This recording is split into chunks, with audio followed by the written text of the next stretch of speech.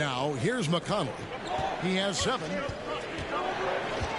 Jackson setting the pick here for Halliburton. That doesn't go either for Halliburton. McConnell against Johnson. Here's Primo. Drills the three-pointer. Primo's got 11. Unselfish to the core. Johnson looking to make plays for others. And here's McConnell. Pass to Halliburton. The 3. That doesn't go either for Halliburton. Spurs trail by 3. To the paint, here's Collins. A good finish at the rack off the slick feed. And you gotta love the big bucket in the paint in this sort of a grind-it-out game. Halliburton finds McConnell. Back to Halliburton. And there's the pass to Turner. Here's Mathurin. 12 points for him. Collins grabs the miss. Collins has got 5 rebounds tonight. San Antonio's gone 3 of 7 from three-point range here in quarter number 3. Vassell, the pass to Collins. Over McConnell. Again, the Spurs good for 2. Again and again, they're dissecting the defense and creating those high-percentage looks from inside. Jackson setting the pick here for Halliburton. Vassell with it. He has 5, and it's good. 2 points. Now it's a 3-point Spurs lead. Another bucket down low. They've been the aggressors, taking the ball inside and attacking at the rim. Now here's Halliburton. We've got 1:48 left to play in the third. McConnell passes to Jackson. So halt the run. Shooting foul as the whistle blows. He'll shoot 2 free throws. Wow, he got whacked on that one. Shouldn't be much debate there. It's his first trip to the line. You know, this is not an area where they expect him to contribute. You know, he's a guy that shot below 70% last season.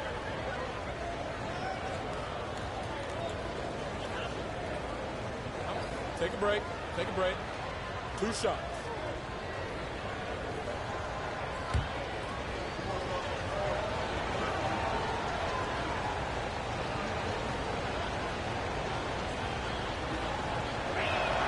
That's good from Jackson. Some changes for Indiana.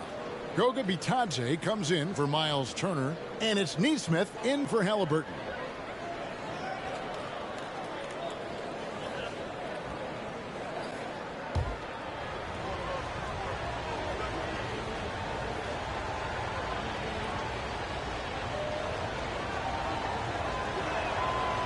That misses, so he splits the free throws. San Antonio leading. Now, Vassell, 5 points in the game. There's 1:26 left in the third quarter of the game. And again, it's San Antonio with a 3. And so far in the second half, this has been a different kind of game than what we saw early on. And they look like a completely different team. I wonder what coach said to them at halftime to help spark this momentum change. Here's Mathurin. Jackson passes to Mathurin. Here's McConnell. And the Pacers can't get it to go. San Antonio leading by 5. Now, here's Vassell. Chang with a screen on McConnell. Here's Vassell, and it's blocked. And that's out of bounds. San Antonio will retain possession. And now, let's take a look again at that incredible rejection. Yeah, quick thinking pays off big. What a block. And some changes here for the Pacers. Daniel Tice is checked in for Jackson. And it's Brissett in for Nesmith.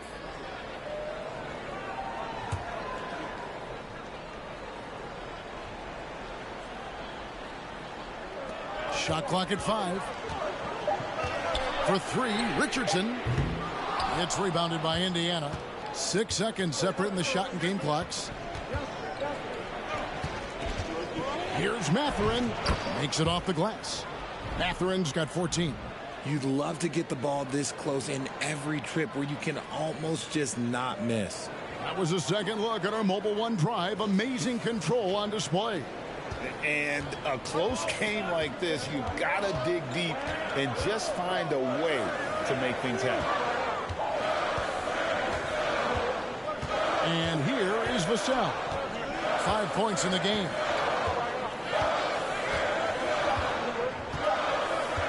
From deep three-point range, it's still anybody's game as we've reached the end of three. Spurs lead by 3. And we'll get going after this from AT&T Center.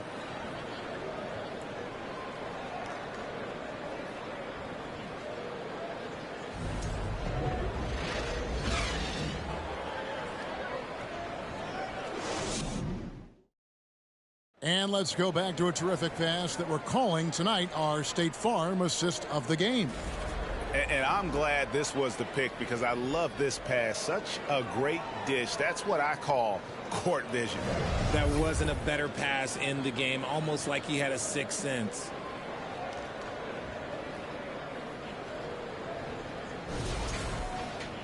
Well, what a terrific game it's been so far, with this fourth quarter sure to bring more pressure-packed basketball. Richardson is out there with Jones. Then it's McDermott. Then there's Jakob Poeltl. And it's Sochan in at the 4. That's the San Antonio 5.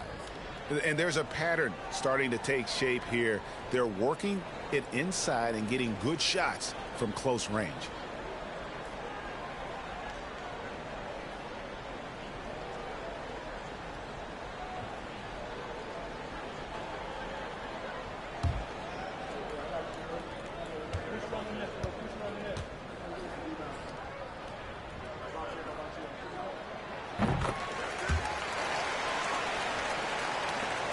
Pacers trail by 6. Here's McConnell. Passes it to Orte. From outside, off the mark. He is single-handedly dropping the temperature in here with that cold streak. Yeah, right now, he's just in his own head. Not much you can do to try and push through it. Now Hield. Following the three-point attempt by Josh Richardson. Hield. Whistle blows. Bucket is good, and he'll have a chance at the line to make it a three-point play. Able to complete the play, but he's showing some strength physically and mentally.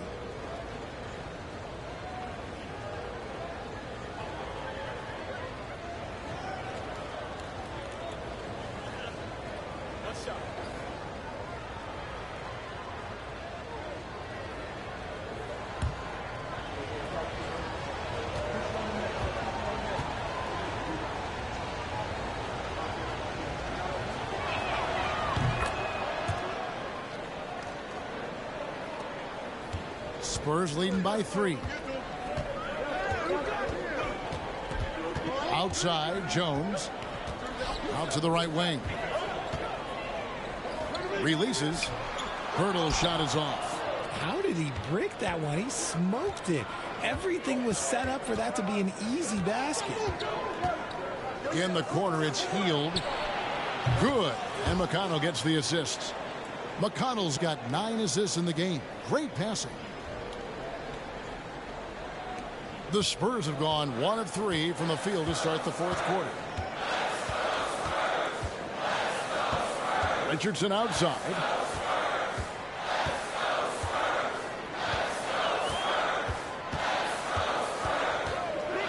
Clock at 6. Fires the 3. Here's Poeltl. And he battles for the ball and gets the second chance bucket. And the Spurs lead by 2. No doubt about the consistency when it comes to scoring the basketball for him tonight. A real nice lift for their offense. Hield outside. To the middle, to the left side wing. They set the pick. Here's McConnell. And it's off the back rim. No good. More good work on the glass there. When it's all said and done, I think rebounding might tell the story in this game. Now here is Pirtle. Set it up with the fake, but it's offline. McConnell against Jones. And McConnell gets it to go. Yeah, that's careless defense, though. I mean, he's one player you could ill afford to let run free. He just loves to be a money player in the fourth quarter. Here's Jones. Over McConnell. A putback. And Pirtle has a stick-with-it mentality on the offensive glass, just throwing himself against the board. Timeout called the Pacers. Trying to find some answers offensively. Yeah, they need to regroup and maybe try and draw something up that can get them a clean look at the basket.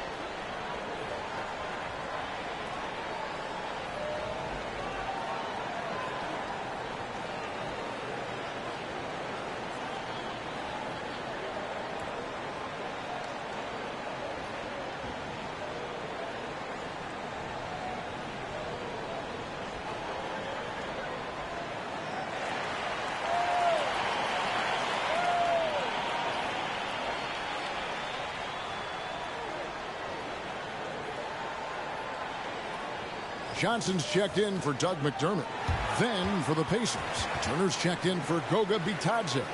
Jalen Smith comes in for Daniel Tice. Halliburton subbed in for T.J. McConnell.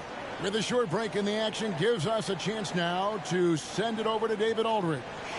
During that last break, Kevin, I got a chance to hear Rick Carlisle's message to his team. This is still a close game, and he told his guys, we're not far away. We can still get this one. If we seize the moment, we can walk away with the win. Guys? Okay, David, thanks.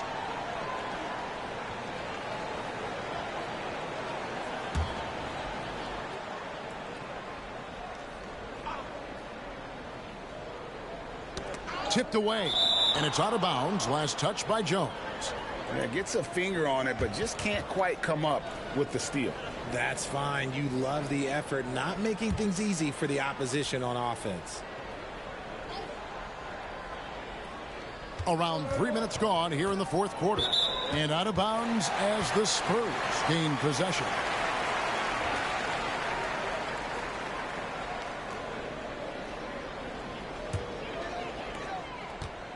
And it's Jones with the ball for the Spurs.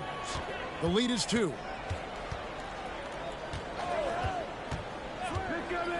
Johnson outside.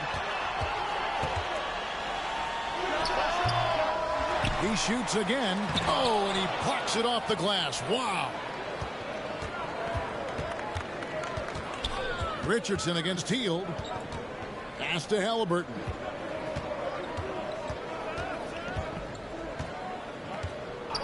Back to Hield to take the lead. The shot, no good. Now San Antonio takes it the other way. And a little over 3.5 minutes in the books so far here in the fourth. Richardson, no luck. It hasn't been his best game, but his team is still doing just enough to be up. To the inside. Here's Hield, and he uses the glass on the layup. Hield's got the game tied up here for the Pacers. Man, he's having quite the quarter, converting at a really high percentage. Jones, the pass to Sochan. He dishes it to Johnson. Right block shot, and he tries off the glass, but it's no good. For Indiana, they've gone 4 of 8 in this fourth quarter, shooting an even 50% from the field. Richardson against Hield. Over Richardson. Again, Hield missing. San Antonio's gone 0 of 3 so far in the fourth quarter from long range. Spurs passing it around. Nice shot by Pirtle. And when Pirtle gets into a groove, he demands the ball. He's incredibly dangerous when he has the hot hand. Now, here is Halliburton. Turner with a screen on Johnson. Here's Duarte. Plays it up and banks it in. Love how selfless he is setting brick screens like this. Plays like that right there are what help create easy scoring opportunities. Jones against Halliburton. Jones, the pass to Sochan. Kicks it to Johnson. Outside, Jones. 5 to shoot. Down low, Sochan. And he goes strong with the one-handed jam. Oh, just solid on the one-handed slam. And guys, when it's a tight ball game like this, he's the guy they want with the ball. Now, here is Halliburton. And it's Hield. That's the drive. And a lot of contact on that one, so he'll shoot 2 here. Uses the threat of his shot to create driving lanes for himself. Hield is really impressive as a scorer.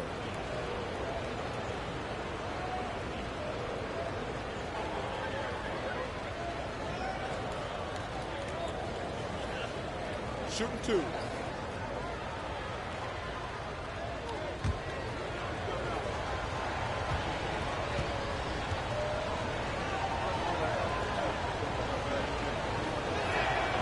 Free throw drops for Hield.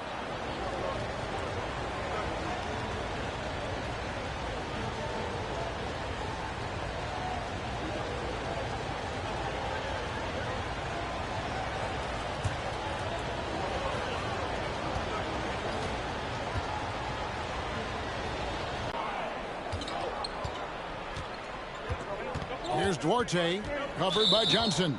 And it's going to be out of bounds. The Spurs will take it. Vassell, he's checked in for the Spurs.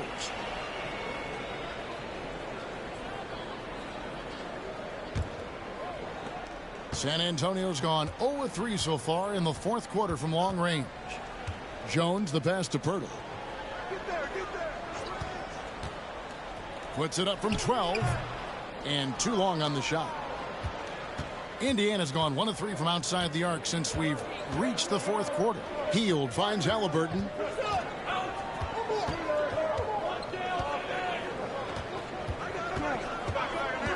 Back to Hield to take the lead. Rebound by Sochan. You know what? He's got to look to get other guys involved. The three-point stroke is off. Johnson dishes to Jones. And it's sent back by Turner. And so it's Halliburton who brings up the ball for Indiana. Pass to Hield. Fires from deep. Rebound San Antonio. Pirtle's got double-digit rebounds now in the game. It's Jones on the way.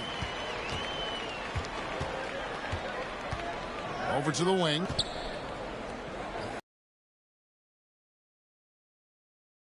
Back to Jones. Shoots the 3. Pacers with the rebound.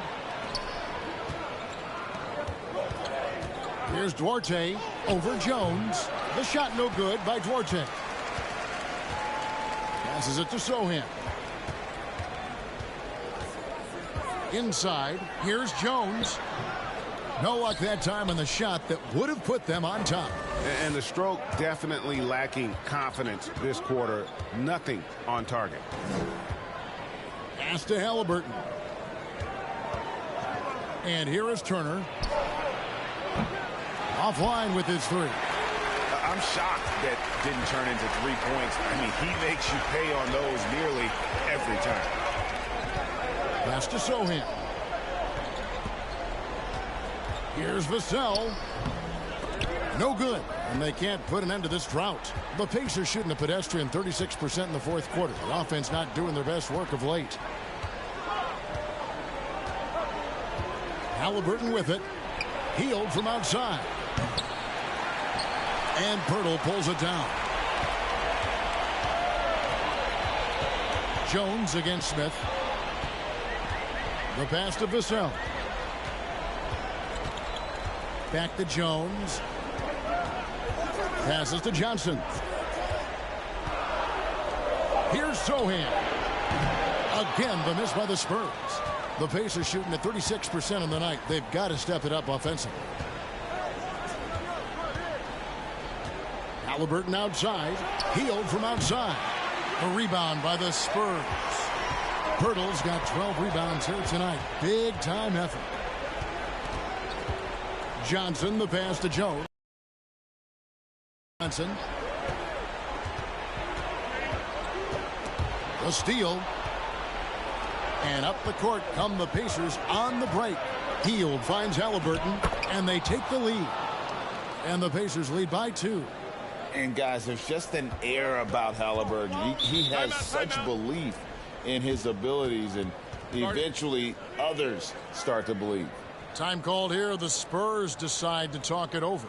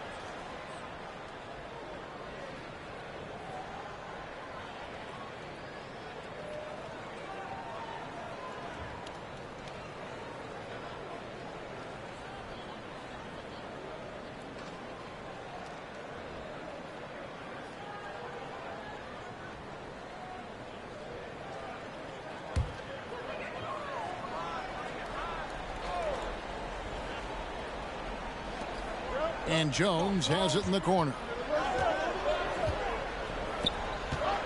Pirtle against Turner. Johnson kicks to Pirtle. Pirtle sets the pick for Jones. Back to Pirtle. And he gets the whistle. 2 free throws coming up. It's going to be on Miles Turner. And guarding Pirtle is never easy. He's got so many moves and ways to get defenders to be overly physical with him.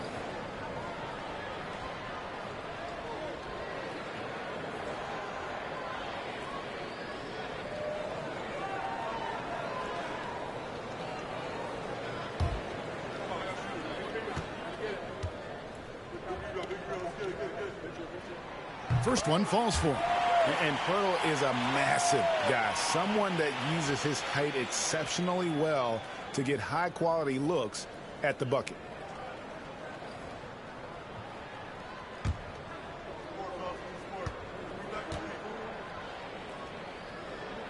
Both free throws good from Pirtle. The Pacers shooting only 35% in the fourth quarter. The offense looking a little rickety. And the Pacers call time here. It's tied at 82. 1:58 left in the fourth quarter.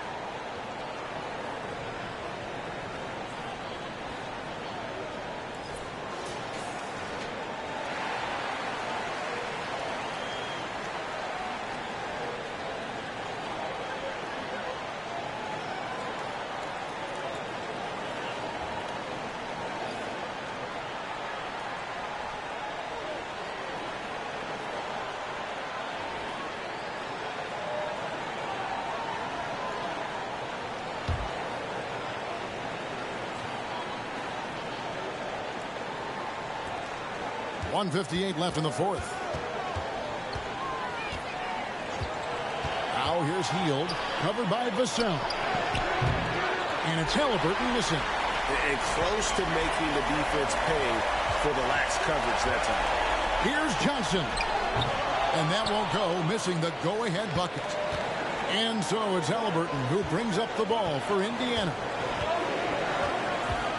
Tries the spin move. Here's Heald. Good D by Johnson. Nothing is going his way in this half offensively. Really having a hard time finding his shot. 1:14 left here in the fourth quarter. He kicks to Pirtle. Just 5 on the clock. Jones, that's for 2. No good on the shot. And Indiana will go the other way with it. Heald left side. Smith. And you can't get a bigger bucket than that. What a huge play, coming through when it matters most. Johnson outside. There's 45 seconds left to play here in the fourth. Here's Pirtle. It drops. He has tied up this game. Oh, what a shot. In these types of situations, this team turns to Pirtle. He is more than ready for any challenge that comes his way. Now here's Heald. And Pirtle pulls it down. Absolutely critical chance right here. They need this one to go their way. Jones dishes to Johnson. Man, they needed a bucket. Johnson delivers. And the Pacers call time here. They're trailing by 2. 23 seconds left in the fourth quarter. What's your take, guys? Big chance here to tie it with a bucket. And you also have to wonder if they'll try for a 3. But they'll probably try for a 2. But if something opens up outside, I doubt that they will hesitate to take it.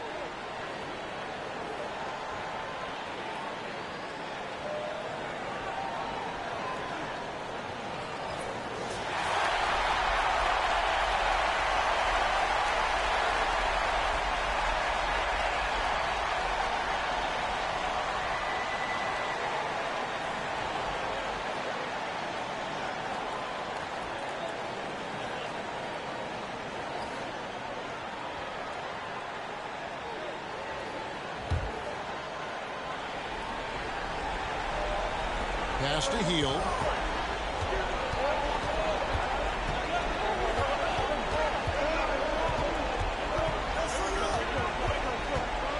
Kicks to Smith. Back to Heald. Turner with a screen for Smith. Outside Turner. Oh, that shot had a chance, but no good. And so it's San Antonio who's straight by with the win. That was a fun night of basketball and fabulous finish as they continued to wait out.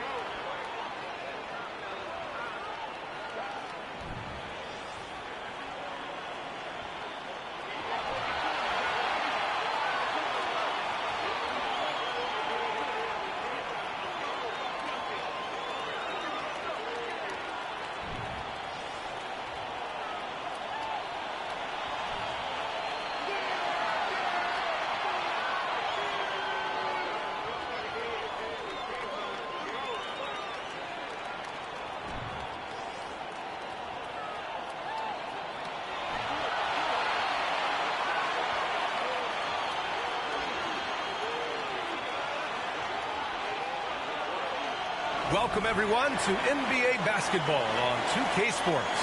I'm Brian Anderson, alongside Clark Kellogg and Grant Hill. Allie LaForce is our reporter. Allie, it's all yours. Thanks, guys. Well, DeAndre Ayton's a defensive anchor in the middle. He talked about his ambition at the end of the floor, saying, I just want to be able to guard 1 through 5. That's my goal. I'm going to show my opponent why he is not supposed to be on the same floor as me. Brian, plenty of confidence. And the talent to deliver, Allie, for sure. Thank you. And here we are in October. Let's see how things are going out west. You take a look at Phoenix. They've started strong this year, holding the second-place spot. And, of course, there's Dallas. Right now, they're tied with them. Well, right now for the Mavericks, I recall them having a lot of naysayers at the start of the season. But now, they may not have any. This team is ready for a deep playoff run. They do have the pieces in place for a title run, but the competition in the playoffs will be stiff. So let's take a look at the Phoenix Suns starting lineup. Bridges and Johnson fill up the forward spots. The deadly pair of Paul and Booker are the backcourt, and it's Ayton in at the 5 spot. And for Dallas, Finney-Smith plays the 4 with Wood at center. Manning the backcourt, it'll be Doncic and Dinwiddie, and it's Bullock in at the small forward. And it's the Mavericks to start out. There is nothing like the atmosphere of opening night in the NBA. Grant, do players get just as pumped up as the fans for the first game of the season? I think they do. I mean, everybody, players, coaches, organization, fans, everybody gets excited for opening night. It's impossible not to.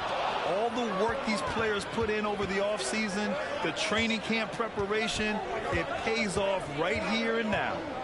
Now here's Booker. Ayton, the screen on Dinwiddie. Here's Booker. Doncic grabs the miss. And the defense gets bailed out by the miss. He usually converts that. Pass to Dinwiddie. Back to Doncic. Shoots over Paul. Not going to go that time. And Phoenix the other way now. And now just over a minute played here in the first. Booker, the pass to Ayton. And when Ayton isn't playing basketball, either the live or video game version, he's often drawing. Yeah, I mean, he grew up wanting to be an architect. I actually hear that he loves blueprints. But probably his most famous sketch, himself dunking on Joel Embiid his rookie year.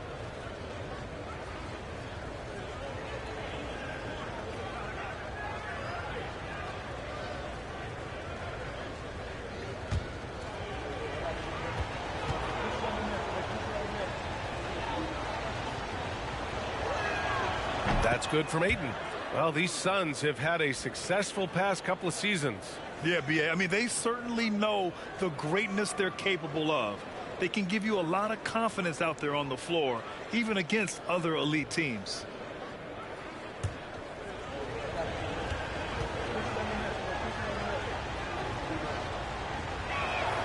Ayton hits them both. Tell you what, the Mavericks are so good in the half court. It helps that Luka is virtually unstoppable in most of the sets they run. The team feels very comfortable playing a slowdown type of game. Now here's Dinwiddie. Doncic outside. Shoots over Paul. Again the miss by the Mavericks. About a minute and a half through the first quarter. Out to Bridges. And he buries that one. Back rim and in. The Mavs the slowest team in the league under Jason Kidd last season, Clark. Well, there's no shame in that for them because they were playing to their team's strengths. They want to put the ball in Luka's hands and space the floor and let him go to work. If you have Luka, that's a smart way to play. Now here's Paul. He picked up 10 in his last game. The 3. Finney-Smith pulls it in. Defense dodged the bullet that time. Total breakdown. Doncic against Ayton. Dinwiddie with it. To the middle. 6 on the shot clock. And the basket by Wood. Remember, Wood was an undrafted free agent. He's one tough customer. A little contact, not going to bother him at all. Now here's Paul. From 12 feet. Here's Ayton. Lays it up and banks it in. Just taking it right to the rim, and no one was there to greet him. Well, this early, they should be showing a lot more energy on defense. It's not there. Dinwiddie against Booker. Dinwiddie, no good. Just 1 for 5. Not the start they were looking for. Obviously, there's still plenty of time to get on track. Pass to Johnson. Fires from deep. Yes. And it's Paul with the assist that time. You know, Paul won't miss an opening that good. He quickly feeds the ready shooter, and it's all she wrote from there. From deep, here's Doncic. And Booker pulls it down. The Suns have gone 3 of 6 from the floor. Here's Bridges. Back to Booker. Ayton, a screen on Dinwiddie. Booker finds Ayton. Perfect night so far, 2 for 2. Their ball movement on this run has been tremendous. It's led to a lot of good, clean, open looks. They need something good to happen here. Yeah, they've gone way too long without a score. Ooh, poked away. And there's the call on Devin Booker. That's his first foul.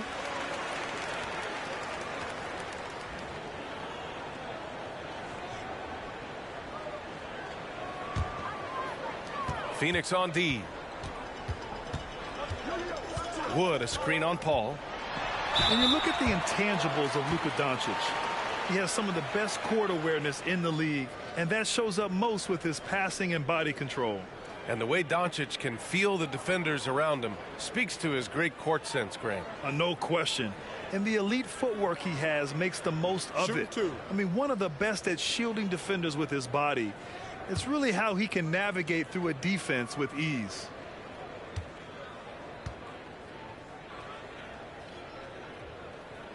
And the first one at the line is good.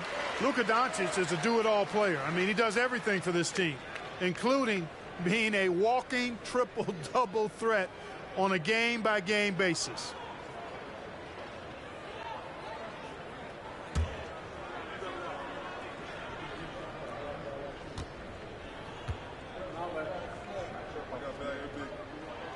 Doncic hits them both.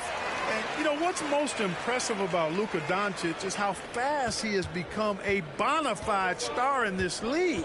I mean, you get the feeling he's nowhere close to being done improving yet. But I believe those games at the highest level in Europe really prepared him to be a star in the NBA. Now here's Doncic.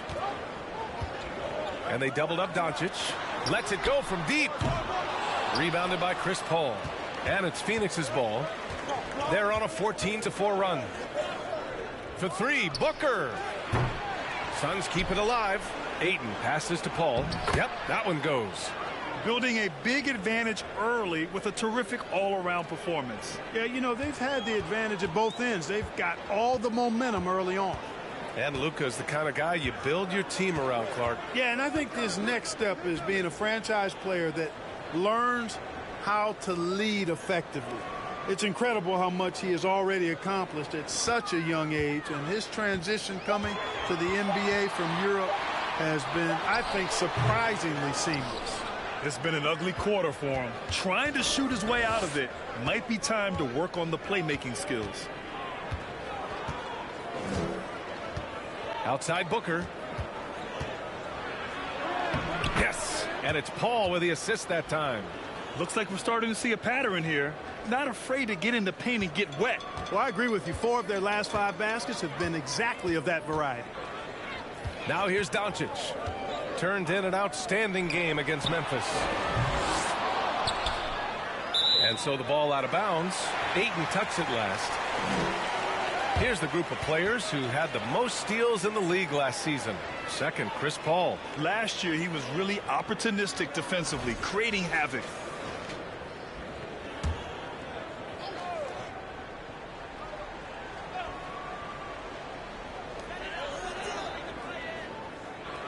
Doncic outside.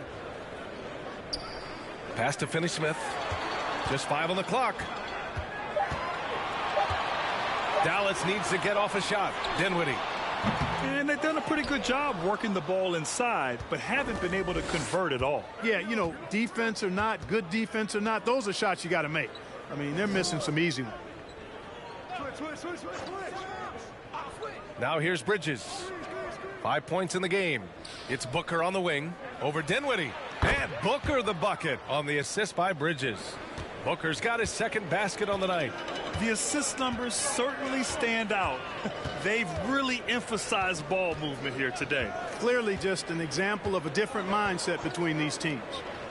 Now here's Dinwiddie. Well, he hasn't scored yet, but I'm sure that'll change. Outside Booker. I see him. Johnson a screen on Dinwiddie. Pass to Johnson. Takes the three. Here's Ayton. And Ayton with the stuff. They've shown so much energy right from the start, particularly on the offensive end. Tell you what, forget about easing into the game. They came out with guns blazing. Timeout on the floor. Mavericks.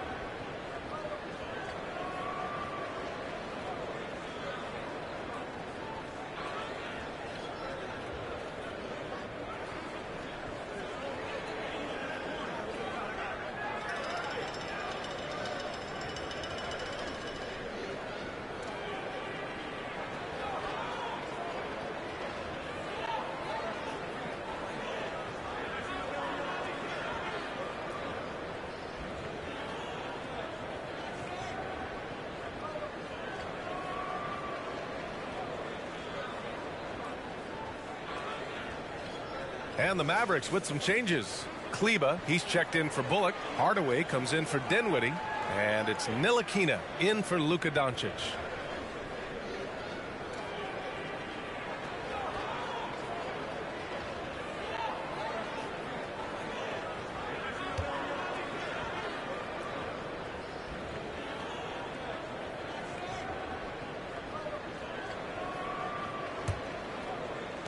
Ayton's gone 3 for 3 from the floor. Here's Ntilikina. Inside, looking to end the drought. And Booker pulls it down. Phoenix has gone 2 of 5 from deep. Pass to Ayton. Hardaway against Booker. Up and over Hardaway. That one a little long. He expects to make every one of those, and we expect him to make them too. And the Phoenix Suns have been a completely different team since acquiring Chris Paul. He's the leader of this team, and he helps set the tone on both ends. Here's Ntilikina. Down low. Left side, Hardaway. Pass to Finney-Smith. Kleba, right side. Pulls up. Oh, Booker with a block.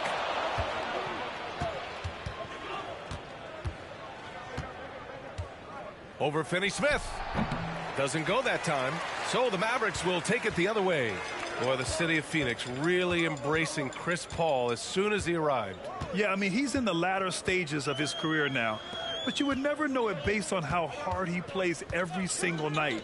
He just makes everyone on this team so much better. Hardaway's shot is good. You know, with good shooting form and technique and a knack for scoring, Hardaway Jr. is confident with the deep ball. Pass to Bridges.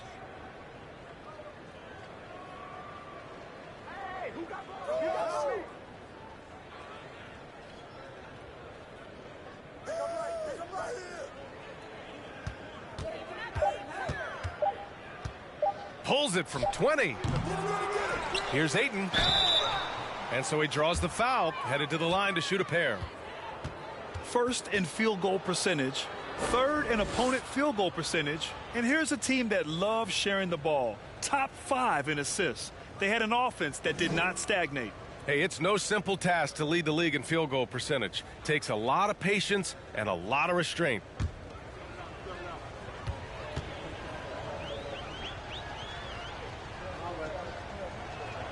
No good on the free throw. And it didn't take long for Phoenix to match the offer sheet Ayton signed with the Indiana Pacers. Now, there was talk they might let Ayton walk after that fallout during their playoff exit. But Phoenix knew they needed to keep Ayton to remain a contender. Powell, he's checked in for the Mavericks. And a new group getting ready for the Suns. Saric checks in for Johnson.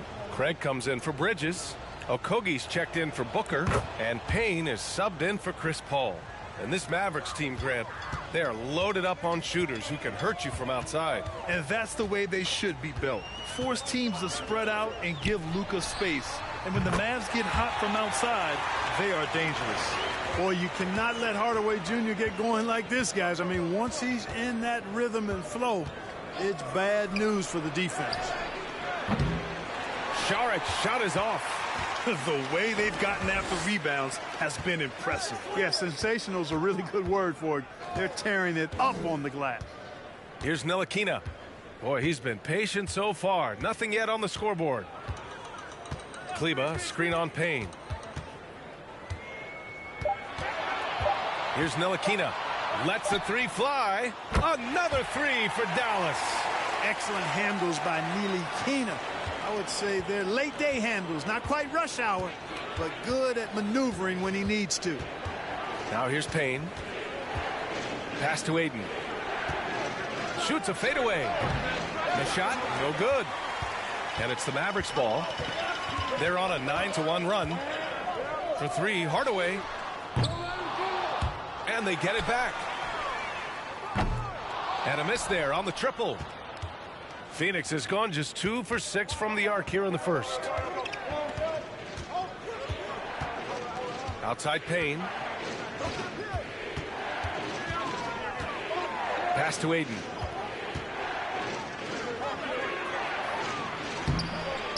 Goes back. D that time from Powell. Lee, he's checked in for the Suns.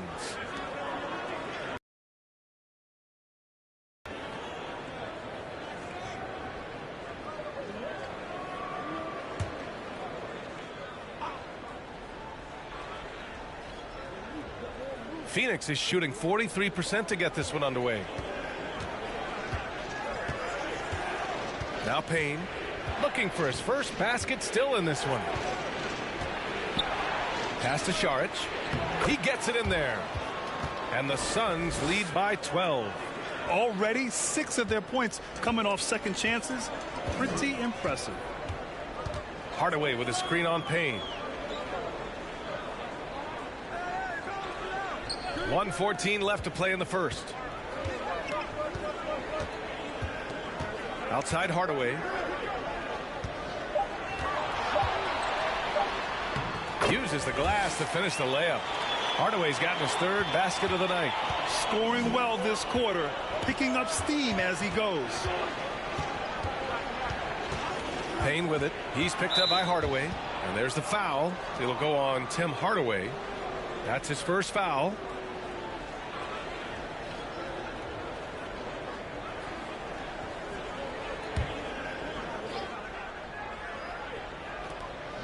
.50 seconds left in the first. Payne against Powell. Payne with the bucket. They've controlled the paint so far. That's been the difference. And, you know, establishing that physical dominance early gives you a big mental edge, too. Don't discount that. Here's Ntilikina.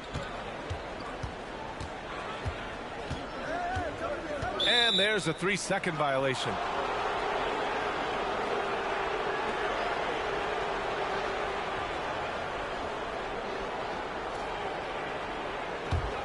Phoenix has gone just 2 for 6 from the arc here in the first. There's a 4-second difference from the shot clock and the game clock. Pass to Lee. Powell against Payne. The Mavericks pull it in. Probably should have scored there. He usually does. Outside Hardaway.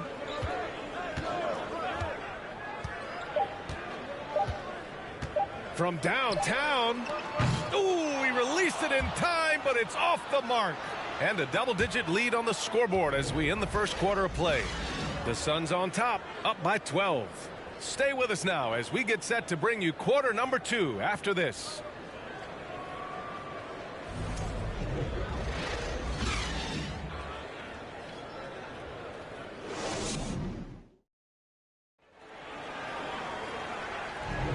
And so far through one quarter, it's been a lopsided game. We'll see if that changes here in the second. And guys, the Suns enjoying a nice lead here. Well, it looks like hitting the boards hard was an emphasis of their attack. They knew how valuable it was to do so. Yeah, and you know, when a team establishes an edge on the glass early, it really sets things up for the rest of the game.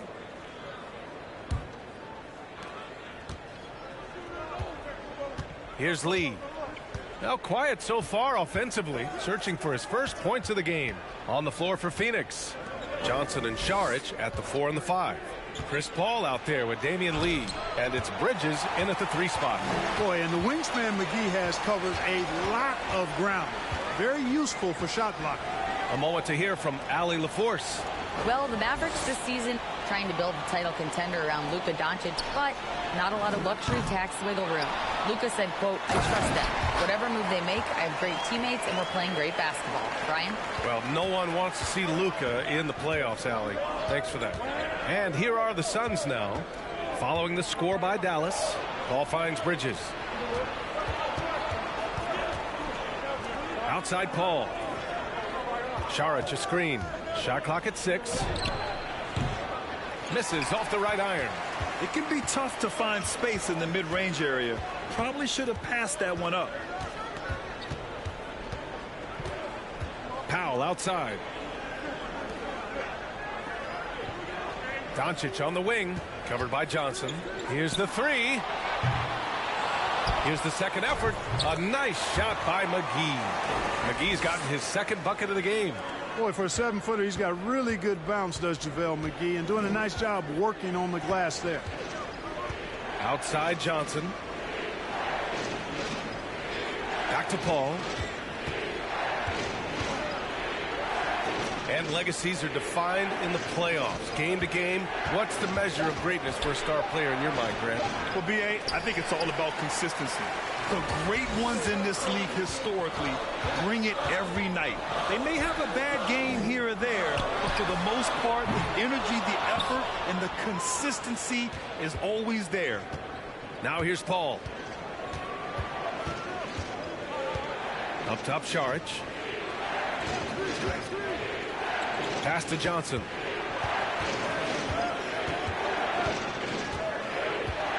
Outside Paul. The 3 is up. The Mavericks pull it in. Dinwiddie outside. Doncic on the wing. Launches the 3. The Mavericks rebound. Saric with some nice D. The Suns leading. Bridges passes to Paul. Johnson with it. Back to Paul. Outside Johnson. Paul against Doncic. Good on the shot.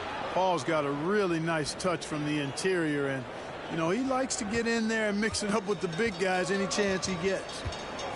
Now here's Doncic.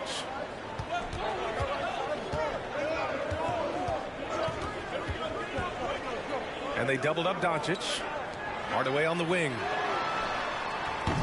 Dallas no good that time either. Started out strong from three-point land. Hit 2 in the first quarter, but he's gone dry since.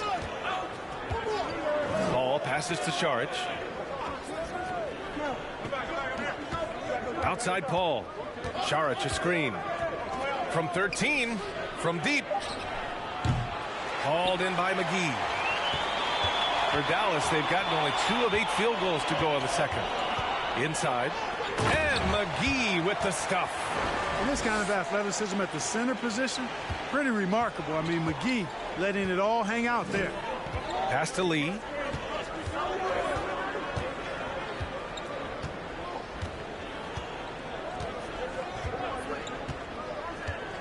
To the wing on the left.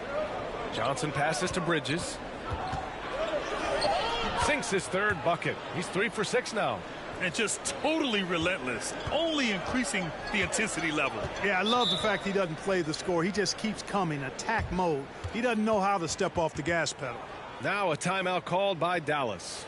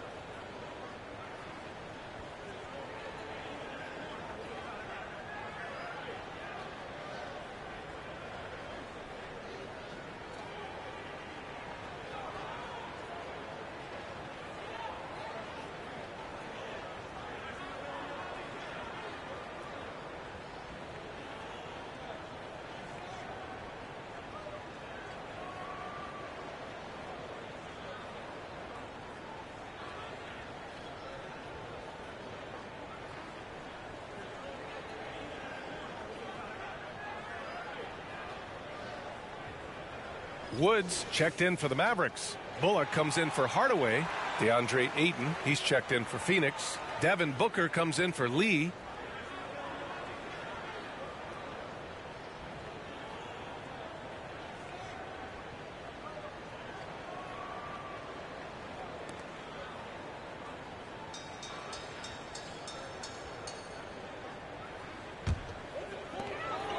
Doncic outside. Back to Dinwiddie. Doncic on the wing. Gets the three ball to go. Doncic has got 5 now. Offensively, there's nothing Doncic can't do. I mean, consistency with the three ball being one of the few things left that he has to refine. Booker for 3. It's good. The assist that time from Paul. Paul's got 5 assists in the game. That's how you up the ante. Come right back at it. A little back and forth from long range. I love it. That's a terrific answer there. Good work there as it goes. He has 7. You know, as I watch Doncic, I think it's futile to try to distract this guy. His focus and concentration and control of himself is excellent. Now here's Paul for 3. Booker. Doncic pulls down the board. You know, even though they have the lead, you can tell he's frustrated with himself that he's not doing more. Already a terrific career for Booker. 3-time All-Star. And then last year he was named to the All-NBA first team. Just a big honor. And that one's good. Paul's got his 3rd bucket of the night. They're punishing those late defensive rotations, getting good looks inside throughout the half. Doncic outside.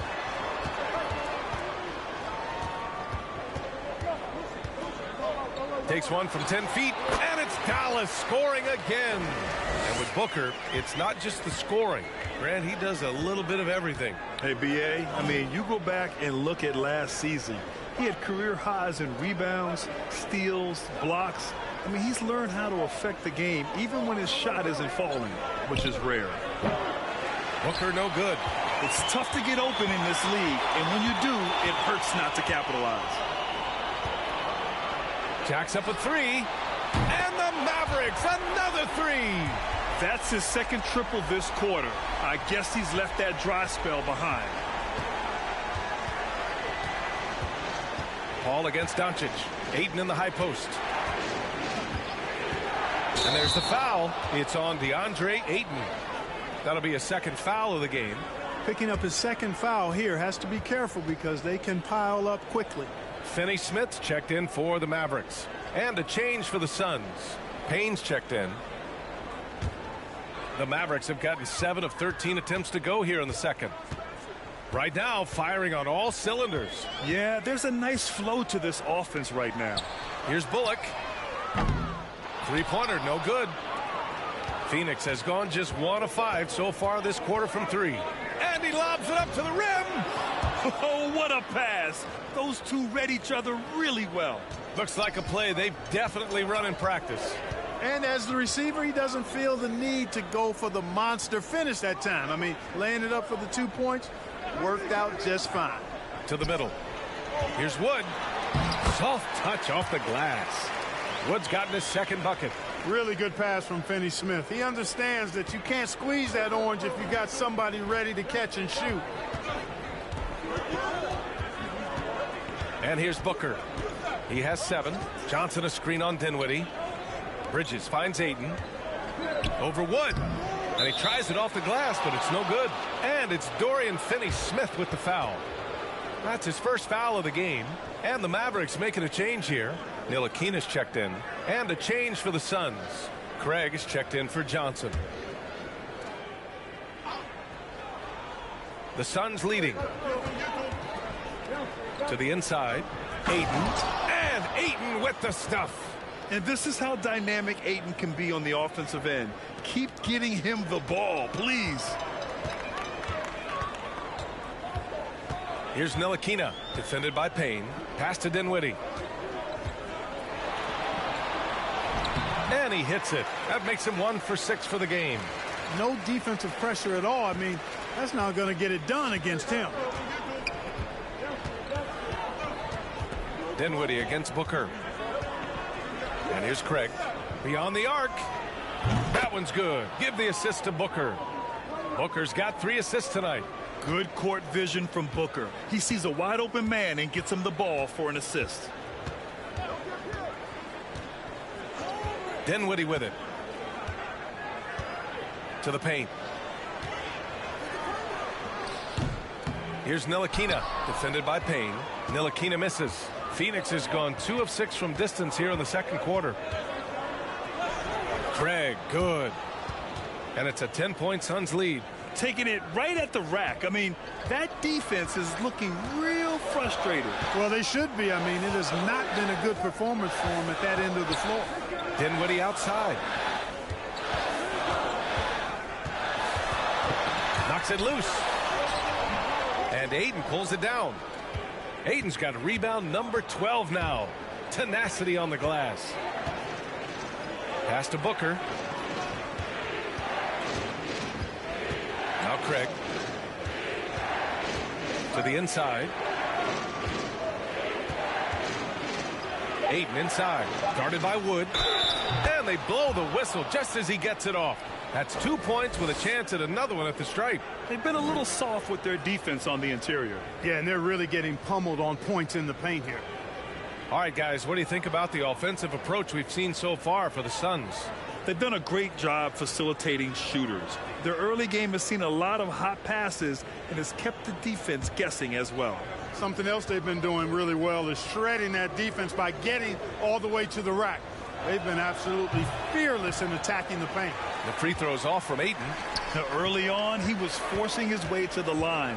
But in the second period, he's kind of taking what the defense gives him. Here's Ntilikina. And he drops it in from the low post. He's got 5. And Ntilikina is skilled, really skilled at getting good position in the post. I mean, he uses his quick instinct and understanding of the positioning to score inside. Payne, the pass to Craig. Back to Payne. And it's blocked by Wood. Here's Ntilikina, defended by Payne.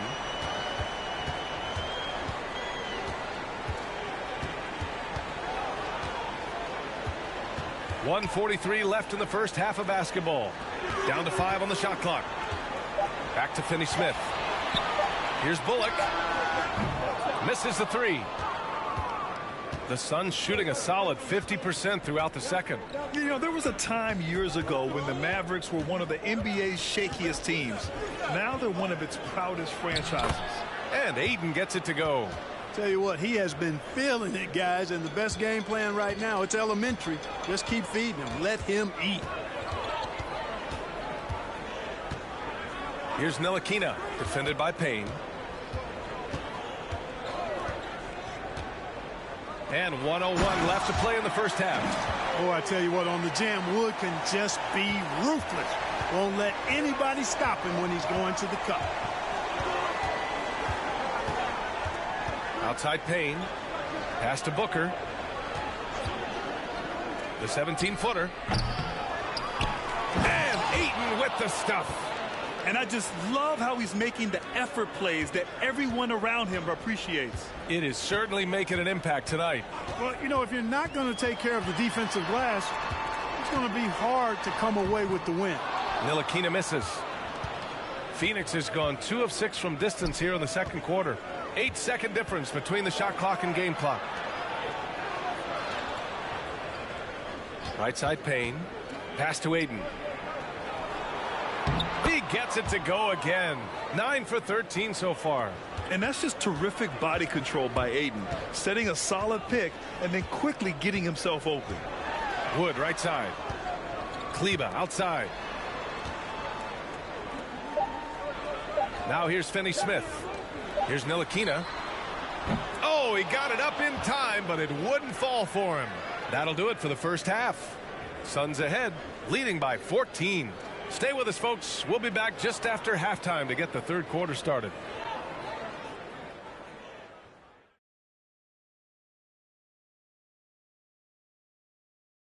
Good to see you and welcome. A lopsided game through 2 quarters and a big deficit for the Dallas Mavericks. Well, they need to change their strategy. We can see that. Jacking up three-pointers left and right, many of them contested or from deep range, just isn't the way to play basketball, fellas. Now let's take a moment and see what games still lie ahead. The Trailblazers will square off against the Lakers out in Los Angeles. It's going to tip off at 3:30 p.m. Eastern Time. Yeah, but I don't think this is going to be close. Thanks for tuning in. Now we head back to Brian Anderson for the start of the third quarter.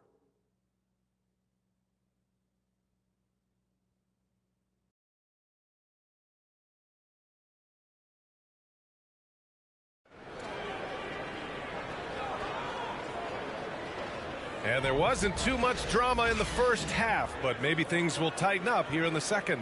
We're seeing a tremendous game from DeAndre Ayton.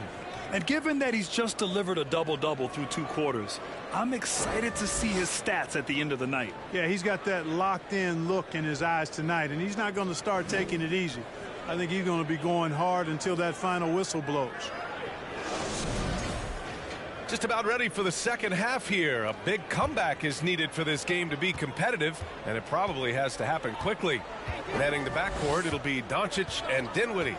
Finney-Smith plays the 4 with Wood at center. And it's Bullock in at the small forward position. That's Jason Kidd's 5 as we get into the second half. A chance here to catch up with Allie from the sideline. Thanks a lot, Brian. Well, Luka Doncic, an all-star from his second season, and every year he's one of the favorites for MVP. But Luka says, quote, I still haven't won anything, so I've got a long way to go. Brian, if you didn't catch it, team success is the metric. He says the... Well, he certainly gives him a chance to do just that, Allie. Thank you. Now here's Ayton. Here's Booker. That one rolls around and rims out. The Mavericks shooting around 39%. They'd like to get that higher. Out to the wing. And he's going for the oop here. And Wood with the stuff. Wood flying up to slam down the alley-oop emphatically. Booker with a screen on Doncic. Here's Paul. And the Suns miss again. Starting slow in this half. 0 for 3 so far. Doncic against Booker.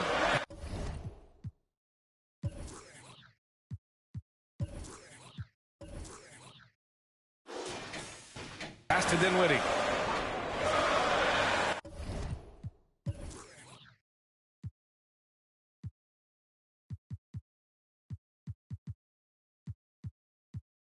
Back to Doncic.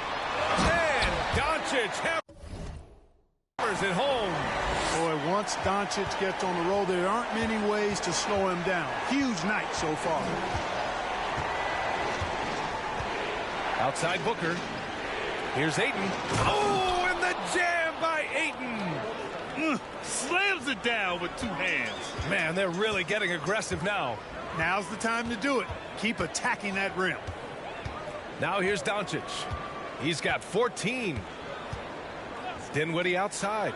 From downtown. That one falls. Great setup by Doncic. Doncic has got 3 assists now in this one.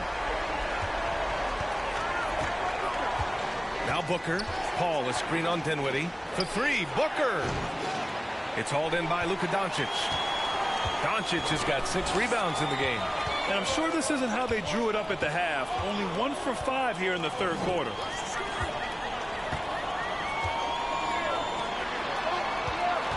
Wood with the screen. Doncic passes to Wood.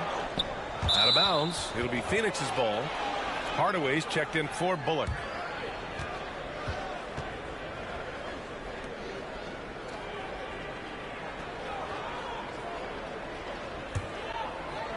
So it's Phoenix now.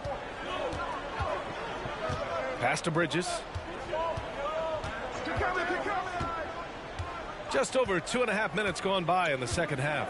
Back to Paul. Up and over Doncic. Phoenix no good that time either. And it's the Mavericks ball. They're on a 10-2 run here. And last year's outcome, so unfortunate for Paul and the Phoenix Suns, Graham. Yeah, B.A. I mean, the best record in the league by 8 games.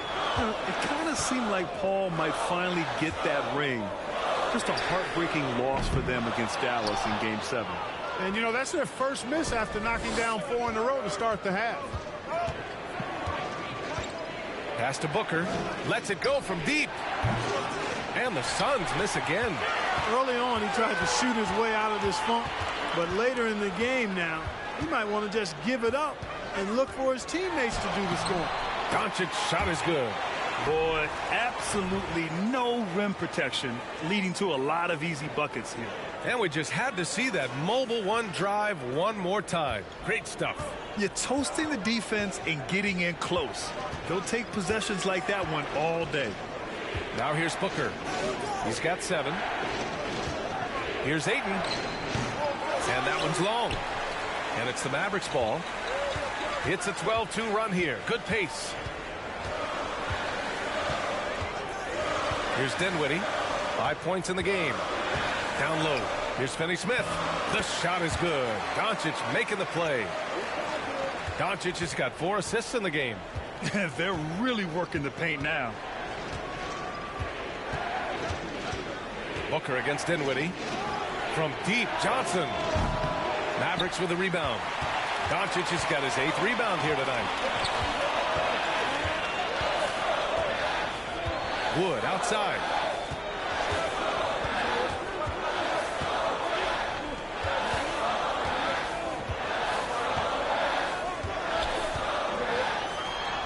Another one falls for Dallas. They've really picked up the energy level and have willed themselves back into this game. Yeah, you know, battling back is about staying the course, and their attitude never changed. Phoenix calls timeout. And the players take this opportunity to get some Gatorade. Getting some fluids in you is so important during these timeouts. Get fresh, keep those batteries charged. Yeah, without proper hydration, a player can completely run out of gas down the stretch of a ball game. And that's something that none of these guys can afford to have happen. If you're going to battle all the way to the finish, you have to be hydrated.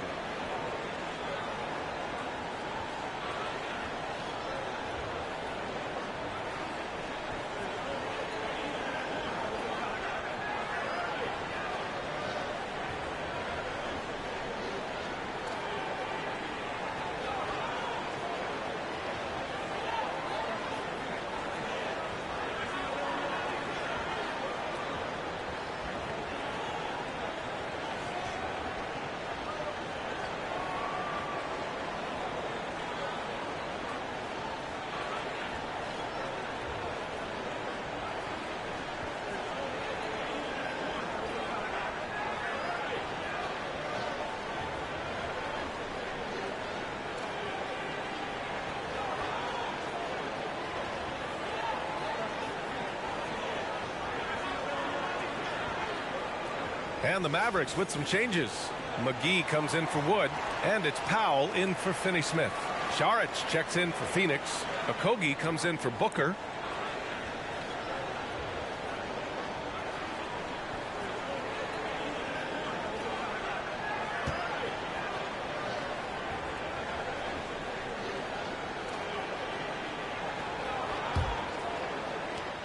Phoenix has got nothing to fall from outside in this third quarter. Outside Paul. Up and over Doncic. Paul, shot is off. You know, he's just not taking good shots, not taking smart shots, forcing up a lot of low percentage jump there. Pass to Dinwiddie for the lead. And they recover it. Another shot. McGee's shot is off. And the Suns shooting an average of 43% from the floor. Doncic against Paul. Inside. Here's Johnson. It's good. The assist that time from Paul. Johnson's got 5. A delicious dime from Chris Paul there. Here's Dinwiddie. He's got 5. Doncic outside. Back to Dinwiddie. Clock at 6. Pass to Doncic. He hits again. 7 for 13 and looking confident. They fought so hard to get themselves in a position to win this game. Extremely impressive was the rally they made. I mean, we'll see how much their comeback might have taken out of them, and we'll see if they can keep that foot on the pedal now. Now here's Bridges. He's got 7. Here's Saric. So it'll be 2 free throws. He was fouled in the act of shooting. It's on JaVale McGee. I like the way Dario Saric plays so hard down low when he gets inside. Really good at drawing fouls because he's physical and aggressive. Shooting 2.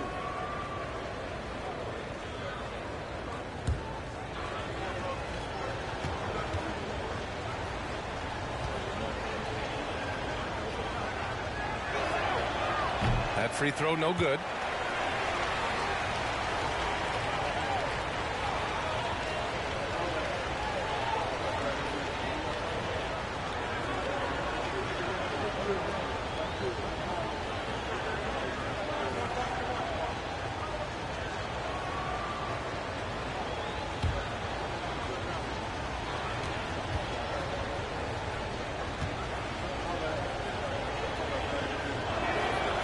Good on the second one.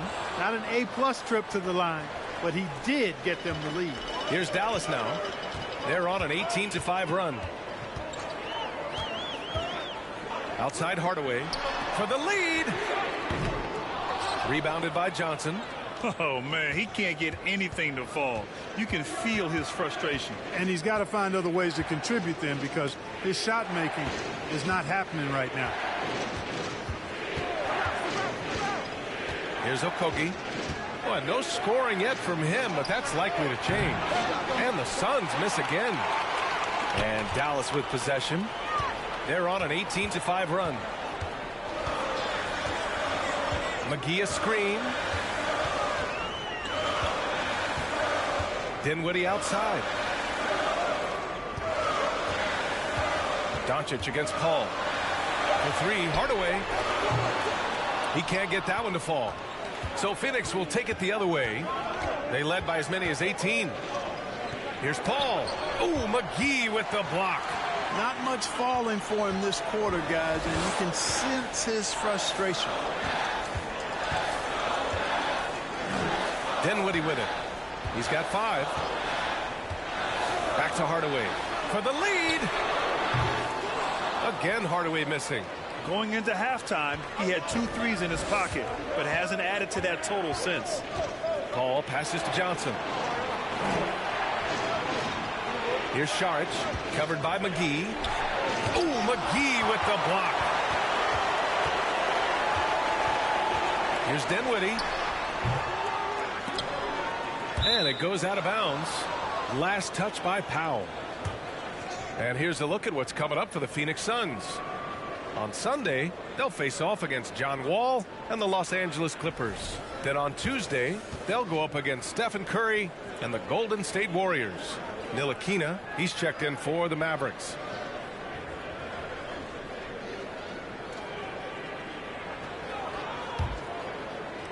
The Suns leading. Outside Craig. Over to the wing. Payne finds Craig. Saric a screen.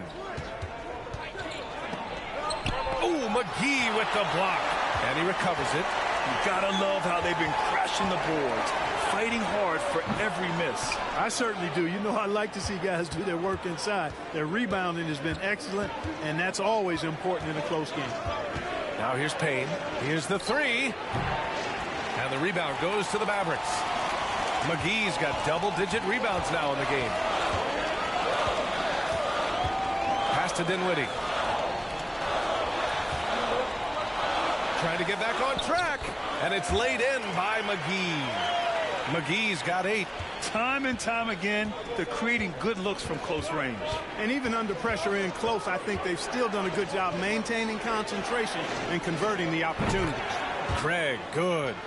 Good play call and good execution. The offense running on all cylinders. Here's Ntilikina, defended by Payne. Pass to Hardaway. The three. It's hauled in by Saric. His struggles this quarter are self-evident, and the team just continues to suffer for it. Here's Shamet, and he drops in the layup off the glass. And it's a 4-point Phoenix lead. When it's this close, every bucket matters. You need good looks. Here's Ntilikina, defended by Payne. Powell sets a screen. For three, Hardaway. Second chance effort. It's good. And he drew contact on the shot, so he will go to the line. A 3-point play opportunity. All right, guys, let's get your take on the scoring breakdown for Phoenix. Well, not content to take what the defense gives them. I mean, they're attacking the gaps and getting the ball inside. And the thing I've seen that I've really been impressed by is they've gotten everybody involved. Unselfishly making that extra pass, getting that ball to the right guy at the right time for the good shot.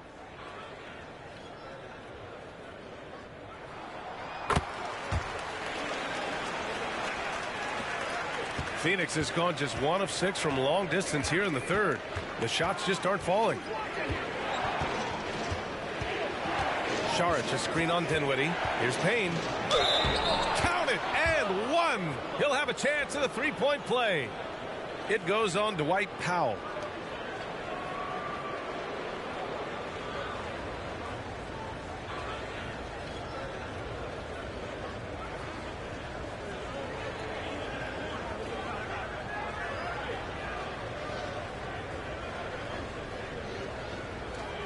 Find the lanes. Find the lanes. One shot.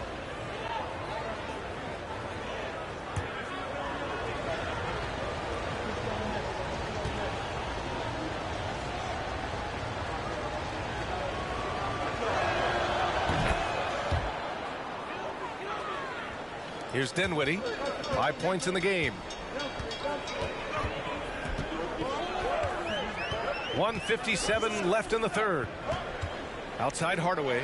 4-3. And they get it back. Oh, and there's the whistle on the shot. So 2 free throws for him coming up. And Powell, with that long body of his, does a nice job going at the defense and forcing them to foul.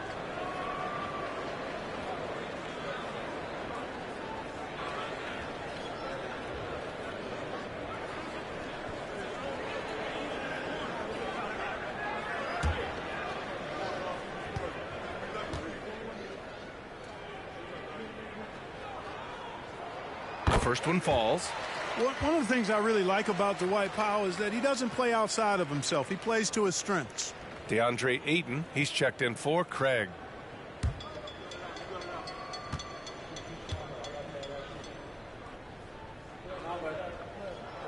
And so Powell nails them both. Phoenix is shooting just 26% in the third. Pass to Saric. To the middle.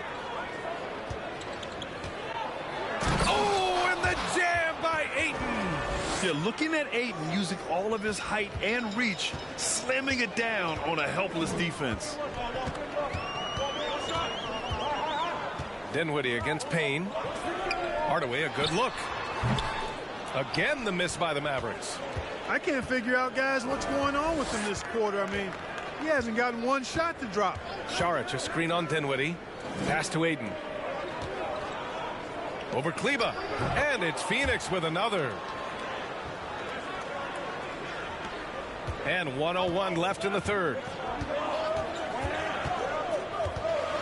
Dinwiddie against Payne. That one goes. Count it. Dinwiddie's got 7 points. If you allow him to get that close, you deserve to get scored on. Payne against Dinwiddie. The shot by Payne, no good. Grant, they could attempt a 2 for 1 here. They could. The key here is a good look. Now here's Dinwiddie. He has 7. And a nice assist from Dinwiddie. Dinwiddie's got assist number 8 now on the night. Saric, a screen on Dinwiddie. Pass to Ayton. Here's Saric. Goes to the reverse layup and drops it in. 5 points in the game. Fantastic decision making. Ayton electing to move it for the high percentage look. For 3, Hardaway. And it's Phoenix with the rebound. With 1 on the clock. Can't get it to drop. And we've reached the end of the third. Suns ahead, up by 4.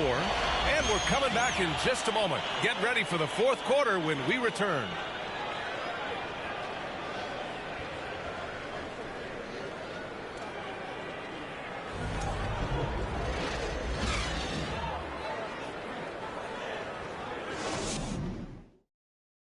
And now we have a moment to reveal our State Farm assist of the game. Yeah, just shredding the defense with that feed. Zero chance to stop that. Yeah, that's just a brilliant read of the defense. I mean, it was also excellent anticipation of the movement of his teammates before the pass. Just great harmony on all sides. We've reached the fourth quarter in what has been a very competitive game. Should be an exciting finish.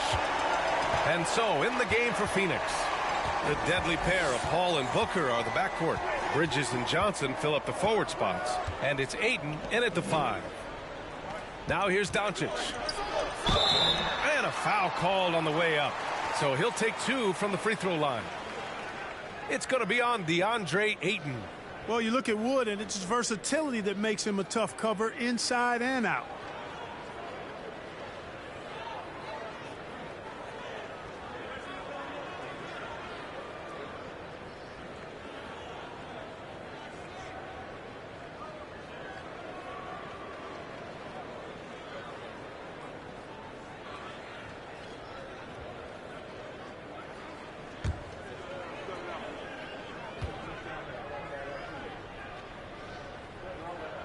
First one falls for him.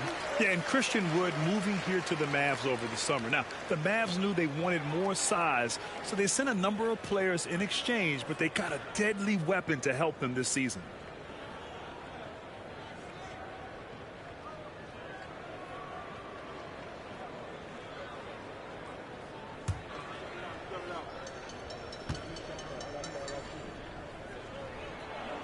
Wood hits them both. An area of big improvement for Christian Wood recently, his defensive presence. He's been doing more on that end of the floor the last couple of seasons. Now here's Paul. Pass to Johnson. Fires the 3. Second chance shot. And he's going to the line for 2. The official saw contact while he was going up. That one on Doncic. Yeah, solid inside play by Ayton. Staying strong and taking the foul while still putting up a shot. Take a break. Take a break. 2 shots.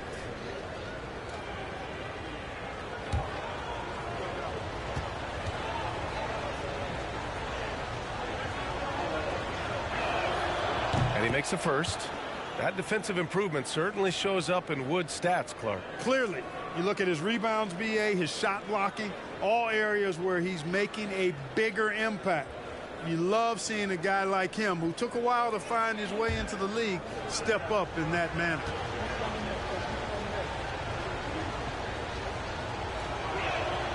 Ayton hits them both. In the second half, their free throw percentage has improved, hitting in the low 80s now.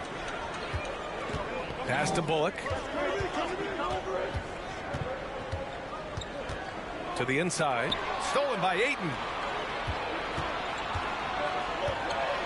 Now here's Booker. Defense right on him. That shot off the mark. Oh, great D that time from Kleba. Here's Bullock. He's guarded by Paul. Here's Wood. He can't hit that time. Now the Suns take it the other way. They led by as many as 18. Bridges passes to Paul. And Luka Doncic is going to pick up the foul. That'll be a second foul of the game.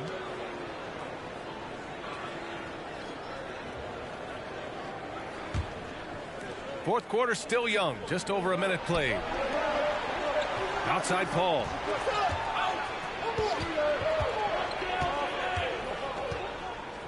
Five on the clock. The Suns need to get off a shot. Every player goes through this. When your shots aren't going down, it can ding your confidence. And just about a minute and a half gone by in the fourth. Doncic outside. Shoots over Paul. Offensive rebound, Mavericks. Left side, Finney-Smith. For three. No good that time. The Suns have gone 0 for 3 in this fourth. Not good. Bridges passes to Paul. Outside Johnson. Over to the left wing.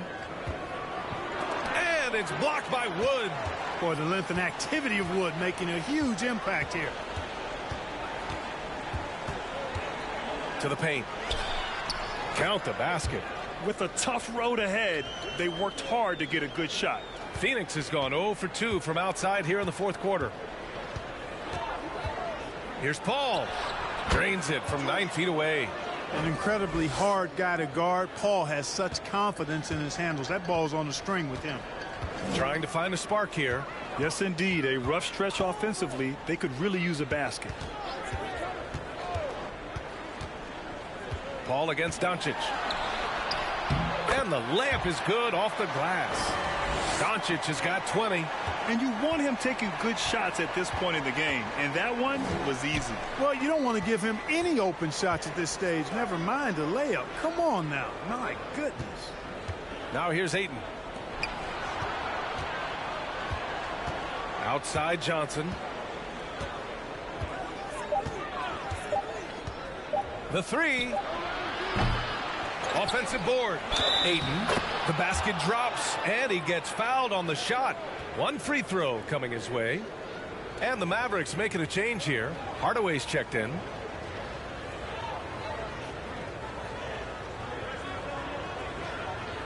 Mind the lanes.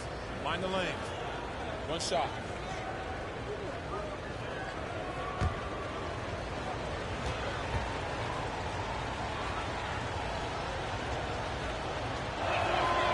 Tell you what, when you start locking it down at the line, usually good things tend to happen. The Mavericks trailing.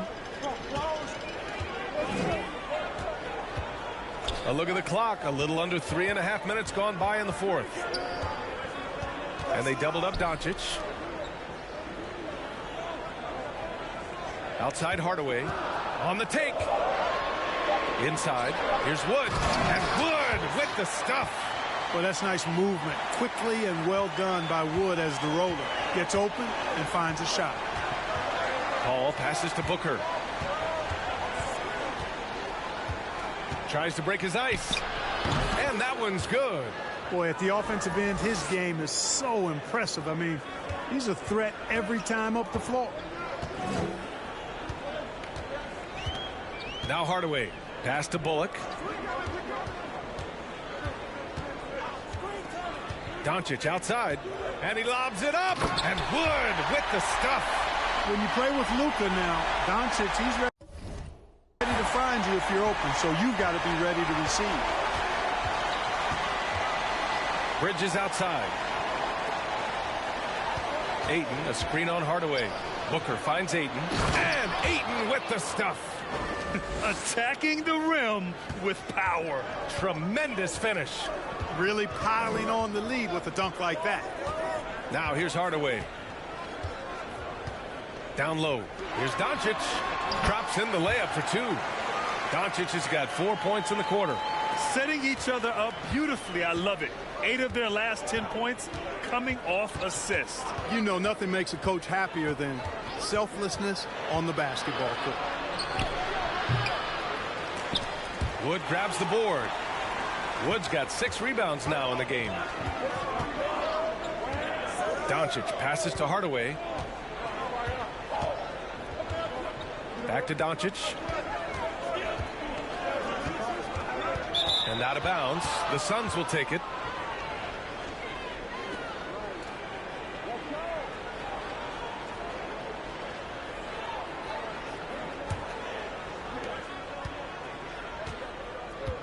And here's Booker. Outside Johnson. Pass to Aiden. And stolen by Wood. Here's Bullock. He's guarded by Bridges. Here's Hardaway. And he gets the friendly roll as that one goes. And now just a 1-point Suns lead.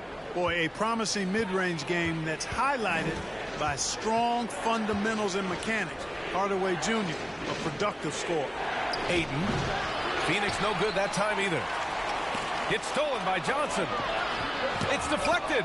And they get it back. Gotta be careful how you guard Aiden. He's so creative at finding ways to draw fouls.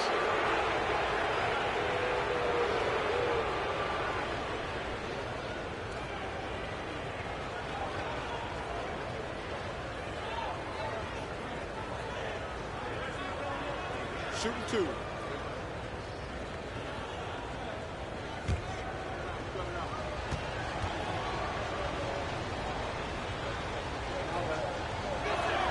He misses the free throw.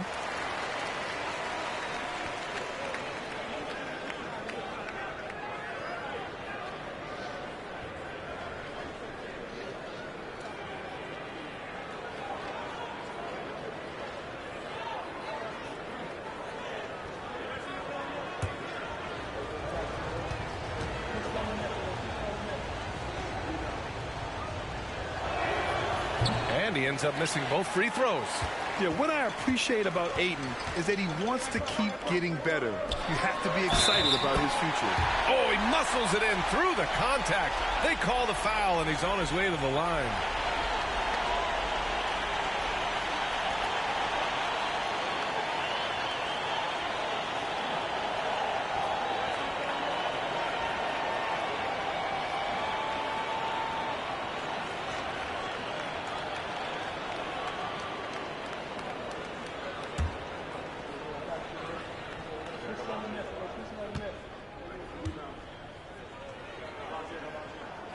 That's good from Doncic.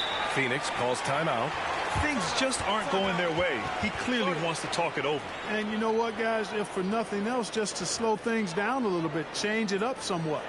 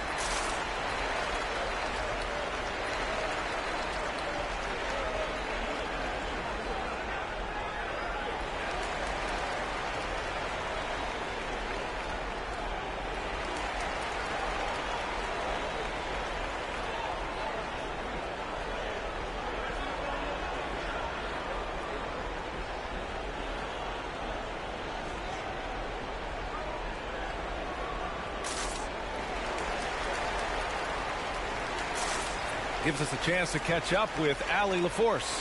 I was able to listen in on what Monty Williams was going over with his team. He focused on perimeter play at both ends.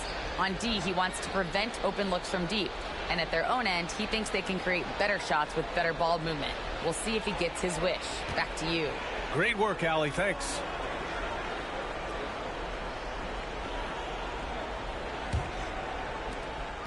The Suns trailing. Here's Booker. Johnson a screen on Hardaway. Outside Johnson. And there's the foul. It's on DeAndre Ayton. That's his 4th foul of the contest. After hitting 1 3 in the first half, he's been unable to dial in from deep since then. The Mavericks have gotten 7 of their first 10 shots to go during this 4th quarter. To the middle. And Wood with the stuff. How about Wood, boy? He can hurt you a lot of different ways, and he's on fire tonight. Phoenix has gone 0 for 3 here in the 4th. Booker with it. Pass to Ayton. Will it go? And he lays it in. Ayton's got 36 points. Yeah, when you let Ayton get the ball close, it's over. DeAndre is just too skilled. And Dallas calls time here.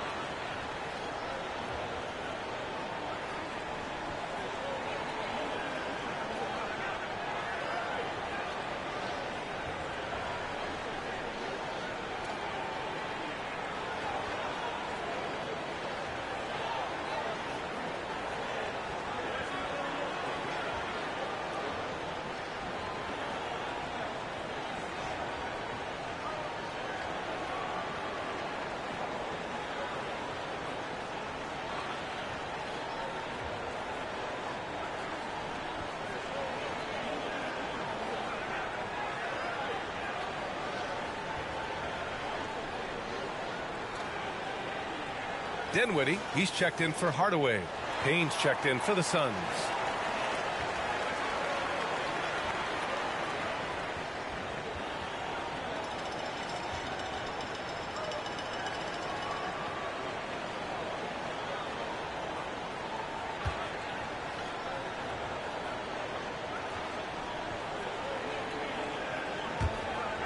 Here's Doncic. Just a single rebound away from a double-double. Yeah, he's been unrelenting. Hard to match his intensity. Dinwiddie finds Doncic.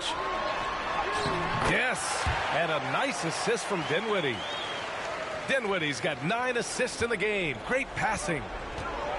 They're searching for a way to score. Yeah, buckets have been very tough to come by.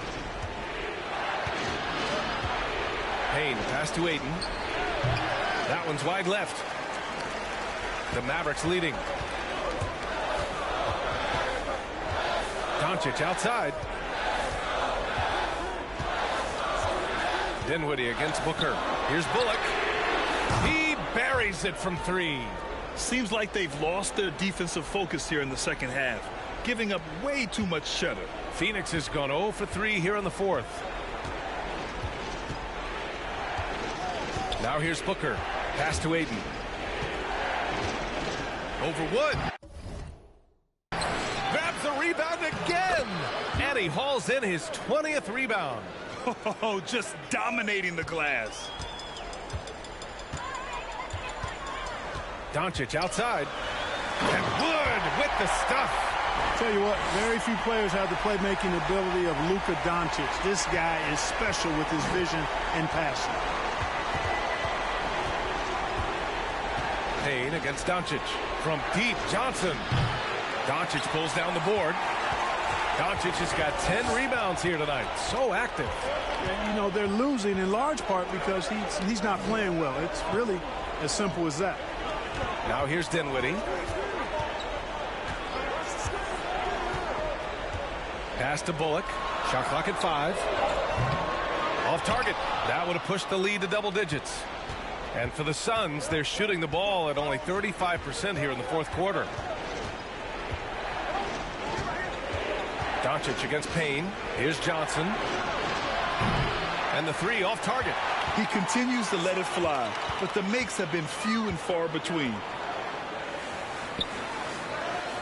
Back to Doncic. Over Payne. And it's Doncic missing. Well, Phoenix is shooting just 42% so far in the game. Payne, pass to Bridges. Uses the glass on the layup. And this is just typical of him. Always making an impact at crucial moments in the game. You know, they want the ball in his hands here because they trust him to hit all the big shots. What a finish. I mean, he just took over himself. What a show of power right there from the point guard. Man, sweet. And you know, guys, when your point guard is making explosive plays at the rim, I really do think it sets the tone for the rest of the team. Phoenix calls timeout.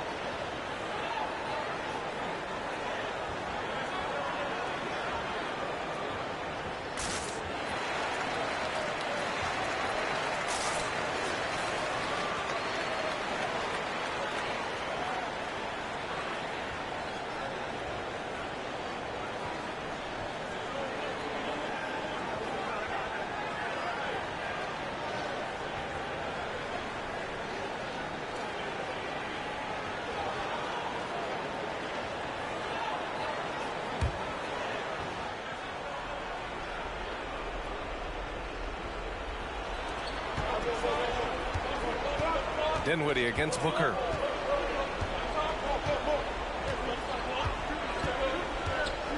Shoots over Dinwiddie.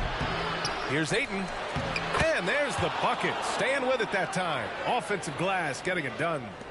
Wow, we've seen Ayton step up in big moments, in big games, and deliver. Doncic, a screen on Booker. Outside Finney-Smith. Doncic on the wing, defended by Payne. Clock at 4. Three-pointer. Doncic, no good. The Suns trailing. Here's Booker. Soft touch off the glass. Booker's got 4 points this quarter. Huge, man. I mean, the defense knows what Booker is capable of, but cannot get a stop. Doncic against Payne. Oh, rejected by Ayton.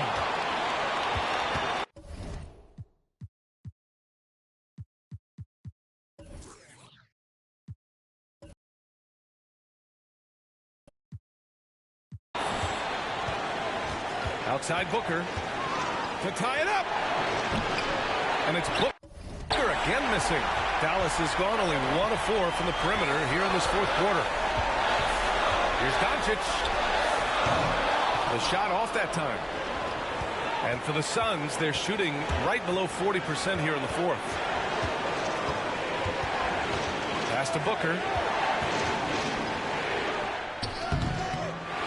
He shoots again. Doncic grabs the miss. He's trying to force his way into a rhythm, but that's not helping the team. Lets the three fly. Drills it from deep. Doncic is Got 32 points. No fear or hesitation in the eyes of Doncic. He loves the chance to take and make these big ones. Phoenix calls timeout. They trail by 6. And we've got 28 seconds left in the fourth.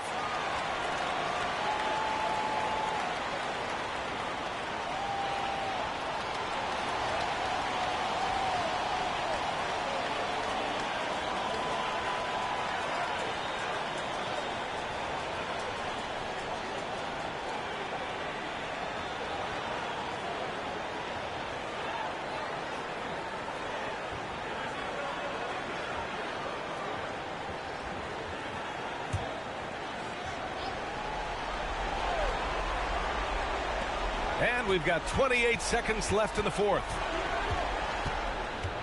Here's Booker. Yes! And now they trail by just 4. Oh, a high-volume score with just too many moves to count. Booker is so dependable under pressure. Getting a little desperate at this stage. I mean, the clock's the big factor. That's a good foul, though. I like that. I mean, clock management crucial at this time of the game.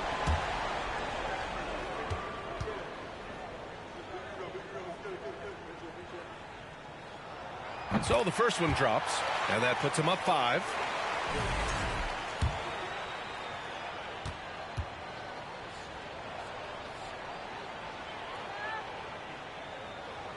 And he hits both free throws here, and it's a 6-point ball game.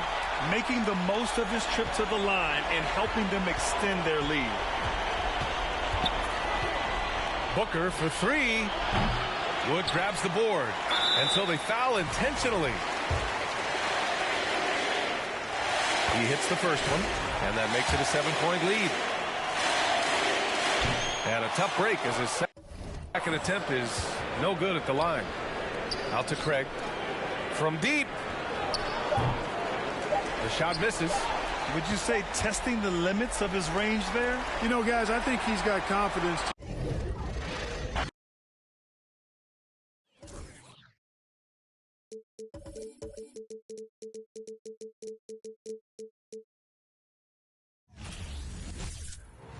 Hello, fans. Welcome to this presentation of the NBA Sunday Night Action right here on 2K Sports. I'm Kevin Harlan with Greg Anthony, Hall of Famer Doris Burke, and another Hall of Famer, David Aldridge, from the sidelines. DA, it's all yours. Thanks very much. Now, improving NBA officiating has gone high-tech. Today, the NBA uses the proprietary game review system, which is broken down from double-digit camera angles. Analysts spend a day or two dissecting each game. And, Kevin, that data is used for evaluating, training, and communication with the teams. Isn't that something? I mean, every day there's something new. Fascinating, fascinating stuff, DA. Thank you. And now the opening lineup for Boston. Smart is the point. White is on the wing. On in the front court along with Tatum. And it's Horford in at the pivot spot, manning the middle. And for Charlotte, the forwards are Hayward and Washington. Rozier's out there with Kelly Oubre, and it's Plumlee in at the center. You know, Hornets fans, Doris, are excited to see what LaMelo Ball can do for the franchise. Well, Kevin, there is no doubt this young man is a special talent. You look no farther than his passing ability, the flair, the vision, the fearlessness. Certainly an easy guy to play with. Now the question becomes, can you start to build the talented pieces around him? Now, here's Rozier. Washington finds Hayward. On the wing, Rozier. The basket good off the assist from Hayward. Rozier's got the opening basket of the game for the Hornets. How about the lightning quick release from Terry Rozier? Wow. Back to White. Horford with the screen on Oubre. White tried to answer back, but that three is off the mark. And here's Hayward. He'll bring it up for the Hornets. It's a three-point game. And, guys, this is the first they're seeing of Boston. Plumlee sets the pick for Hayward. Back to Plumlee. And stolen by Horford.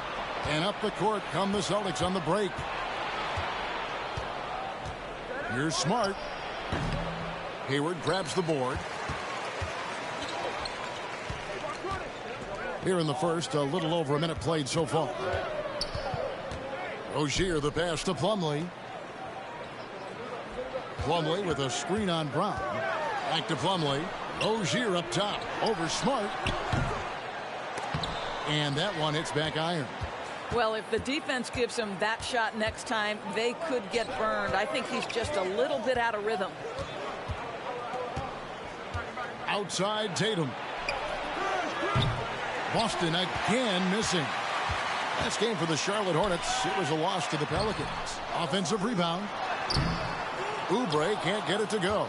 Well, we didn't see the same kind of control we're used to seeing from him. This guy is usually a tremendous finisher. Outside White. Back to Tatum. The kick out to Brown. Just 5 to shoot. Fires the three. No good. And Charlotte will come the other way. Nothing going right on the offensive end. 0 for 4 from the field. You know, during his career, Doris, we've seen Kelly Oubre adapt to multiple coaches and teams. He has, Kevin, and you do that through hard work. Oubre improved his perimeter game early in his career.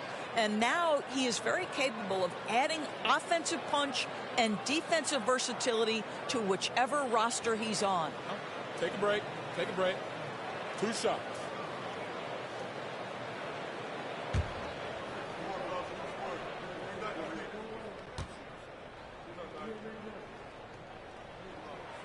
First free throw is good.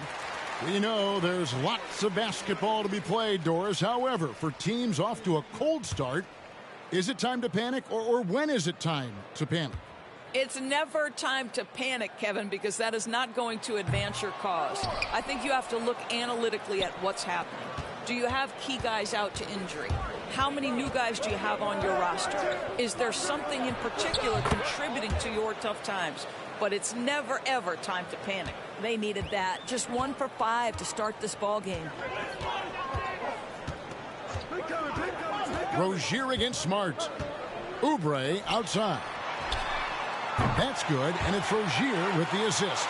You know, I really like this. Instead of putting his head down, Terry Rozier keeping his eyes up and finding his open teammate.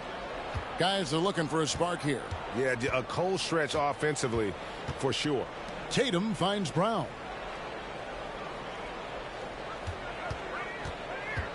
Here he goes, and he finishes nicely on the layup.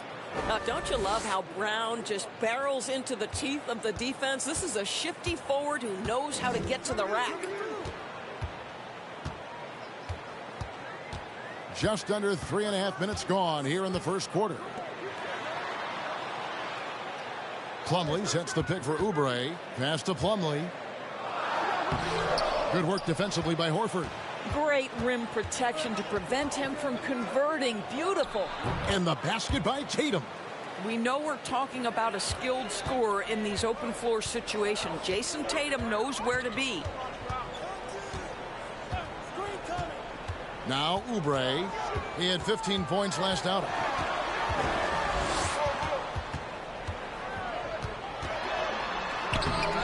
Boston grabs the miss.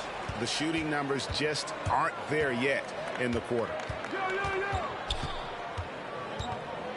White against Oubre.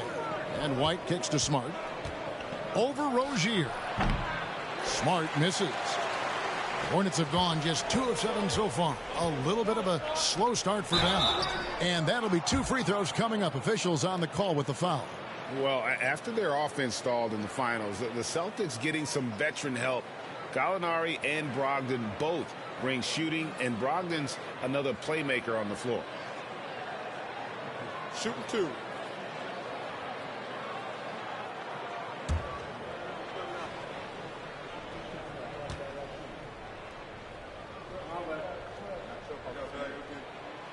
No good on the free throw. If there's been a glaring weakness for the Charlotte Hornets these past several seasons, they clearly are not a good enough defensive team.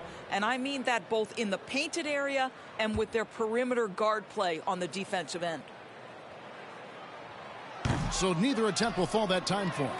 And Doris with a strong post presence. Could the Hornets have been a playoff team? Well, I think it's a foundational piece to any championship level defense. Most of the best defenses begin by taking away the painted area and easy shots and build outward, Kevin. So for me, it's more than just individual parts. You have to add in mentality and commitment and defensive principles that are built from the coach on through the personnel. That's a 2 from Rozier. And that one goes long. And so Horford will bring it up for the Boston Celtics. They trail by 1. Celtics passing it around. Smart dishes to Brown. Tatum on the wing. Boston, no good that time either. Charlotte has gone 2 of 2 from three-point range here in the first quarter. Pass to Plumlee. Plumlee with a screen on Horford to end the cold streak. And it's slammed in by Plumlee. I think Gordon Hayward's height and length makes him a difficult cover. In the pick and roll, this guy is superb at slicing passes through the defense. Now here's White. Nothing yet on the scoreboard for him. Now here's Tatum. To the middle. Out to White. This one for 3. Plumlee with the rebound. Well, it was the Boston Celtics winning their last game against the Magic in Orlando. Oubre passes to Rozier. Washington with it. Hayward finds Washington. Oubre for 3. That one misses. And it's Boston the other way. Boy, the wheels have definitely fallen off in this quarter. He cannot buy one. Horford dishes to White. To the paint. Brown the pass to Smart. Here's Horford. He's guarded by Plumlee. Horford no luck. Hornets leading by 3. Oubre on the wing. Guarded by Smart. Three-pointer. And Tatum pulls it down. Well, this is the night you look at your teammates and tap them on the back and say, good job, because for him, he's been struggling all night. Beyond the arc. Hornets with the rebound. Hayward's got his 5th rebound in this one. The pass to Rozier. Now Oubre. Plumlee with a screen on White. Oubre passes to Washington. Hayward kicks to Washington. Down to 5 on the shot clock. Pass to Rozier.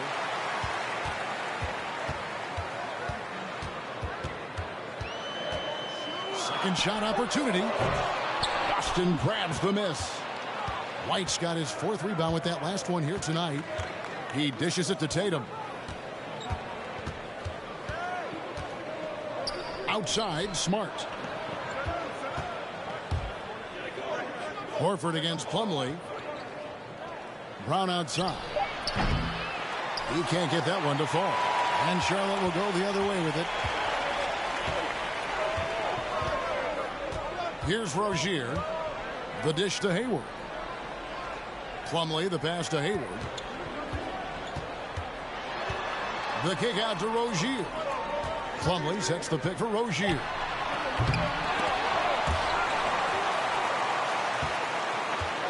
Tries yet again. Plumlee, no luck. Celtics trail by 3. Left side, Smart. The shot's good. Brown making the play. I think Brown demonstrating he's got a great understanding of the game. He keeps his head moving, his eyes open so he can spot the open man. And now the first timeout called here for the Hornets.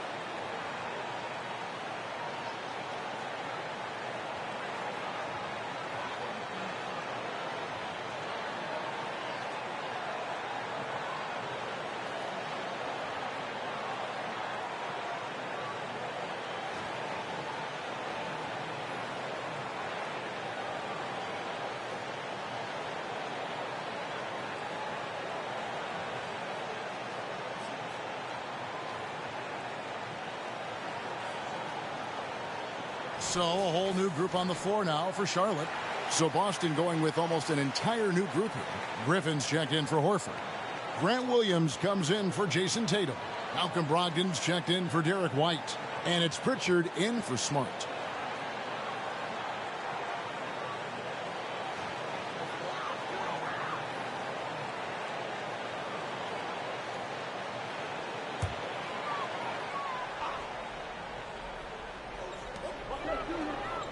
Richards passes to Martin.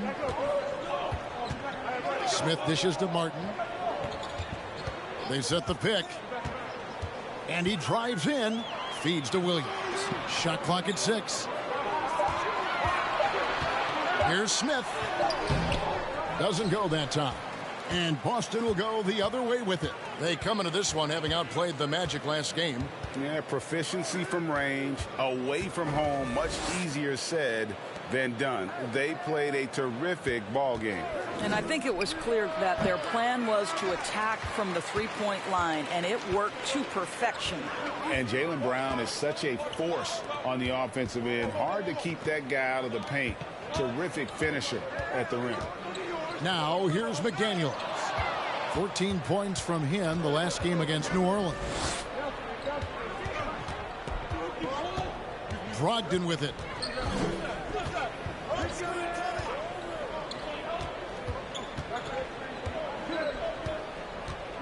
Shoots from 12. Williams with the block. And they get it back. The shot by Brogdon, no good. Well, the defense flat out awful right there, and he couldn't punish them for their mistake. Brogdon against Martin. He kicks it to Smith. Passes it to Richards. Charlotte needs to get a shot. Martin for 3. Here's Williams. Fouled in the act of shooting. Gets the bucket anyway, so a 3-point play chance for him. You're fighting to keep the possession alive, something this guy does so well. And maybe the only weakness for Brown is his handle on the ball. And it's something that he's worked on every offseason. Still, though, susceptible to turnovers while dribbling. That's one of the very few weaknesses in his game.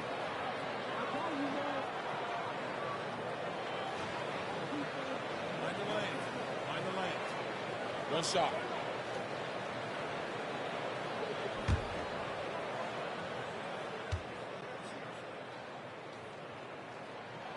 Guys, you think about the Boston Celtics, and obviously the offense is driven by the 2 J's, Jason Tatum and Jaylen Brown. So much of what Boston does starts with their wing play. Brogdon. And no good that time. Great D that time for Martin. And already they've staked out a noticeable advantage in terms of aggression and controlling the backboard. Back to Smith. Jacks up a 3. The rebound by the Celtics. And doors with Tatum and Brown. If they aren't scoring, they're creating for others. Yeah, both Jason and Jaylen took major steps as playmakers, understanding the value of their teammates as release points, as guys who can take some pressure off in terms of the scoring load. And listen, neither guy is finished improving. Martin with it. Brogdon picks him up. Here's Williams, and he drops in the layup off the glass. Williams has got 5 now. And a nice job here early of establishing an inside presence. Brogdon kicks to Brown. And a miss there on the triple. Nothing seems to be going his way this quarter. Well, not at the offensive end, certainly. He cannot buy a bucket right now. Smith the pass to McDaniels. Smith with a screen on Brown. McDaniels in the post. Brown on him. Pass to Smith. Fires for 3. No good there. And it's Boston the other way. 2 seconds separating the shot clock and game clock. Brown against Martin. 11 seconds left to play in the first quarter. And here is Brown. Can't drop the tough 3-pointer. And so it's Charlotte with their lead standing at 6 points here at the end of the quarter. A good size advantage, and they'll look to increase it. We'll return shortly.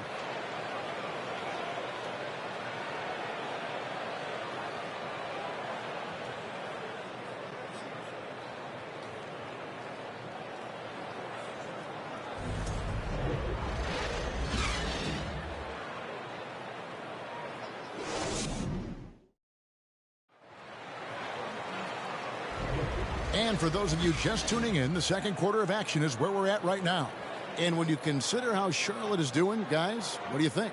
Well, when you control the glass, you control the second chance opportunities on both ends. And that's how they controlled the first quarter. I thought they were the much more physical team. Celtics trail by 6. The forwards are Hayward and Washington. Cody Martin is out there with Terry Rozier. And it's Williams at the center position. So that's the group out there for Charlotte. Now here's Tatum. Back to Smart. It's Brogdon on the wing. Shot clock at 5. Williams, a screen on Martin.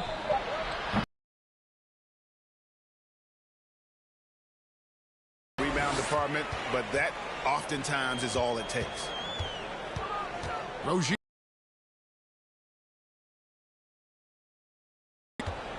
And the foul on Marcus Smart. That is his first foul of the game.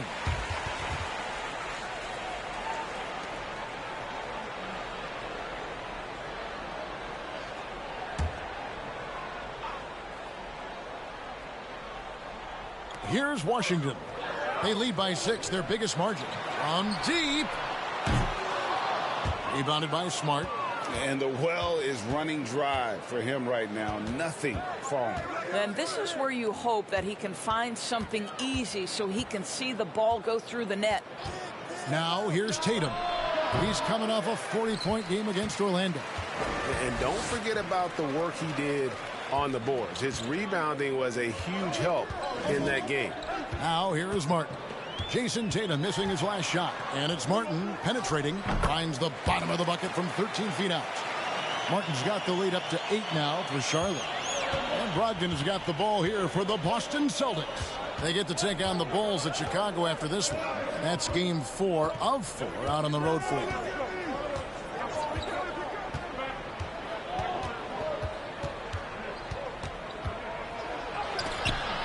Williams with the block. And it's out of bounds. They say it was last touched by Williams. A sensational block that definitely deserves another look. And guys, that is lockdown defense at its finest. Going right at the shot and then able to knock it away. Derek White's checked in for Boston.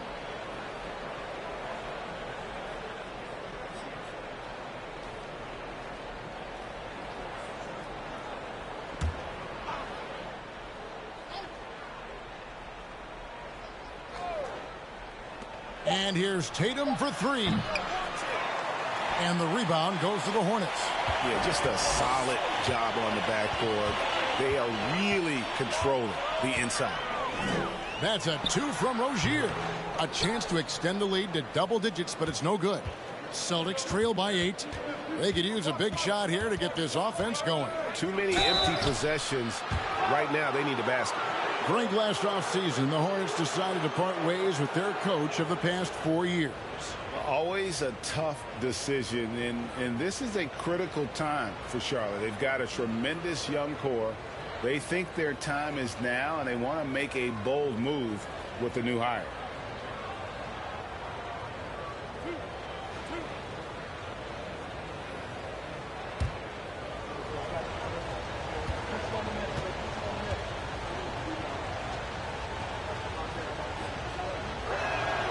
And the first one at the line is good. And Greg, up and down this Celtics roster, so many of their key players were drafted by the Boston Celtics. And Tatum and Brown at the core, but also credit to their front office. Rare to find a powerhouse built from homegrown talent.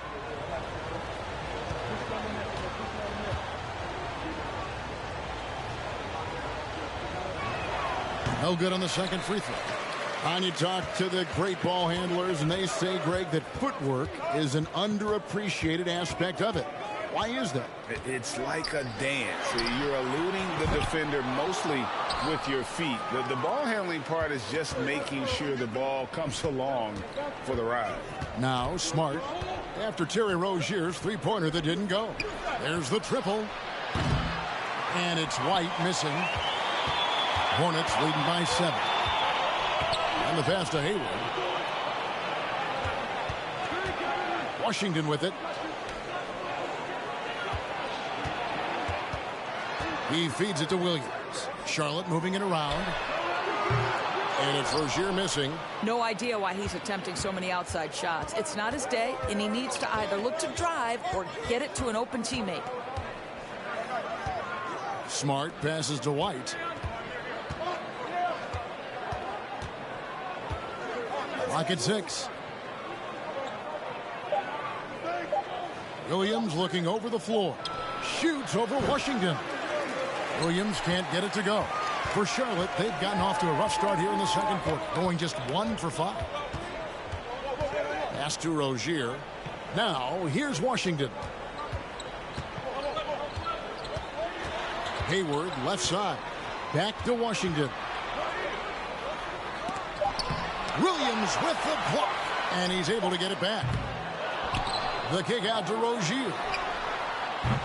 And it's Rozier again missing. Celtics trail by 7. Here's Tatum. Rebound by Williams. Williams has got 5 rebounds tonight. Washington passes to Martin.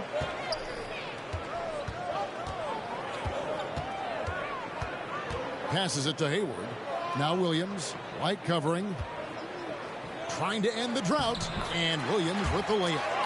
Williams has got the lead up to 9 now for the Hornets. And really, it's been a major aspect of their offense in the early stages here. Their success working the ball inside and getting points from close range. And they recover it. Williams kicks to White. Williams has a screen for White. Tries again. Williams with the block. And they'll keep possession. Now, Washington. This game he had 10 points. A shot by Hayward. Wide open. And it's out of bounds. The Celtics will take it the other way. With this chance, let's show you the league's most intimidating shot blocking defenses from last season. The Celtics second. A big part of their defense really revolved around their ability to block shots at the rim. It's so valuable to have that kind of backline protection. Allows you to be aggressive on the perimeter. White finds Tatum. Now Williams. Rebound, Gordon Hayward. A good job by him on the glass here tonight. +8 in that department. Right now, let's send it over to the sidelines and get a report from David Aldridge. Thanks very much. Now, you may not know this, but Gordon Hayward was a 2-time Indiana State singles champion in tennis. He says, in high school, I was better at tennis than basketball, but I've always loved hoops more. Thankfully, I was able to grow throughout high school to get to the frame I have now. He has certainly filled out in the NBA. Kevin, back to you. Yeah, he sure has. He's been a terrific player to watch and follow. The injury is significant, but he continues on. David, thanks. For Grant Williams, Doris, he made a giant leap during his 3rd season. In your estimation, why? Well, it's interesting, Kevin. It could be any number of things, but remember, for the 2019 draft picks like a Grant Williams, the first 2 years of their careers had major interruptions in the NBA schedule. 21-22, year 3, first normal schedule for these guys.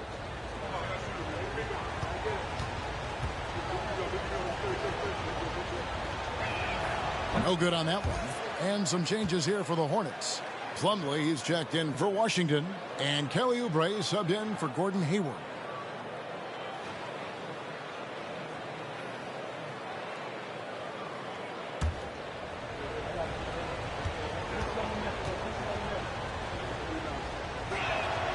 He hits the second from the line. And Doris, this Celtics team, very young. How are they doing it? In consecutive drafts, they drafted 2 talented and elite two-way players. That's Jaylen Brown and Jason Tatum. And so, yes, both guys are young, as is the entire core. But the fact is they've matured together, they've had deep playoff runs, and they remain dangerous. Now, here's Rozier. 23 points for him the last game against New Orleans. And one of the big ways he came through was at the foul line. They couldn't contain him. He was equally effective at scoring baskets as well as getting to the line. Well, the increasing strength of Jason Tatum is making it harder to knock him off his path. That is nice. And that outstanding drive and finish brought to you by Mobile One. And putting that pressure on the rim. That's what it's all about, threatening with that attack. Now here's Plumlee. Looking to get back on track here. And it's Rozier missing. And it's Smart with the ball for Boston. Their defense has only allowed 4 points in the quarter.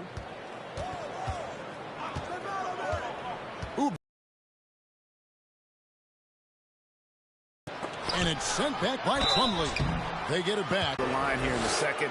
A nice way to get your offense going. For Boston, they have gone.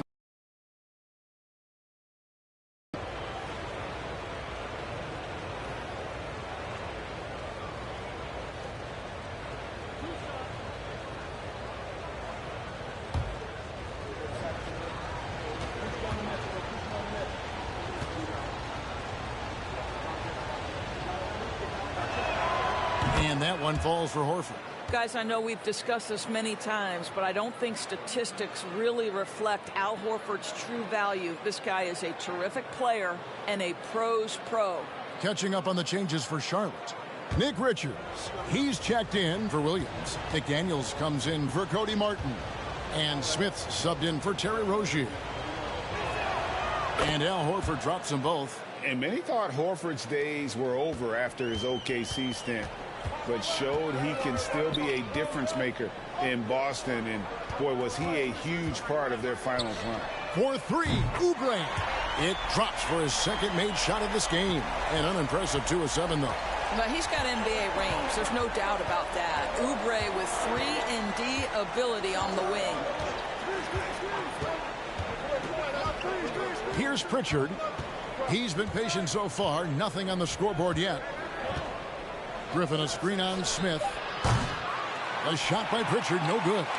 Horford may not be as consistent as he once was, but Greg, he shows up when you need him the most.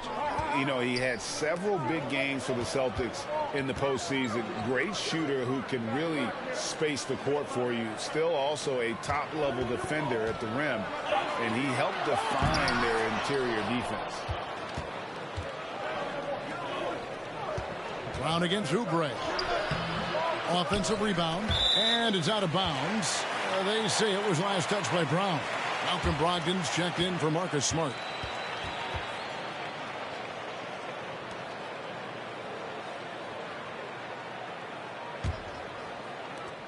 Charlotte leading by 7. Smith outside. Pass to Oubre. Takes a 3. That one's good. Just his third make. Brings him to 3 for 8 in this game. You know, building up confidence as the game goes on. Hit one from behind the arc in the opening period. 2 here in the second. And the foul on Dennis Smith Jr. That is his first foul of the game.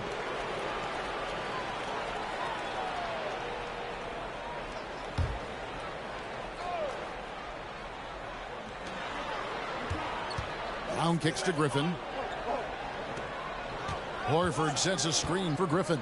Outside, Horford. Out of bounds. Charlotte takes possession.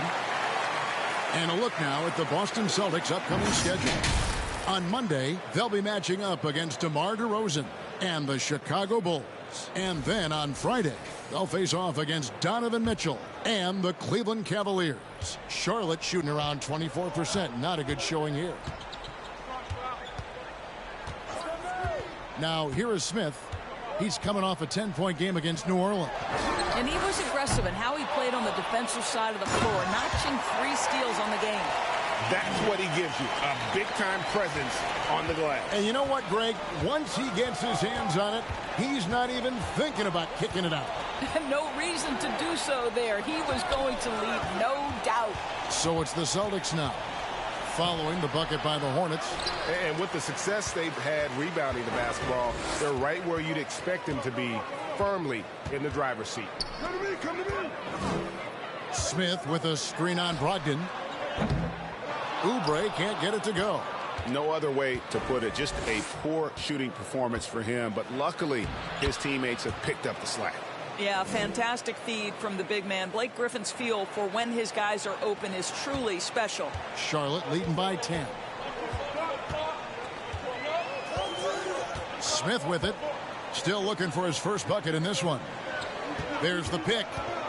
Oubre passes to Richards, and he gets the basket. Officials blowing the whistle, so a chance at the line for one more. Excellent recognition from Kelly Oubre right there. So solid, sensing when one of his guys is open. And he's got his first chance at the line here.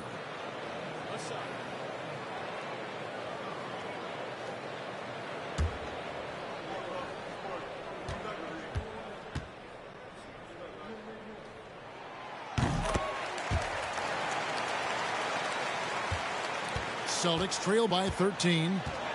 They need a bucket in a big way here to regain some confidence. Brogdon looking around. 6 to shoot. Griffin a screen on Oubre. For 3, Brogdon. It drops for his second made shot of this game. An unimpressive 2 of 7, though. Well, what we know about Malcolm Brogdon is he is Mr. Efficiency. It doesn't matter if it's from distance. Solid play in the low block, and that one's good. Oubre's got 8 points here in this quarter. Boy, it seems like every shot he puts up, it's going in. This guy is hot, hot. Oubre against Brogdon. Now the pass to Pritchard. Horford with a screen on Smith. A shot by Pritchard, no good. And they've got a big lead, not just on the scoreboard, but really in the rebounding numbers as well. Pass to Smith. Back to Oubre. Smith sets the pick for Oubre. Out to Smith. The 19-foot shot. Horford with the rebound. Horford's... And so Brown will bring it up for the Boston Celtics. A 12-point game. Horford the pass to Pritchard. Now Brogdon. That's good from Horford on the assist from Brogdon. To me, that play is about focus from Al Horford. Just extraordinary body control on the finish. Nice. Now here is Smith. He's tightly guarded.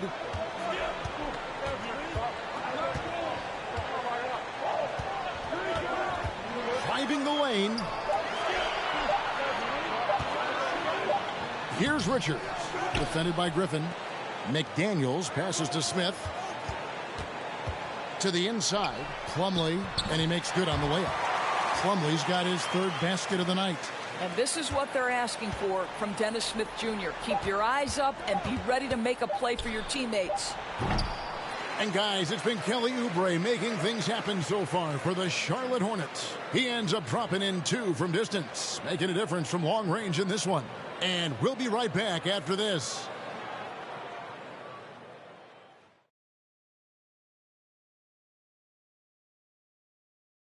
Welcome, everybody. This game revealing a big disparity in play. What a performance so far for the Charlotte Hornets. It's obvious crashing the boards was a point of emphasis. They're rebounding by committee, and their dominance in that category is a key reason for this lead. Their opponent needs to find some Windex because they need to start cleaning the glass. Ooh, Ernie, I see how you did that. And let's get back to our featured game. A fantastic battle between these two guys. They've each been fantastic tonight, playing with fire, doing just about everything. Lots of pressure on these two in the second half. I remember being the guy on a given night. Well, for me, it was all nights. And that concludes concludes halftime. Now time to send it over to Kevin Harlan as the game's about to resume.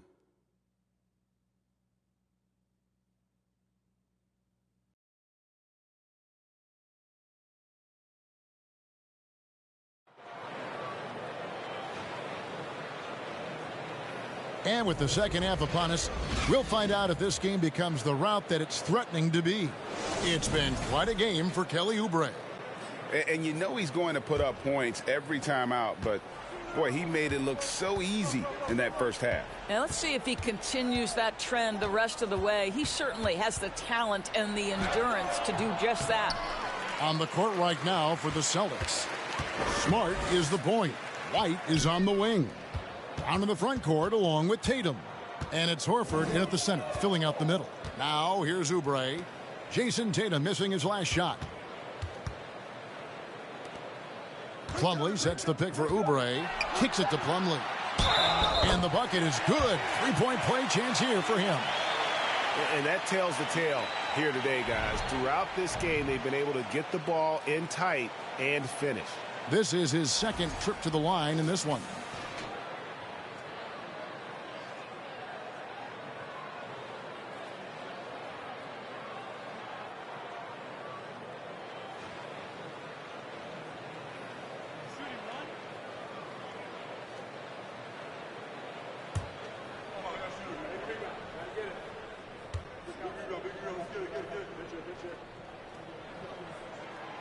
The free throw off from Plumlee.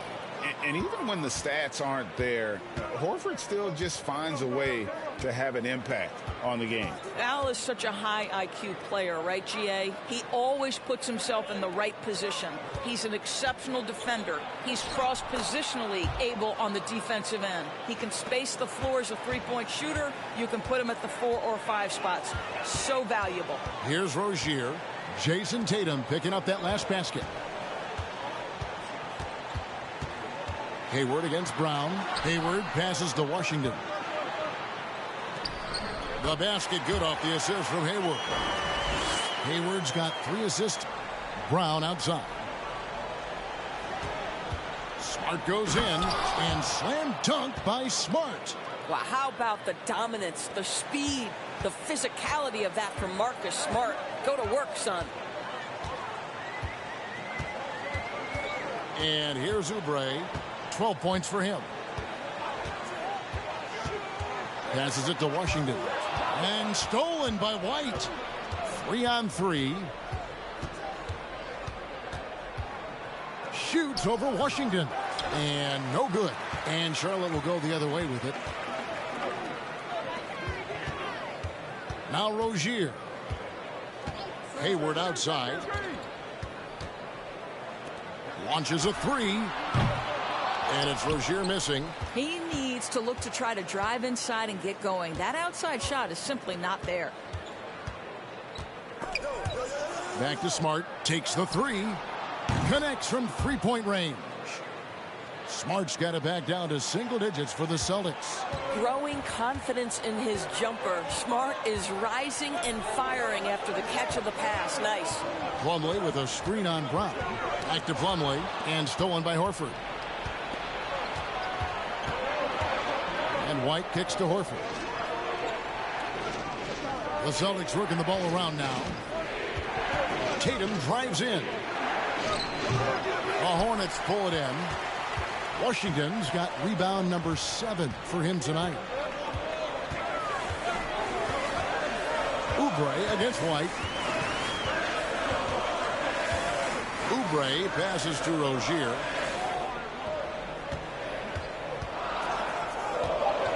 Back to Plumlee. There's the 3. Got a piece of it. Celtics trail by 9. Here's White. Brown outside. Back to White. 2 free throws coming up, and they call the shooting foul. And now let's have a look at the teams that were last year's best from the free throw line. The Celtics second. Yeah, knocking down free throws was a real specialty for them last year. Take a break. Take a break. 2 shots.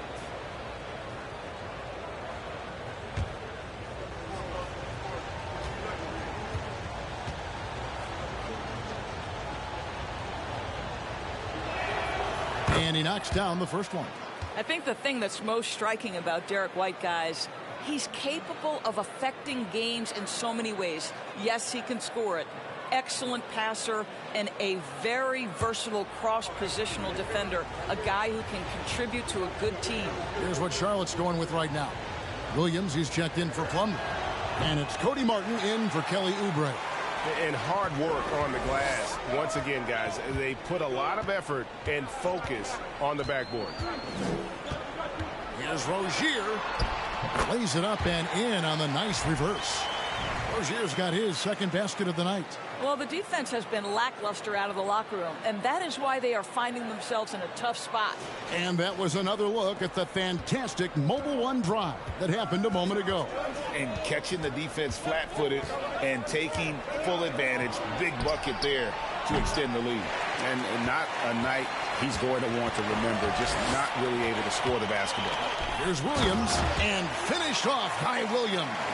Well, you love the unselfishness of Gordon Hayward in that instance. You think of him as a scorer, but he's a terrific setup guy as well.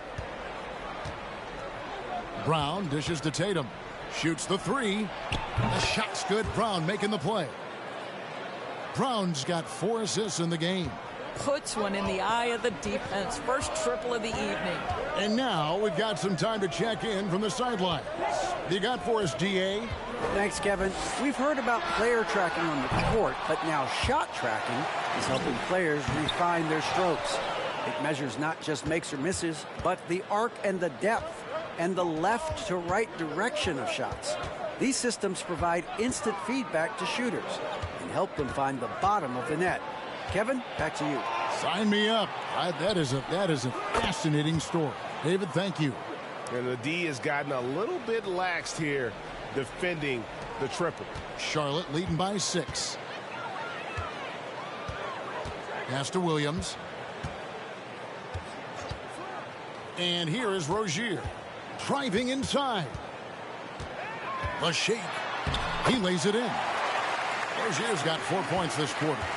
That's the 10th straight point they've given up in the paint. Washington against Tatum. That one drops for him.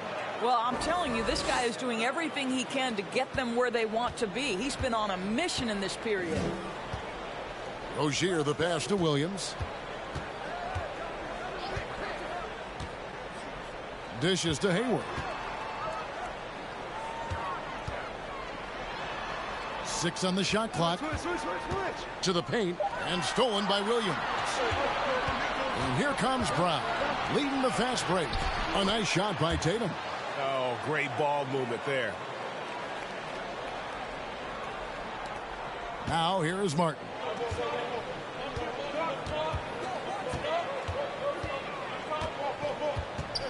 Launches a 3. And Boston with the rebound. Williams has got his 5th rebound right now in the game. Smart with the ball. He's got 7. Outside Tatum. Back to Smart.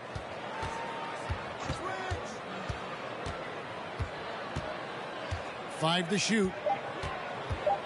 Over in the corner, Williams. And it's off from 3-point range. Hornets leading by 4. The pass to Rozier. Back to Martin. Hayward outside. Lets it go with the 3. Doesn't go for him. And it's Boston the other way. Outside, Smart. Outside, Tatum. Back to Smart.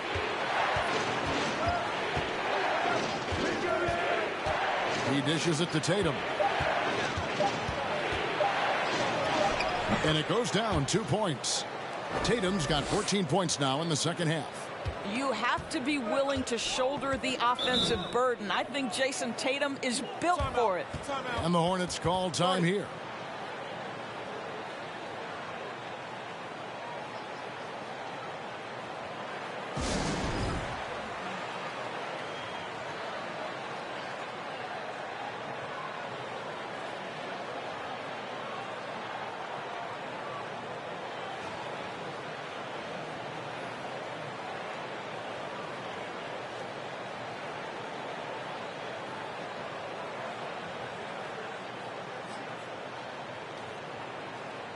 Charlotte making some changes. Nick Richards, he's checked in for Washington.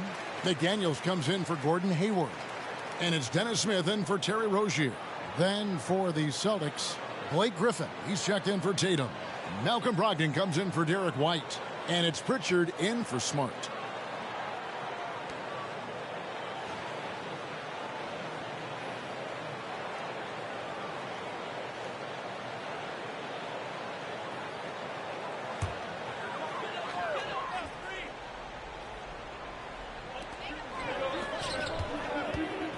Martin against Brogdon. Williams kicks to McDaniels. Williams inside. He's guarded by Williams. That one off the back iron and out. Boy, a clean, close look. What a missed opportunity. Brogdon the pass to Brown for the lead. Hornets with the rebound. They've led by as many as 14 points. Smith outside. Pass to Williams. Over Williams. Williams can't get it to go. Boston's gotten the three-pointer to fall to the tune of 50% here in the third quarter. They've made 3 of 6. Martin against Brogdon. Griffin a screen on Martin. With a tie, and he's fouled pretty hard on that shot, but he's got the chance to pick up the points at the line.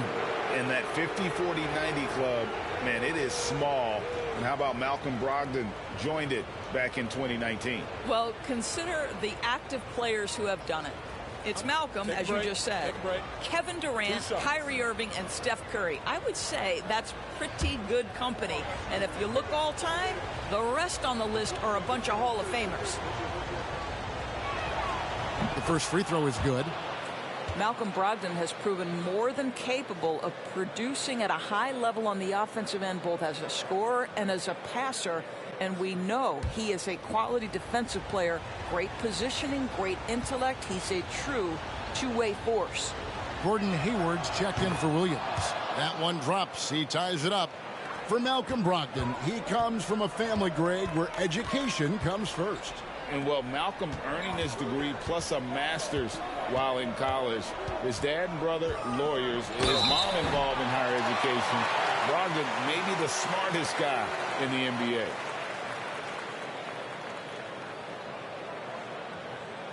The Hornets have shot 3 of 7 at the foul line.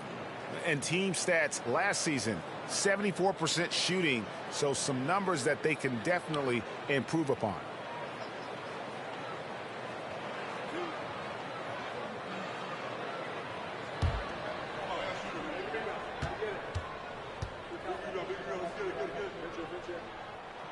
And he makes the first.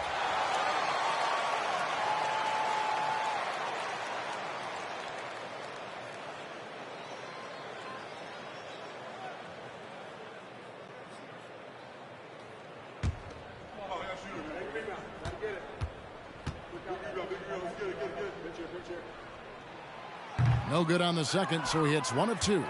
And you can sense that the pressure might have gotten to him a little bit, but he did do enough to put them in the lead. And here is Brogdon. He's got 7. Shoots over McDaniels. And they haven't been able to turn it into a big lead, but their rebounding advantage is starting to add up. Here's Richards.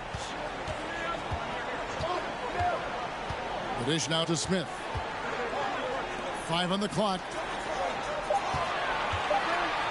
Floats one. It's hauled in by Brown. Brown's got his 4th rebound with that last one here tonight. Now Brogdon.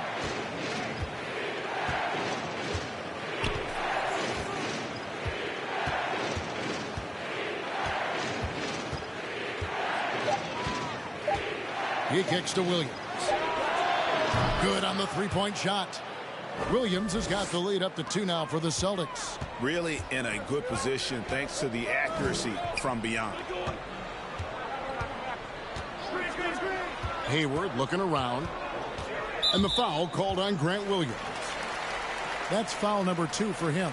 Oubre's checked in for Cody Martin. Boston also with the sub. Horford's checked in.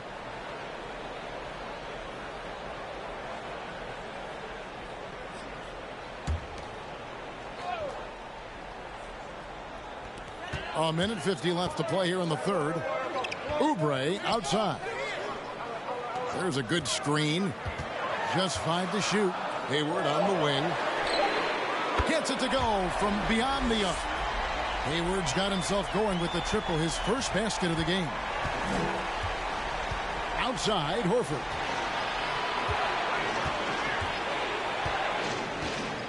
Back to Brogdon. Horford with a screen on Oubre. And that one's good, Brogdon. The real. Come at us, and we're coming right back at you. And you would expect nothing less from these two, taking pride and making plays. Now, here's Oubre. He's got 12. Takes a 3. The shot by McDaniels, no good. And here's Boston. They're on a 20-6 run. Pritchard passes to Griffin. He's looking for Horford and finds him. And foul on the shot. He'll shoot 2 at the free throw line. Well, this is an example of Al Horford, such a difficult cover. He's tall, he's long, and he utilizes all of that to his advantage. The Celtics have shot 70% from the free throw line tonight, 7 for 10. Take a break. Take a break. 2 shots.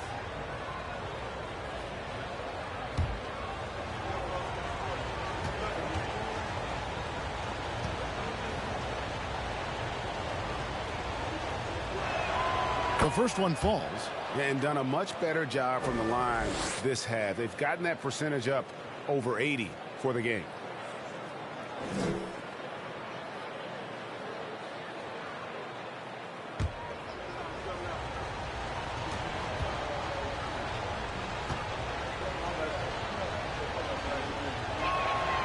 That one is no good. Good to see Hayward out there on the floor. For the past few years, this guy has dealt with a ton of injuries. And it's a shame because when he's completely healthy, he's proven he's capable of making an all-star team. Consider this. In every season but his rookie year, he's been a double-digit scorer, and he always does it in very efficient fashion.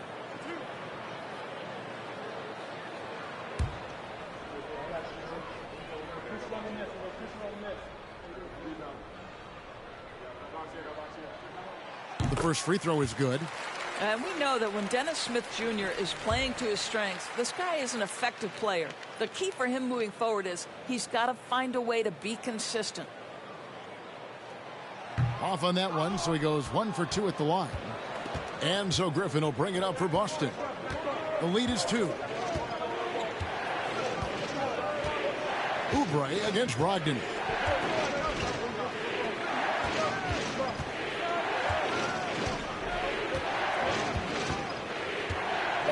Griffin sets the screen for Brogdon.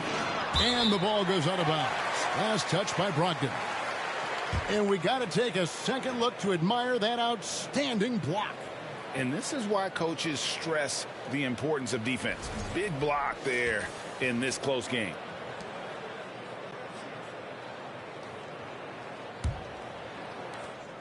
"19 seconds left in the third quarter.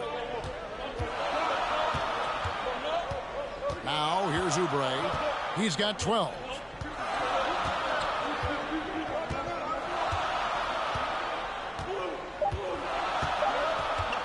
From deep three-point range, no good from three-point territory. What a performance for Jason Tatum. He has been the story so far for Boston. His production has been flowing as he's tallied 20 points and looks to be planning for more. Back right after this.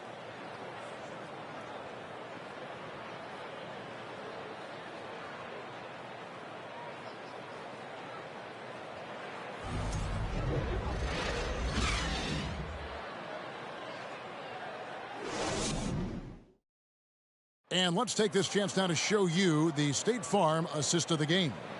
Yeah, a terrific, unselfish play right here. Set up his teammate. And how about the setup this was? How about the secondary playmaking you are getting? Great to have that from the shooting guard spot.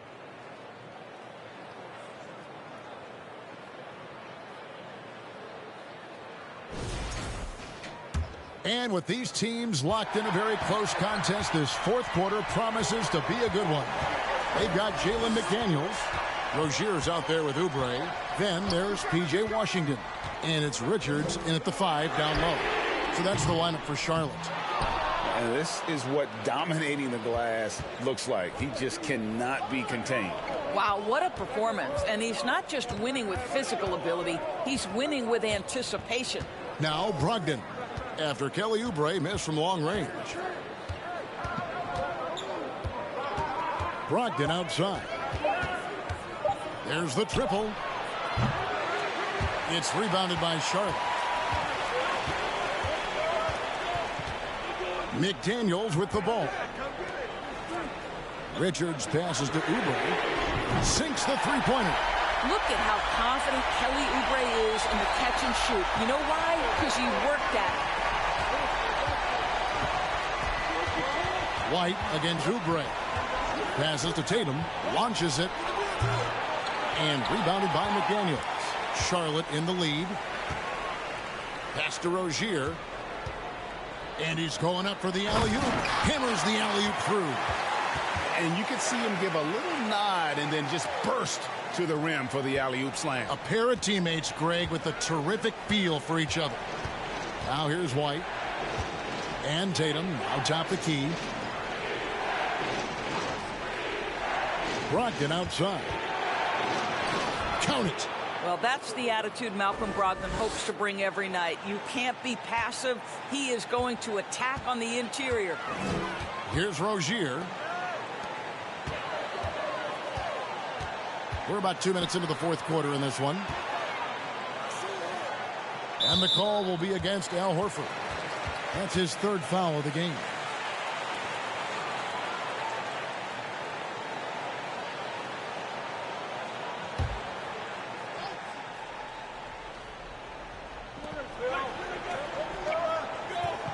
Oubre finds Rozier.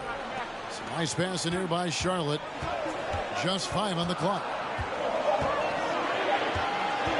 Beyond the arc. Well, he hasn't proven to be much of a floor spacer for them. He had the 1-3, but that was back in the first half.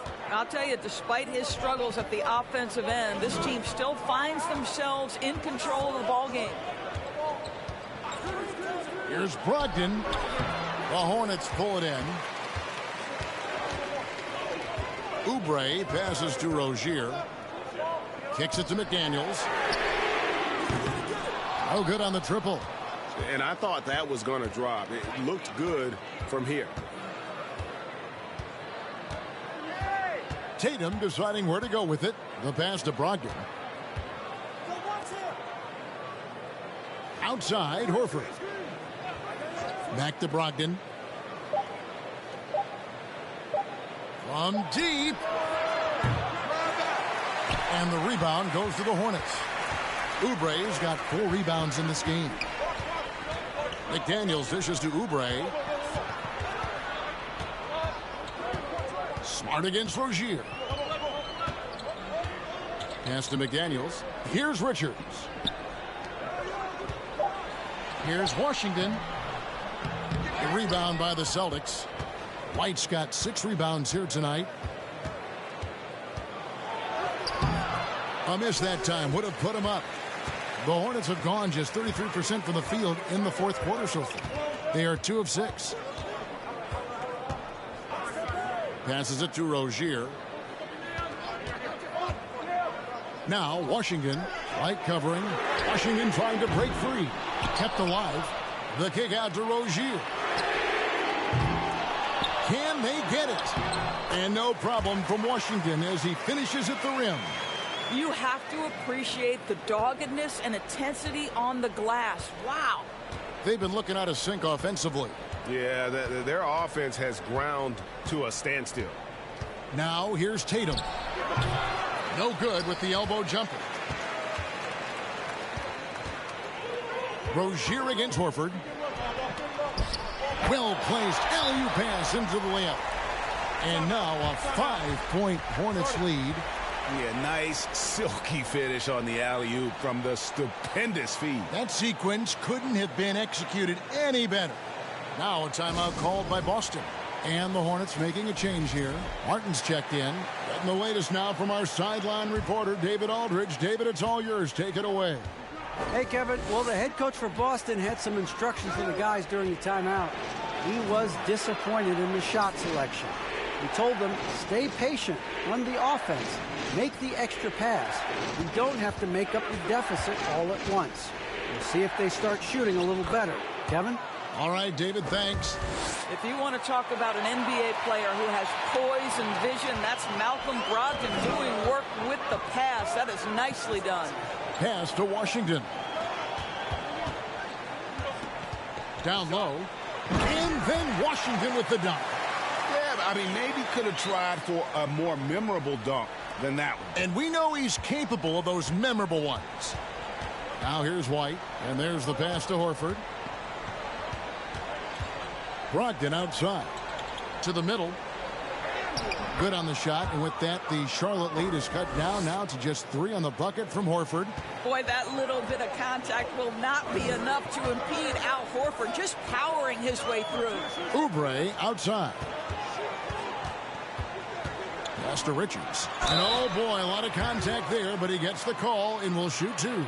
Clearly a foul. Now let's take a moment to get your guys' take on the scoring so far for the Hornets. I like this throwback approach they're taking, looking to score high percentage shots in the paint. And so far, it's working. I think the other thing we're seeing tonight is the floor spacing of this team. Boy, they are shooting the cover off the basketball all game. And the first one at the line is good. Celtics making a switch here. Brown's checked in.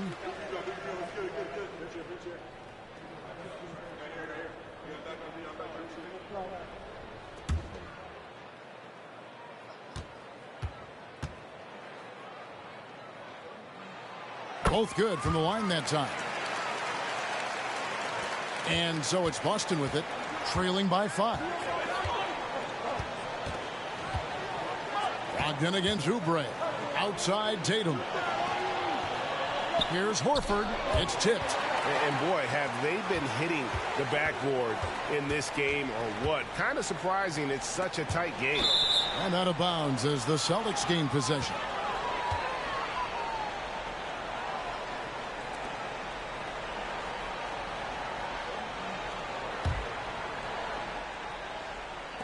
And Boston has possession. Brogdon outside. Pass to Brown. Horford with a screen on Martin. 6 to shoot. And there's a whistle. That goes on Terry Rozier. That is his first foul of the game. Gordon Hayward's checked in for the Hornets.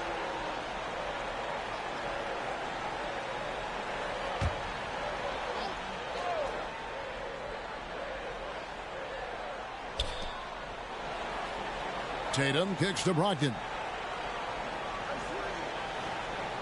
Shot clock at 6. Brown outside. Again, the miss by the Celtics. And guys, this has got to be more of a team effort. Right now, he's playing all for himself. Oubre passes to Rozier. They set the screen. And right on target. Good. And the Hornets lead by 7. Well, the creativity of Terry Rozier off the bounce. This is what makes him so effective in pick-and-roll action. Here's Brown. Good, and it's Tatum picking up the assist. And how about the grit and determination in the post? I mean, essential qualities to have late in a close game. Charlotte calls timeout.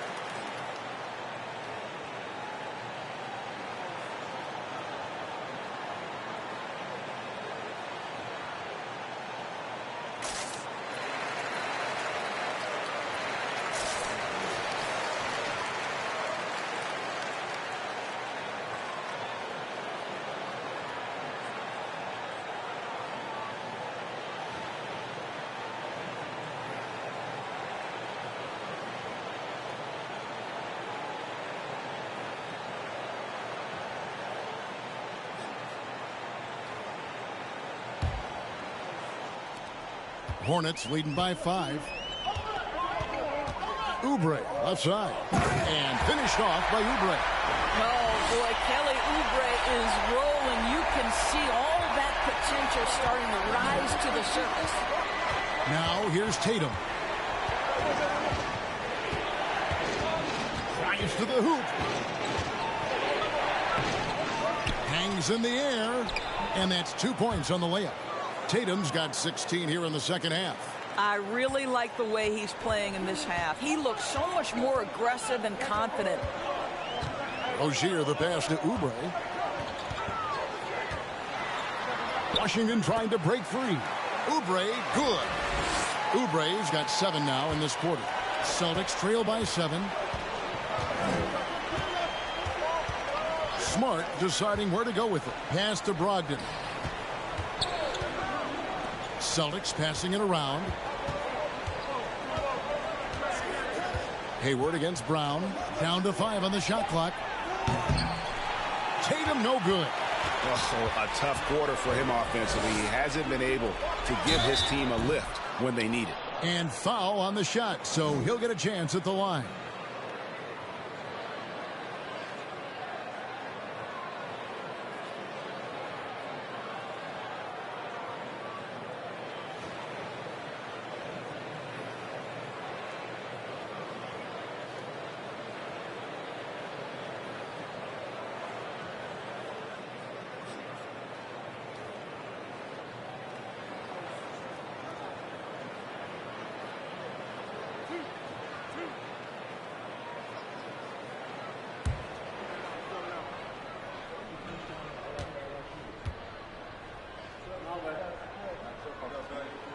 First free throw is good.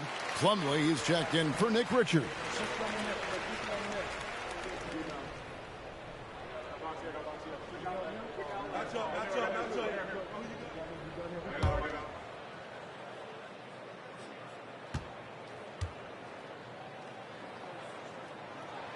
And that's good as he hits both of his shots. And it's Smart with the ball for the Celtics. 9-point game. There's the pass to Brogdon. Horford finds Smart. Pocket 6. Here's Brown. And contact on the shot, so he'll be shooting free throws here. It's going to go on Gordon Hayward. You get a look at the gritty, competitive fire of Jaylen Brown. Takes on the defense and draws the contact.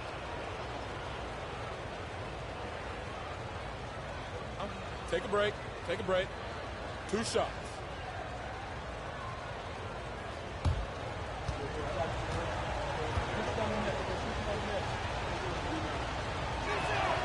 First one falls for him. Boy, guys, what extraordinary growth from Jaylen Brown over the course of his young career. Tighter handle, consistency from deep. This guy is serious about his craft, and it's paying dividends.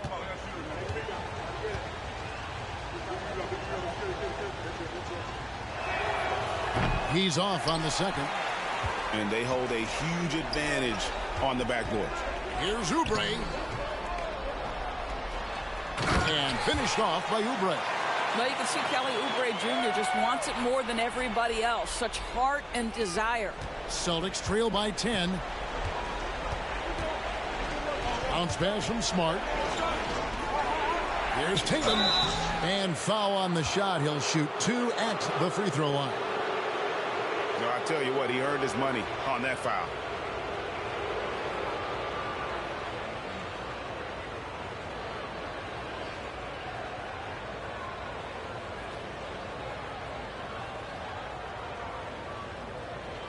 Take a break. Take a break. 2 shots.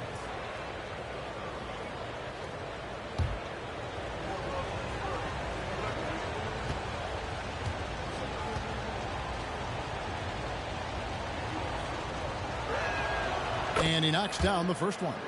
What I love about Jason Tatum, guys, he's already an all-star. But that desire, that hunger, that thirst to be great remains with this guy, and he continues to improve.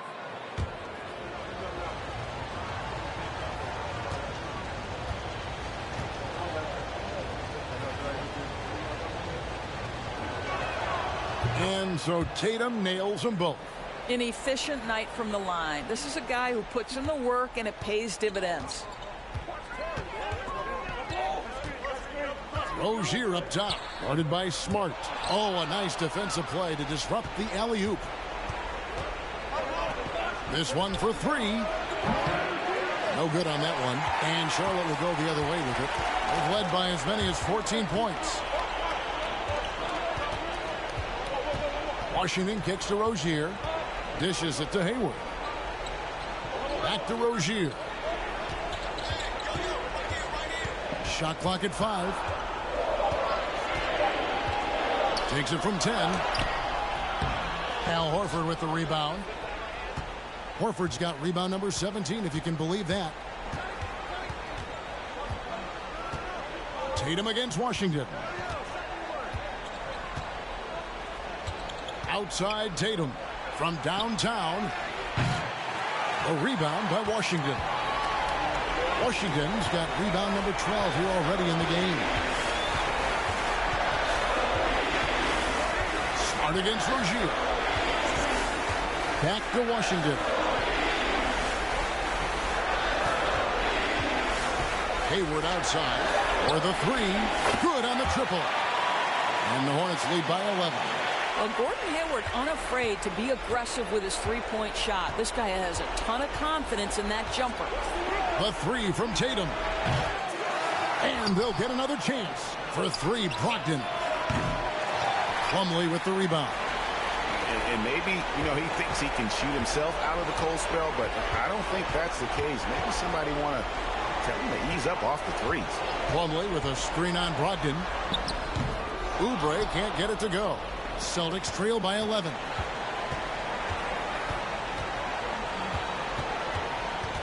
Left side, Brown. The three from Tatum. It's rebounded by Charlotte. And it's almost as if he wore himself out with that performance in the last quarter. He hasn't had nearly the same kind of energy in this one. Now, here's Rozier. Oubre outside. That's good, and it's Rozier with the assist.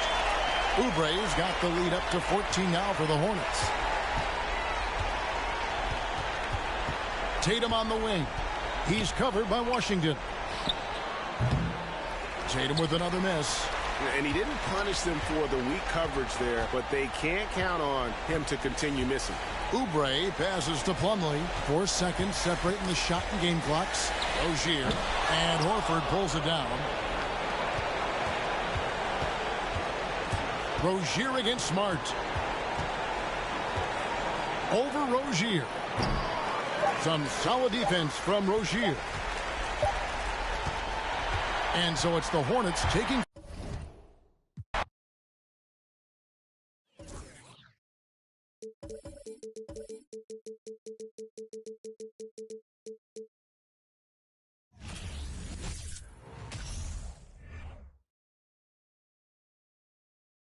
Oh, say does that star-spangled banner yet wave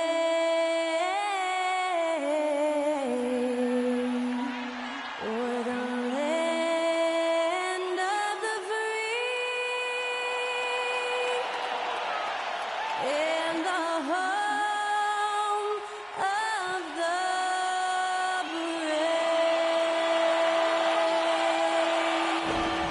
Performing our national anthem, that was Skylar Cole.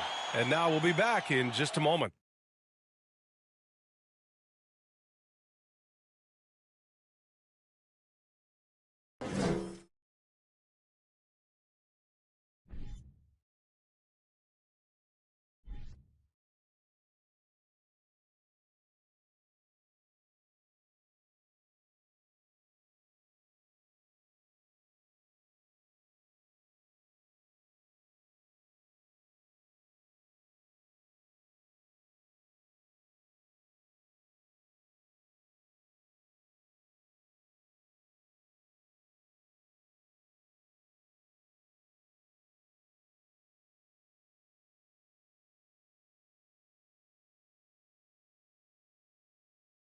Greetings, it's 2K Sports bringing you live coverage of the NBA. This is our Sunday night broadcast. Alongside Grant Hill and Steve Smith, Allie LaForce, our reporter, I'm Brian Anderson. And here we are in October. Let's see how things are going out west. Taking a look at Utah, in second now, but wanting to claim that top seed. And checking out Phoenix, they're currently tied. Checking out Utah, give them credit. I mean, they've been playing very well this season, but they can't afford to take their foot off the gas pedal right now. They know they have a bullseye on their backs. Right. They knew teams would be gunning for them night in and night out. That's only fueled their commitment to putting a great product on the floor. And we've got just enough time for a pregame report. Let's go over to the sidelines where Allie LaForce is standing by. Allie? Well, Devin Booker went through the lean years in Phoenix. He said, quote, I just put my head down and I work. I've been through a lot, honestly. But just being who I am and seeing the bigger picture, I had the tunnel vision to know what this can be. Brian, a lot of players in that situation haven't been able to see it through like he did. That's true, Allie. Good stuff there. For some of these players, this opening night will be their first. What's your advice for guys making their NBA debuts, Smitty? Well, BA, first of all, enjoy it. Really, tonight is going to go by fast. You have to slow down your mind because it's going to be racing. So let's take a look at the starters for the Utah Jazz. Jared Vanderbilt out there with Lauri Markkanen. Then there's Mike Conley. Then it's Kelly Olynyk. And it's Sexton in at the shooting guard. And for the Suns, the deadly pair of Paul and Booker are the backcourt. Bridges and Johnson fill up the forward spots. And it's Ayton in at the pivot spot, manning the middle. Now here's Paul. Driving inside and rejected. A fearless big man. Olynyk isn't afraid to challenge opponents on their shots. A remarkable defensive play. The replay showing once again the tenacity on that end. And that kind of rejection early on energizes your squad. The coaching staff just loves this kind of hustle.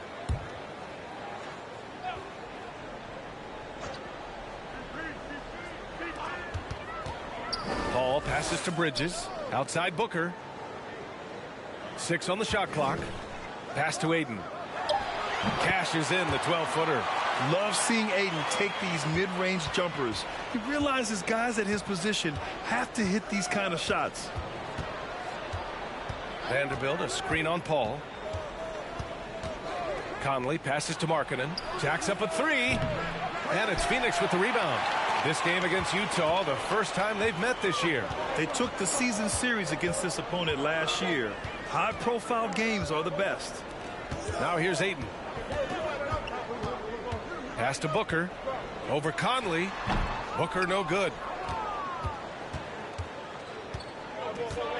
Here in the first, a little over a minute played so far. Markkanen, the pass to Sexton. Back to Markkanen. And Markkanen with the stuff. The ability to play inside out.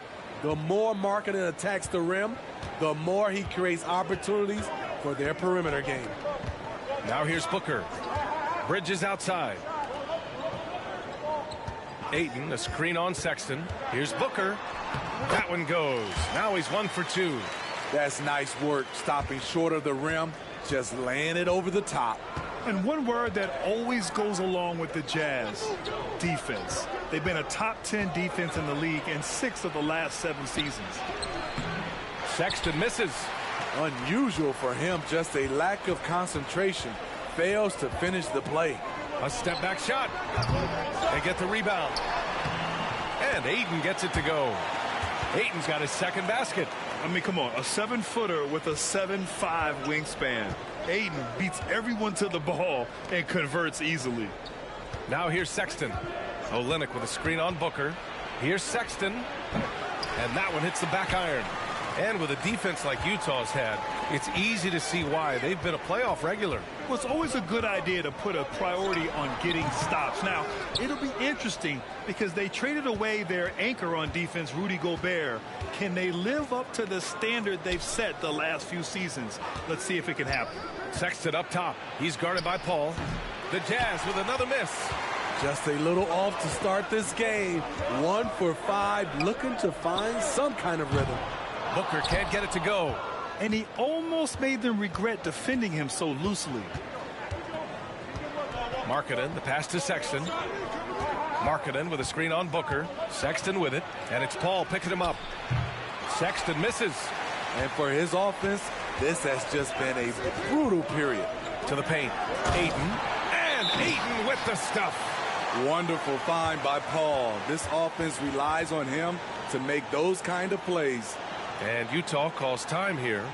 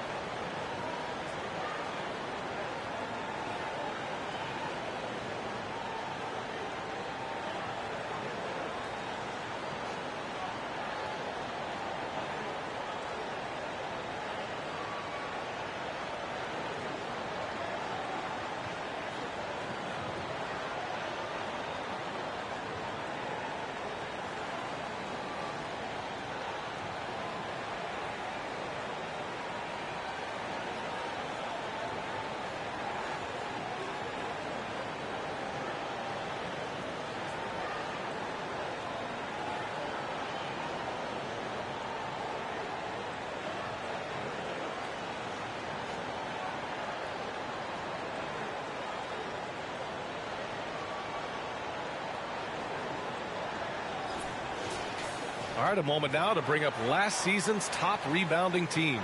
In the third spot, Utah. Their big man did a tremendous job grabbing rebounds, but to be fair, their rebounding was a total team effort. Everybody chipped in.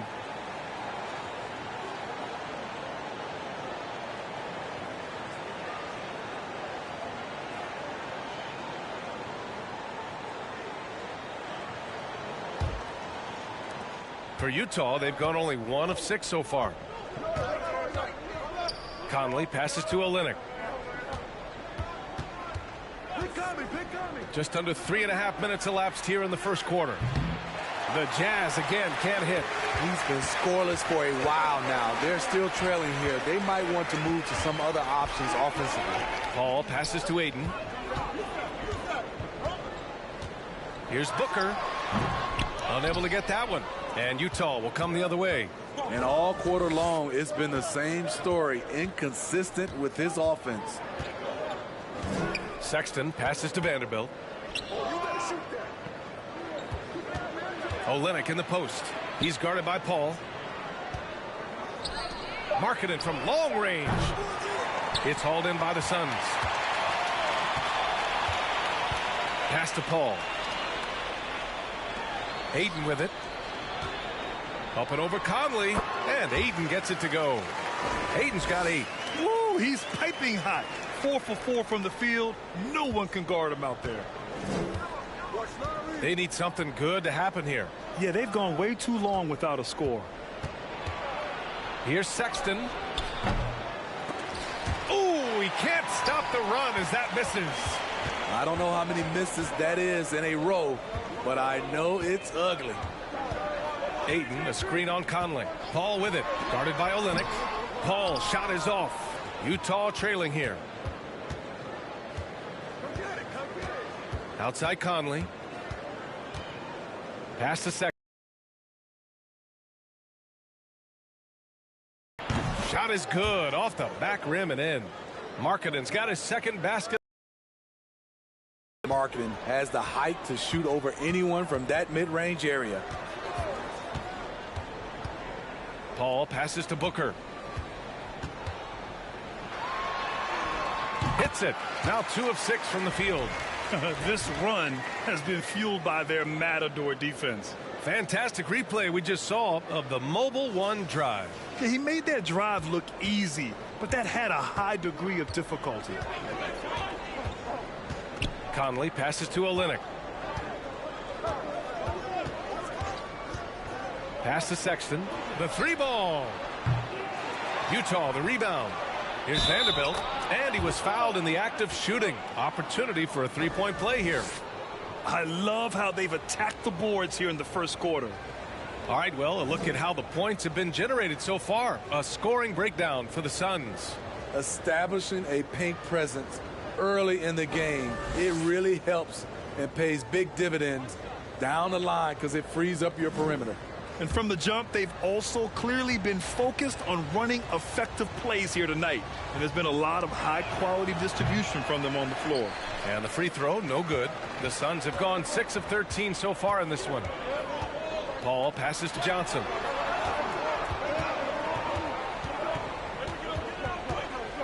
Pass to Bridges. Ayton, a screen on Markkanen. Three-pointer, Bridges. That shot missing. And Utah will come the other way. And think about this. In an era of load management, Mikal Bridges is a rarity. He has never missed a game in college or the NBA. Markkanen with a screen on Booker. Here's Sexton.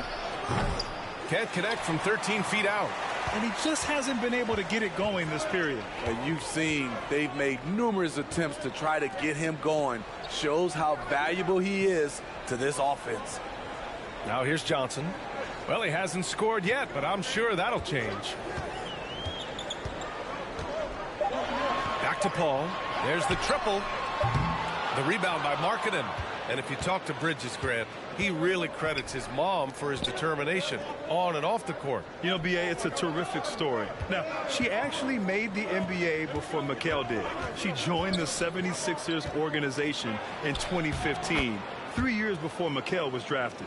Easy look when the defender isn't fighting over the screen. Reason why it takes extra energy to do it. You have to trust your defensive rotations, but it's worth it. Using his size to full advantage, he beats everyone to the ball. Outside Sexton. Now Conley in his last outing with 12 points. Here's Olynyk. No good. A bit long that time. The Suns leading.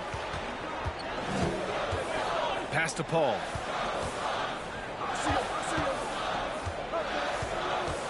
Ayton, a screen on Conley. Paul passes to Ayton. And Ayton with the stuff. Yeah, looking at Ayton using all of his height and reach, slamming it down on a helpless defense. They've been having major problems offensively. Definitely in a bit of a dry spell. And there's the call on Devin Booker. That's his first foul. Phoenix making some changes. Saric checks in for DeAndre Ayton. Okogie comes in for Devin Booker. And Payne is subbed in for Paul. A big group substitution here for Utah. Azubuike, he's checked in for Olynyk.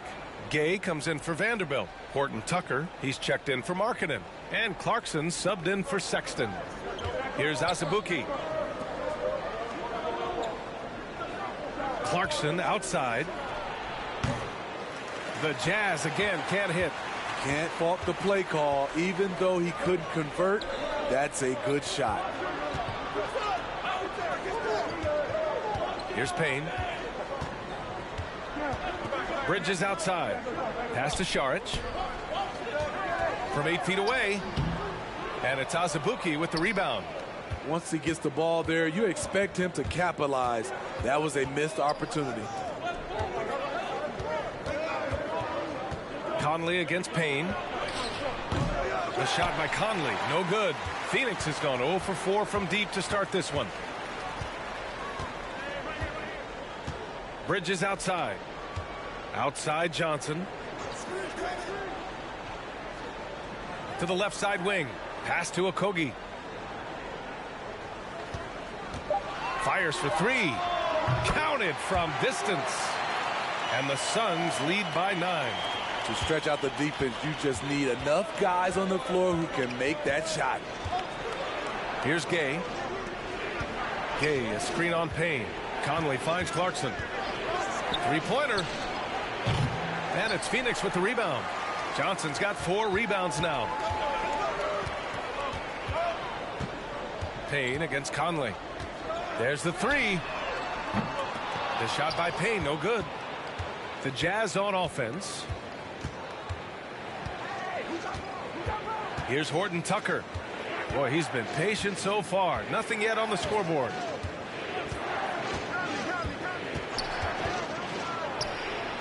and that one drops for him.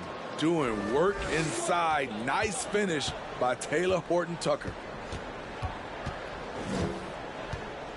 Here's Okogie. Outside Payne.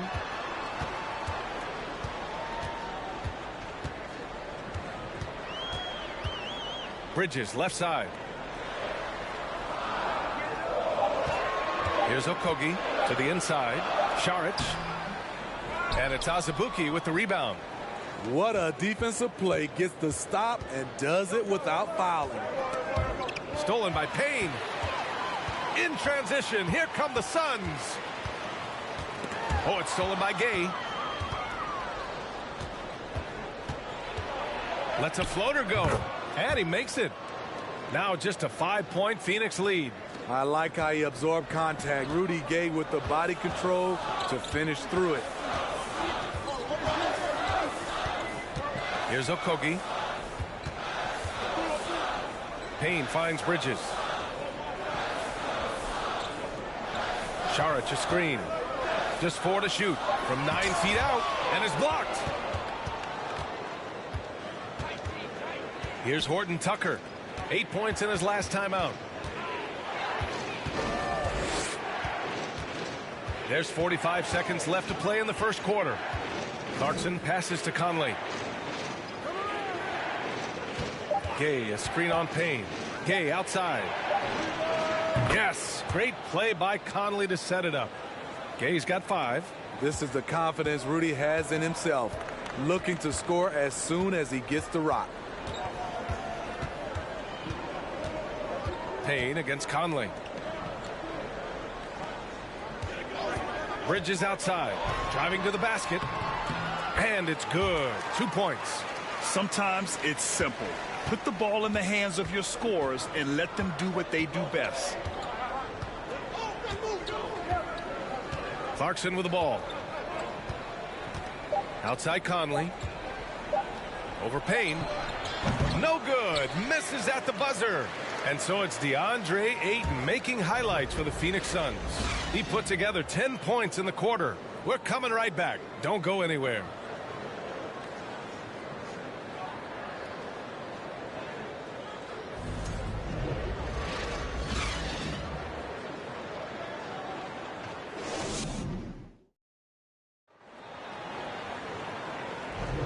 And thanks again for tuning in. If you're just joining us, we played through 1 quarter of action so far. And taking a look at the Suns' performance here, guys. What are your thoughts? Just excellent first quarter defense. They've been really getting after it. Yeah, they were very physical and very aggressive. They've just been the better team so far. Here's Beasley. 15 in his last outing. So the Jazz 5 right now. Jared Vanderbilt out there with Kelly Olynyk. Then it's Malik Beasley. Then there's Taylor Horton Tucker. And it's Sexton in at the 1. Now here's Olynyk. Pass to Sexton. Off with the layup. And the Suns shooting around 39%. They'd like to get that higher. And here's Saric. Checked by Sexton. Fades back. The rebound by the Jazz. No one on him. He committed to fading away. Probably could have taken more time with that shot. Oh, rejected by Ayton. Yeah, Ayton has all the physical gifts of a great shot blocker. Size, length, and agility. Craig passes to Paul. And here's Saric. Well, he hasn't put up any points yet in this one. 4 on the clock. Here's Booker. Vanderbilt pulls it in. Utah trailing here. Here's Horton Tucker. And they'll get another chance. Taylor Horton Tucker makes the most of his minutes. Outside Paul. Pass to Ayton.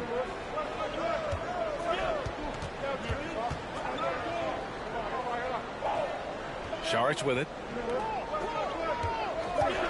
Booker for 3. His 6th miss of the game, just 2 for 8 now. He hasn't helped the cause with his shooting, but his teammates have had his back. Here's Horton Tucker. Booker defending. Beasley outside. Fires from deep. And it's Phoenix with the rebound. Ayton's got his 7th rebound of the game with that last one. Pass to Paul. Ayton, a screen on Sexton. Shoots from 14. Here's Saric. And he banks in the layup. Back in the day, someone would have blocked him out, but times have changed. The Jazz have gotten nothing to go out of 5 attempts so far this quarter. Beasley, pass to Olynyk. Outside Sexton. The ball's knocked loose. Booker against Sexton. Pass to Paul. Shoots over Beasley. And that one's good. Paul's got his first points of the game. We've seen a lot of coaches make the transition from college to the NBA. Smitty, what are the biggest challenges in making that leap, you think? I think gaining trust from your players is totally different from the NBA and college. Also, the pace of the game. Not the speed of the players, but the flow of gameplay itself. And finding the soft spot in an NBA defense is much harder than it is in college. For a big man, Olynyk shoots it well, especially from downtown. Pass to Saric from deep three-point range. Rebounded by the Jazz. Sexton with it, and it's Paul picking him up. Outside Olynyk. The 3 is up. And Craig pulls it down. The Suns have got 2 of 7 attempts to drop since the end of the first quarter. Now here's Paul. 10 points in his last outing. Booker no good. At some point, when you recognize someone's this out of rhythm, you have to shift to something else. Outside Vanderbilt.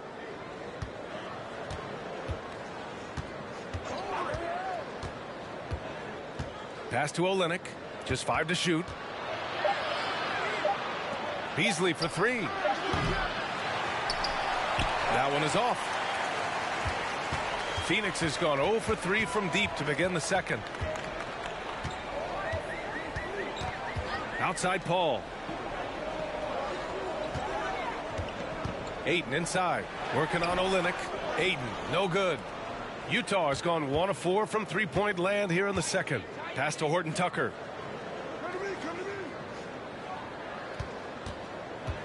Inside. Here's Olynyk. Oh, and he got fouled on his way up. He'll head to the line to shoot 2. It's going to be on DeAndre Ayton. You know, they try and stifle Olynyk, but his physicality lets him work right through it.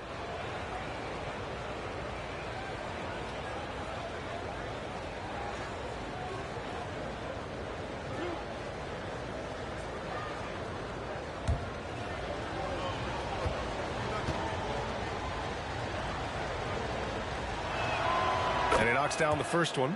A physical big man who won't back down from anyone. Every team could use a guy like Kelly Olynyk. Lee, he's checked in for Phoenix. Shamet comes in for Booker. And a switch here also for Utah. Markkanen's checked in for Horton Tucker. He does not get the second one. The Suns leading. Here's Lee. Pass to Paul. Here's Shamet. Takes a 3. The rebound by Markkanen. Markkanen's got 4 rebounds now.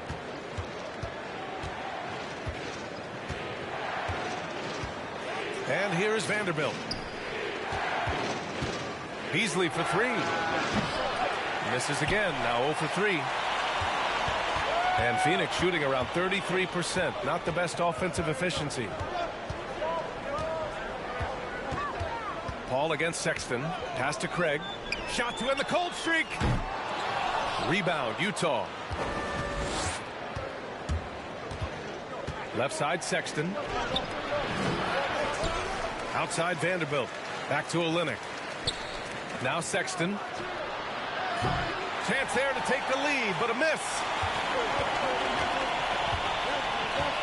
Here's Shamet. He's guarded by Beasley. From the line, Shamet, no good. He looked just a little out of rhythm. He's still trying to establish consistency from there. Down low. Pass to Sexton.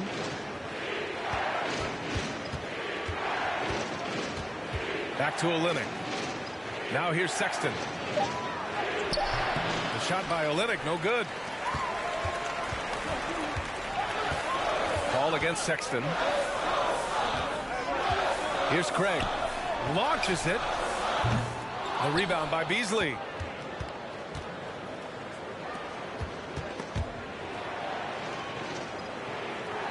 Outside Sexton. Outside Olynyk. Markkanen inside. He nails it, and we're tied. Markkanen's got 6. And with an excellent understanding of the game, Olynyk is able to find open teammates. Ayton, a screen on Sexton. Here's Paul. That one rolls around and rims out. The defense is right there. Quality contest, and they threw him off his rhythm. Markkanen finds Beasley.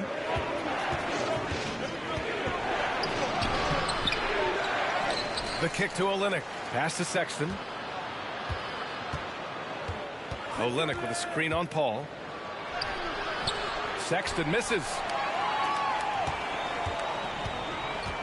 Vanderbilt against Paul. And here's Ayton. It goes again. His 6th basket in 7 tries. Yeah, when you let Ayton get the ball close, it's over. DeAndre is just too skilled. Time called here. The Jazz decide to talk it over.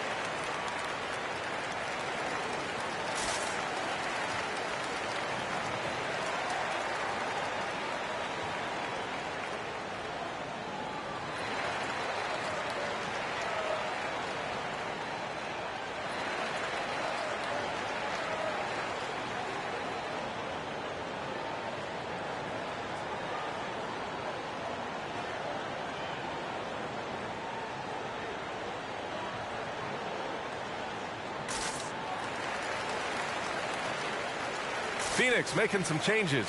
Johnson, he's checked in for Craig. Bridges comes in for Shamet. And Payne is subbed in for Chris Paul. A big group substitution here for Utah. Azubuike, he's checked in for Olynyk.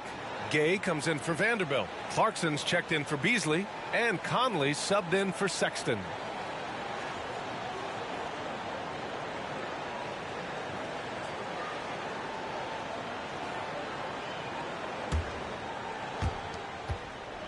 Utah trailing here. Markkanen, the pass to Clarkson. Pulls up at the elbow.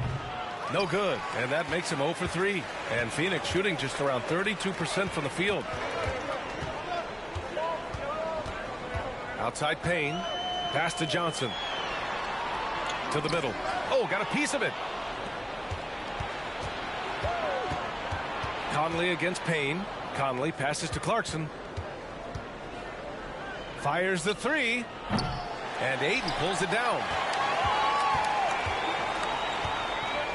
Now Payne still getting warmed up offensively. No buckets yet in the game from him.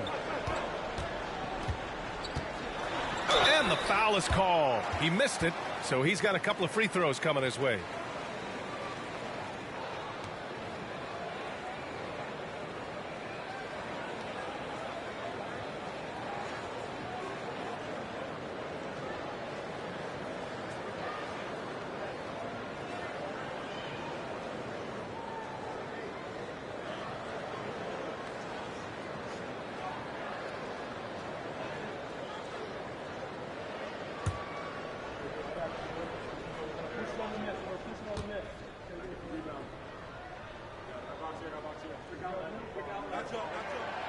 He's off on the first.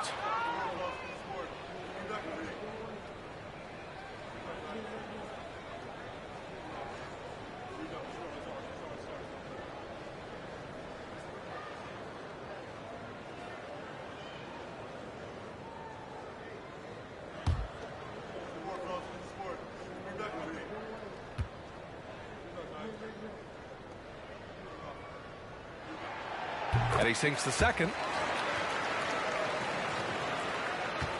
Conley with the ball.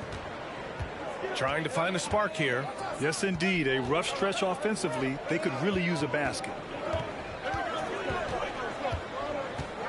Here's Azubuike. Clarkson passes to Markkanen. Just 5 on the clock.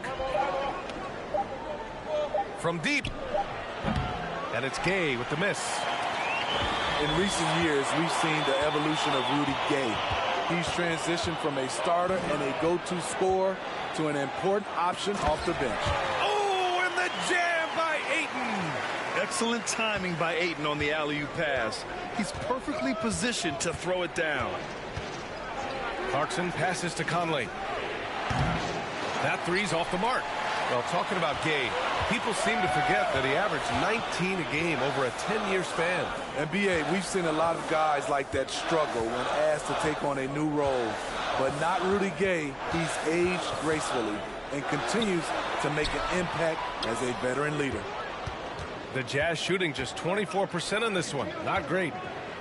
Pass to Markkanen. Here's Clarkson. With the drive. To stop the drought. Nails it from 3. I mean, I guess they're willing to give him that shot. They may want to rethink that strategy, though. Johnson a screen on Conley. Payne drives. Over Gay. Out to Bridges. From deep, Johnson. The rebound by Markkanen.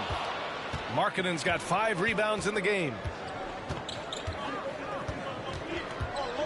Pass to Gay. From deep, Conley. That shot is off. And Phoenix the other way now. Their biggest lead of the game was 9. Payne with it. There's a minute 17 left in the second. Over Gay. Deflected. A pretty good defender. Gay using that 7'3" wingspan well. Get that shot out of here. Just an awesome display of athleticism on our AT&T 5G Slam Cam. Here's Conley. Boy, he's been patient so far. Nothing yet on the scoreboard. Gay outside. Back to Conley.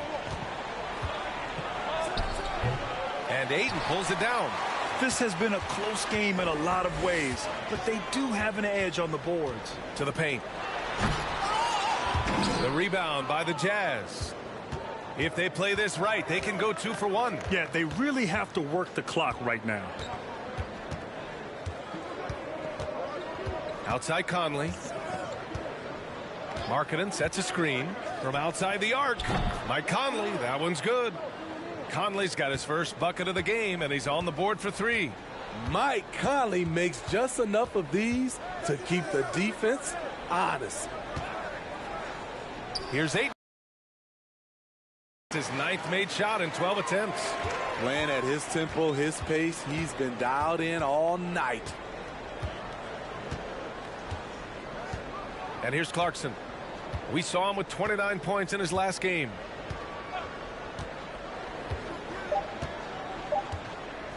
From deep.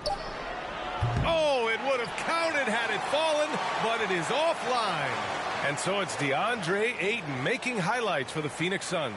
Between the scoring and rebounding, an excellent period. More NBA on 2K Sports right after this.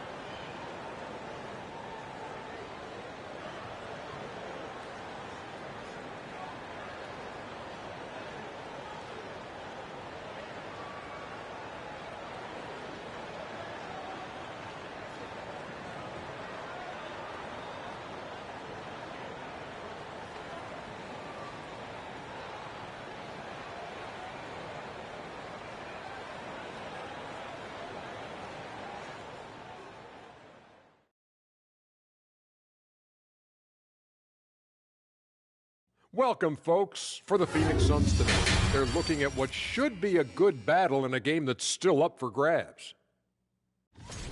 This one looking like it might come down to free throws. Big fella, I know that's your specialty.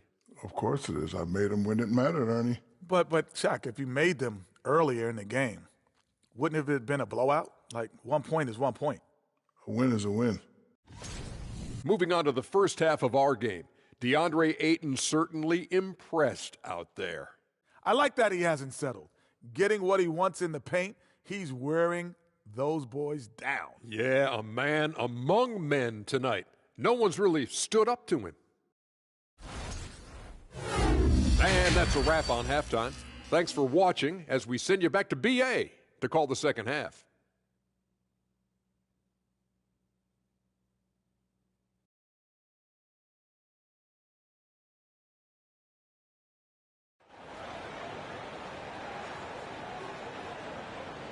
And we're halfway through. It's been a fairly even one. We're seeing a tremendous game from DeAndre Ayton. And given that he's just delivered a double-double through 2 quarters, I'm excited to see his stats at the end of the night. They're asking a lot of him, shouldering the load in a number of areas. You just hope he has enough left at the end. And if you're just joining us, we played through the first half in a game that's been fairly even so far. Bridges and Johnson fill up the forward spots. The deadly pair of Paul and Booker are the backcourt. And it's Ayton in at the 5 down low. So that's the lineup on the floor for the Suns. Now here's Bridges. Outside Johnson. Back to Paul. Pass to Booker. 6 to shoot. Looking to get it going. And that's out of bounds. It was last touched by Booker. And taking a look at last year's stats. Here were the players that led the way in terms of steals. Second, Chris Paul. Last year, he was really opportunistic defensively, creating havoc.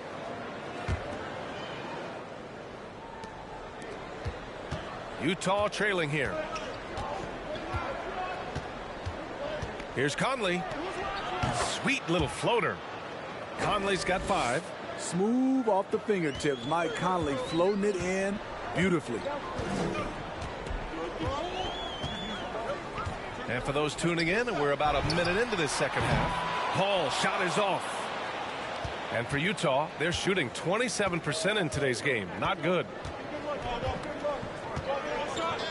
Markkanen, the pass to Sexton. Markkanen with a screen on Paul. For the lead. And it's Phoenix with the rebound. Their biggest lead of the game was 9. Third quarter of basketball. We're about a minute and a half in. Pass to Booker. Vanderbilt against Johnson. Paul with it. 5 to shoot. Shoots from 12. That one no good. Conley with some nice D. Starting the half with 3 straight misses. Not how they envisioned this one.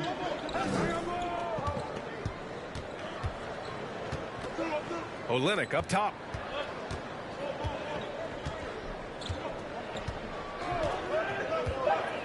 The Jazz need to get one up in a hurry. Here's Sexton. And they force the shot clock violation. Great D. A chance to check out the Phoenix Suns' upcoming schedule.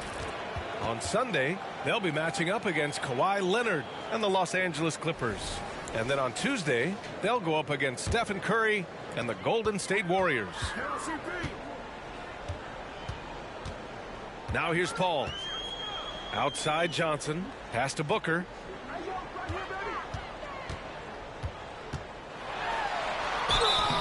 Count it, and the foul. That's on Colin Sexton. And that's got to be a relief. Finally getting something to go here in the second half.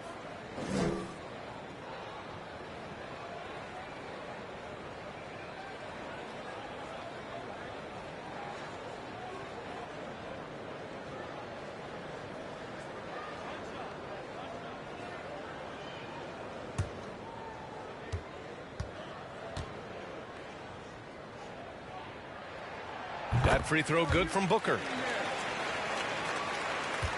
For Utah, they've gotten only 1 of 4 shots to fall in the second half. Conley against Paul. Markkanen with a screen on Paul. And the ball out of play. The Suns will have it. Saric checks in for the Suns.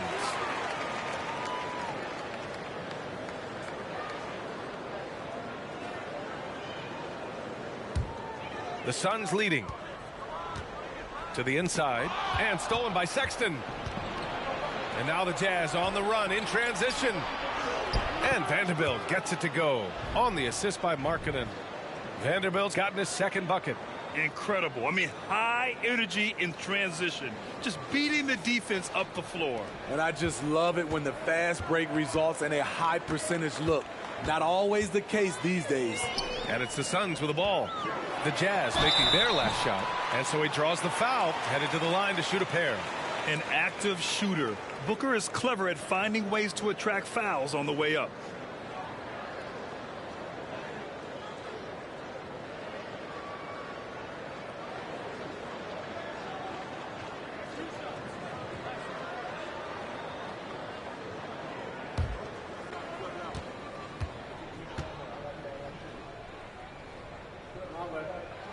That free throw no good.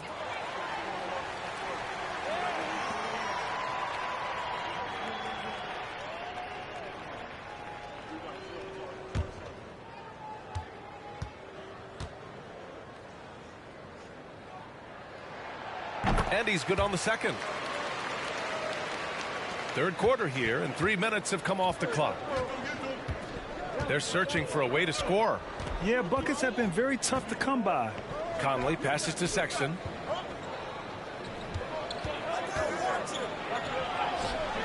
Can't hit that one. Booker with the defensive effort.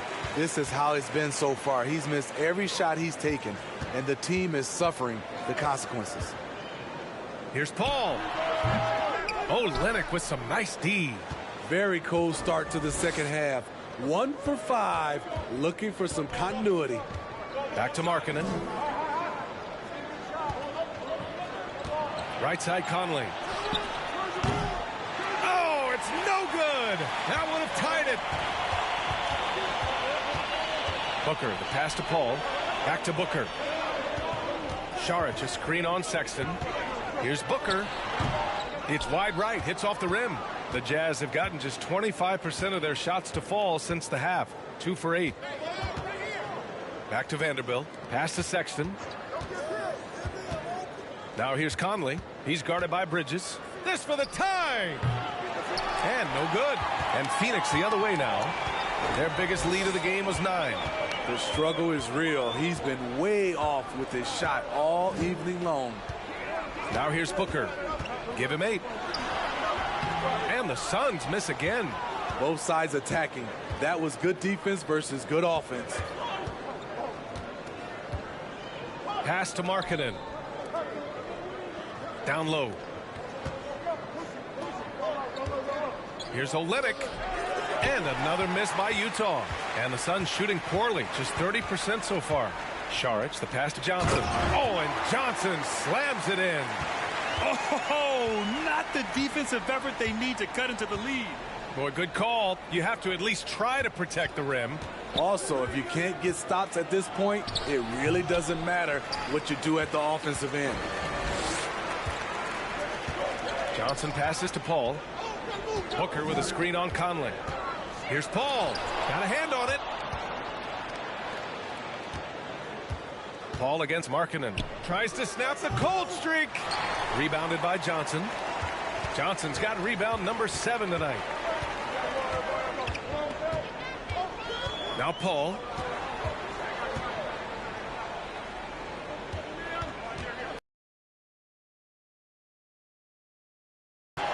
Conley with some nice D.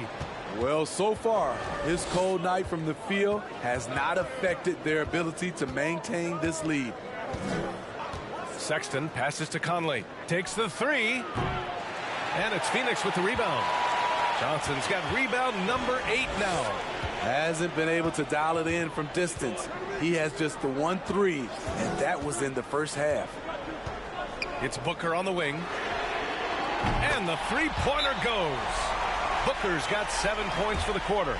I really love seeing Booker score off the ball. He shows his understanding for spacing and when to put up a shot. And Utah calls time here.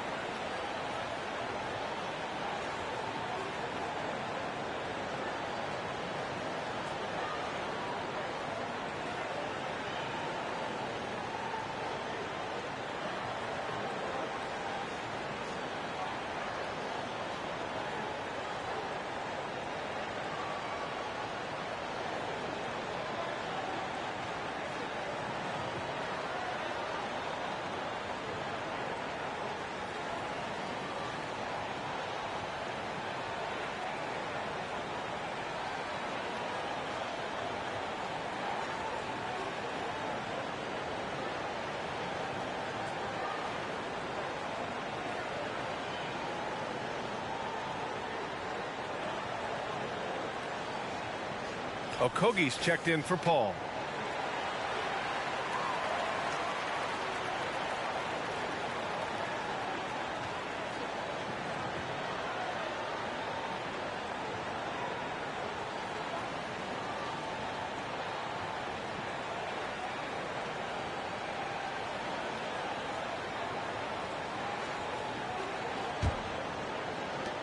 Utah's got nothing to fall here in the third. 0 for 4.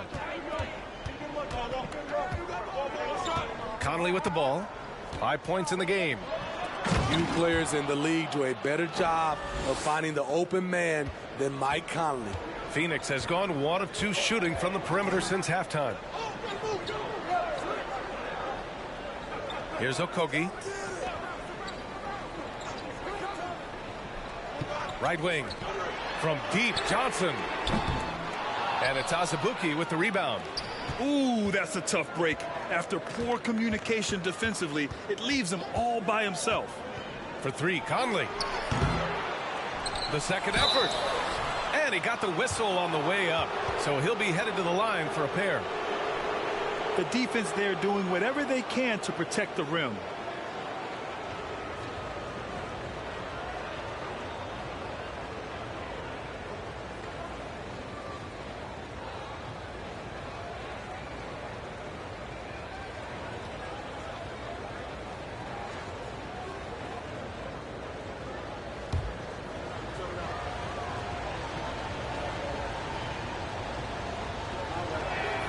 First free throw is good. Some changes for Phoenix. Craig comes in for Johnson, and Payne is subbed in for Devin Booker. Gay's checked in for Utah. Clarkson comes in for Mike Conley.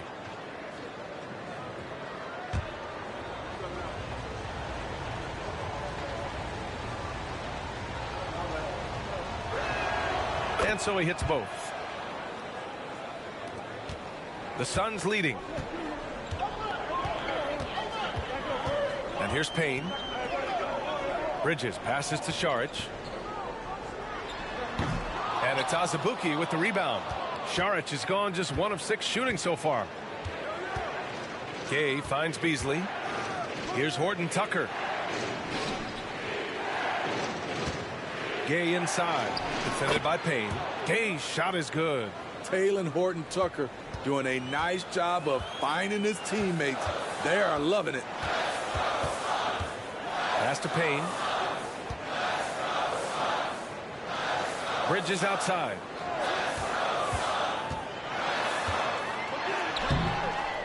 Rebound, Utah. One reason this game is so tight is because both teams are hitting the boards with reckless abandon. Gay, the pass to Beasley. For the lead. The rebound by Bridges. Bridges has got 4 rebounds in the game. Craig with a screen on Clarkson. Here's Saric. Fades away and sinks a tough shot.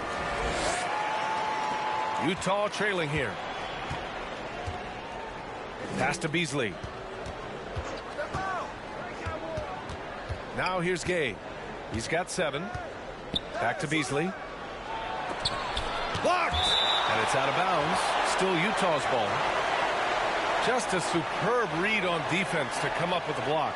Yeah, obviously he had the shot well anticipated, able to shut it down with authority. Phoenix making some changes. Ayton, he's checked in for Saric, and it's Shamet in for Bridges. And Utah with a change here too. Olenek's checked in for Azubuike.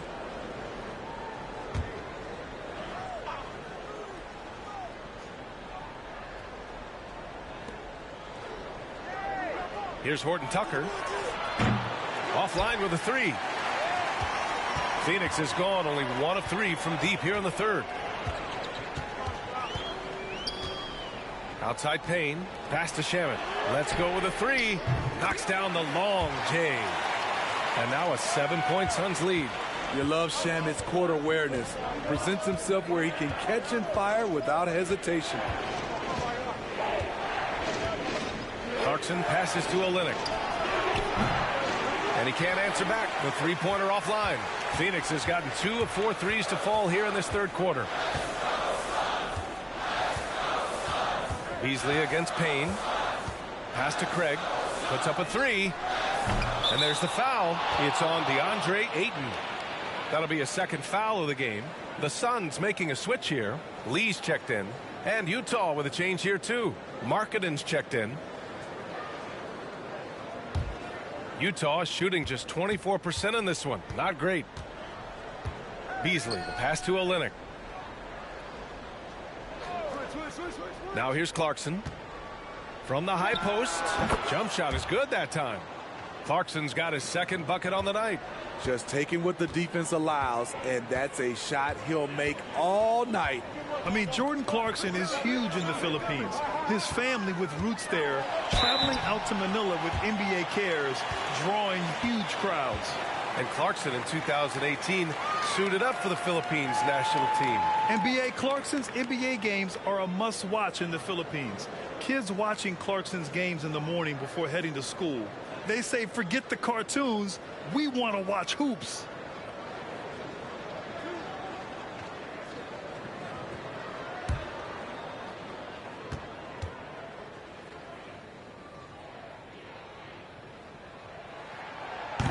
And that one misses. Yeah, what I appreciate about Ayton is that he wants to keep getting better. You have to be excited about his future.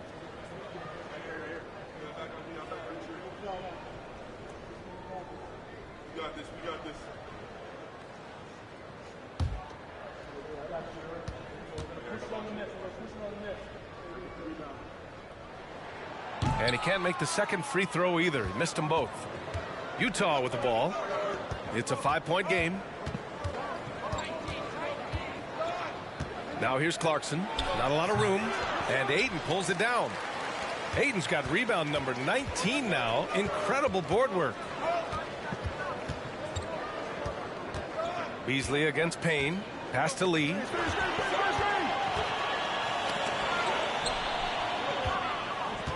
Here's Ayton. Offensive rebound. And he battles for the ball. Gets the second chance bucket. Ayton's got 20 points. Yeah, showing a little versatility with their offensive attack.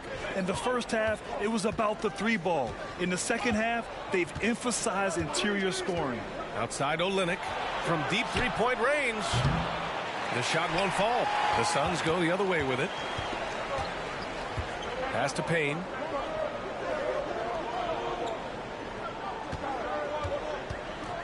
Ayton, a screen on Beasley, and here's Payne outside. The rebound by Markkanen. Utah shooting a poor 25% for this game so far. Here's Horton Tucker. Outside Olynyk. Beasley against Payne. Shot clock at 6. Here's Horton Tucker. The Jazz with another miss. Woo, that's just a case of bad defense and even worse offense. Ayton, good setup. Led him to the rack perfectly for the layup. You need guys who are willing to make the next pass. Shamet doesn't rack up a lot of assists, but he's unselfish. Clarkson passes to Olynyk from deep. Phoenix grabs the miss. He's doing what he can to help them cut into this lead. His shot just isn't quite there tonight. It's a 4-second differential between the shot clock and game clock. Puts it up from 12. Rebounded by the Jazz. Olynyk's got double-digit rebounds now in the game. Clarkson up top. Pass to Horton Tucker. Off target from outside. And we've watched 3 so far in this one. Suns ahead, up 9. And time to step away quickly, but we'll be back in no time with the start of the fourth quarter.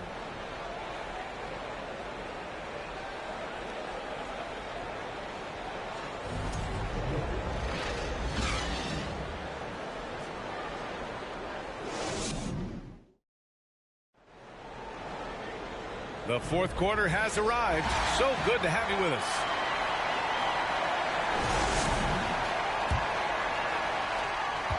The Suns leading. So the Jazz 5 right now.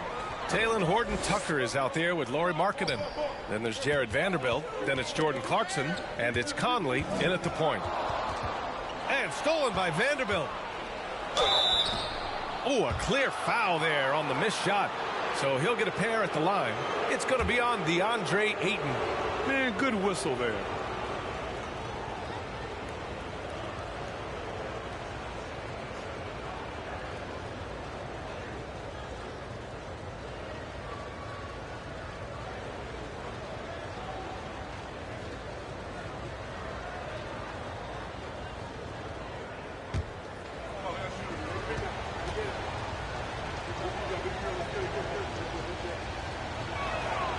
The free throw drops for Vanderbilt.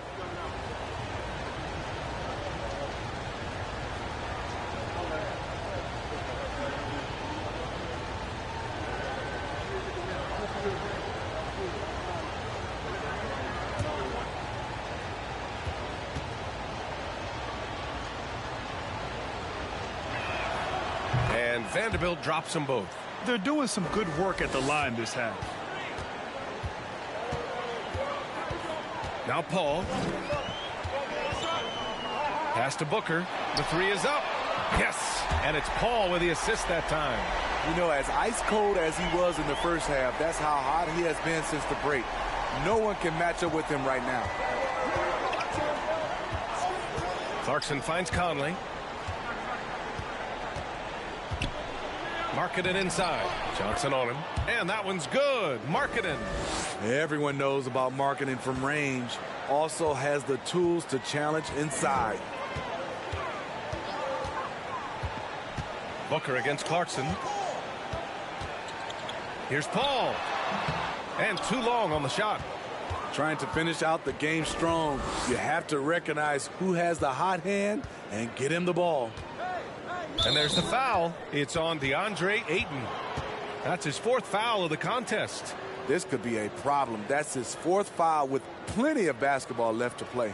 The Jazz making a switch here. Sexton's checked in. On defense, the Suns. Back to Conley. He can't get it to go. So Phoenix will take it the other way. We've gone about a minute and a half into this fourth quarter.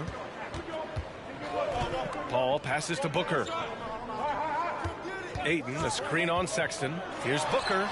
Here's Ayton. Uses the glass to finish the layup. Ayton's got 24.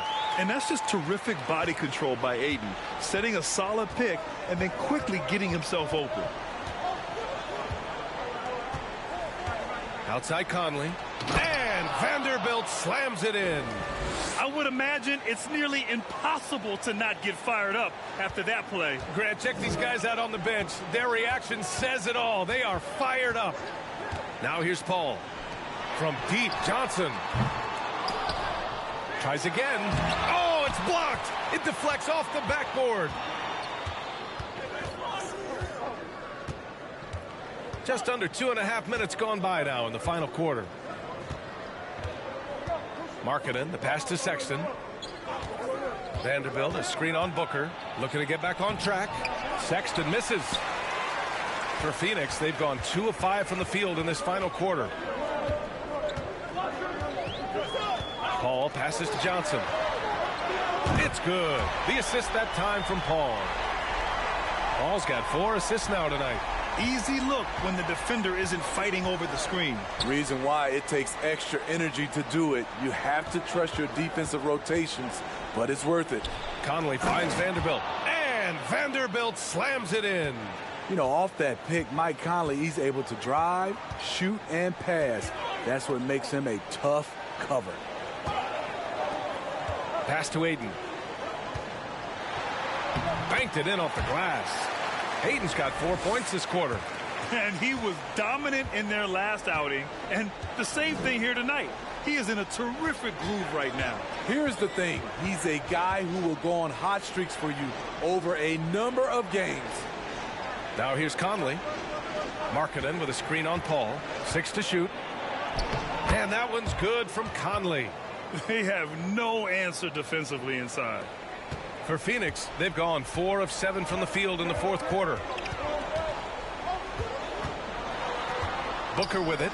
Over Sexton. Here's Ayton. Laid it in with a nice touch off the window. Ayton's got 10 points here in the second half. And their physical dominance has been on display. A 10-rebound advantage is a good indicator of how this game has gone. Vanderbilt, the pass to Sexton. He takes it in. And he was fouled while in the act of shooting, so he'll take 2 free throws. The officials were right on top of that one. Recently, we've seen a few super teams put together, but it hasn't always been an automatic recipe for success, Smitty. Well, BA, a lot of times you see those super teams on paper. It's all about execution on the floor. And the biggest factor that sometimes hampers super teams is health, and that could be a big factor in upsetting your plans. And he knocks down the first one.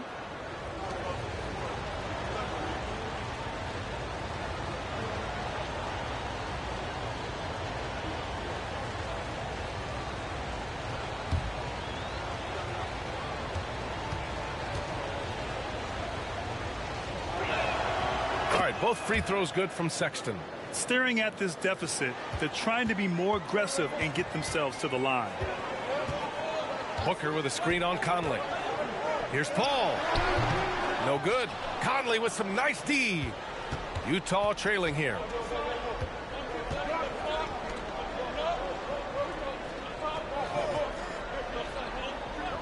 Outside Sexton. That one's good. And it's Conley who picks up the assist.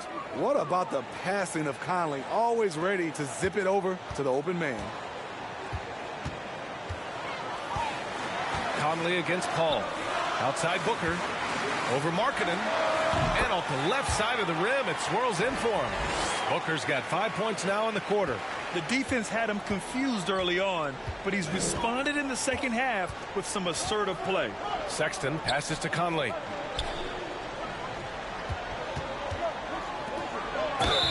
And he got the whistle on the way up, so he'll be headed to the line for a pair. It's going to be on DeAndre Ayton. And as Markkanen continues to develop his skill set, he'll get to the line a lot more often.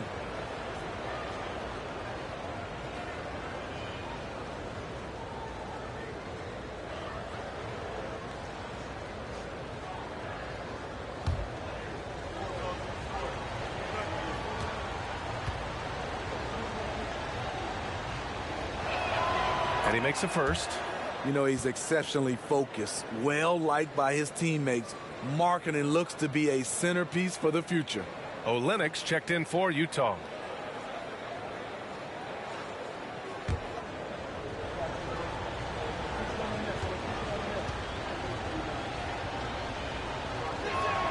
Markkanen hits them both.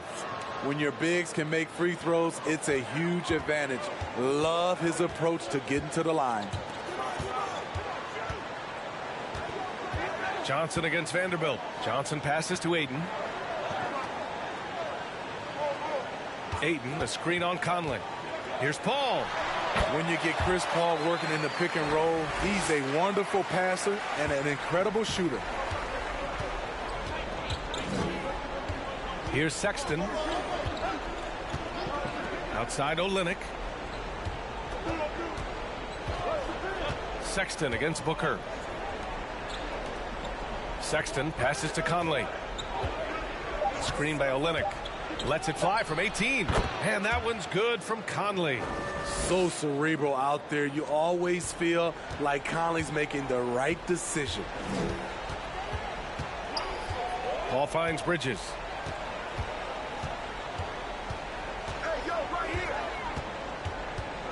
Pass to Booker. Launches a three. Another three for Phoenix. He drops yet another dime. Just facilitating this offense like a maestro. Olynyk up top. And here's Conley. This one for three. Drops in the three.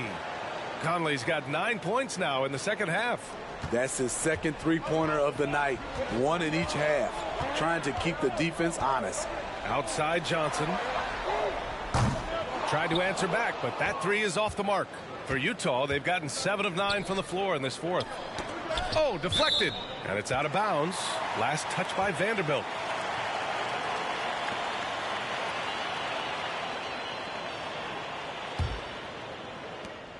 Phoenix has gone 3 for 5 from three-point land since the end of the third quarter. Johnson a screen on Sexton. Free throw line jumper. Here's Ayton. Up and in on the layup. Ayton's got 30 points. And they keep on figuring out ways to force the rock inside and convert. And Utah calls time here.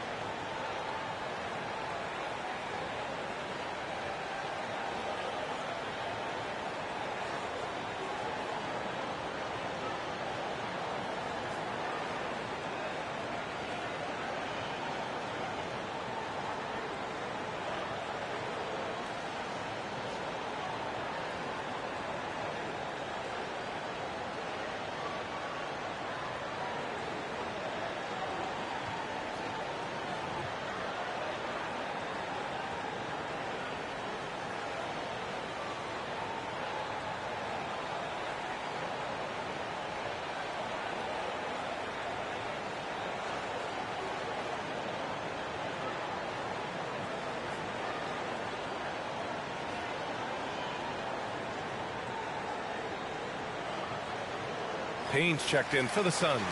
Let's check in with our reporter, Allie LaForce. Guys, over that last break, I listened to the Jazz coach address his team. He let his guys know that he needs more from them to close this deficit. He said, quote, "We have to get something started. I know we're behind, but you are capable of taking this game if you still want it." Thanks for that, Allie.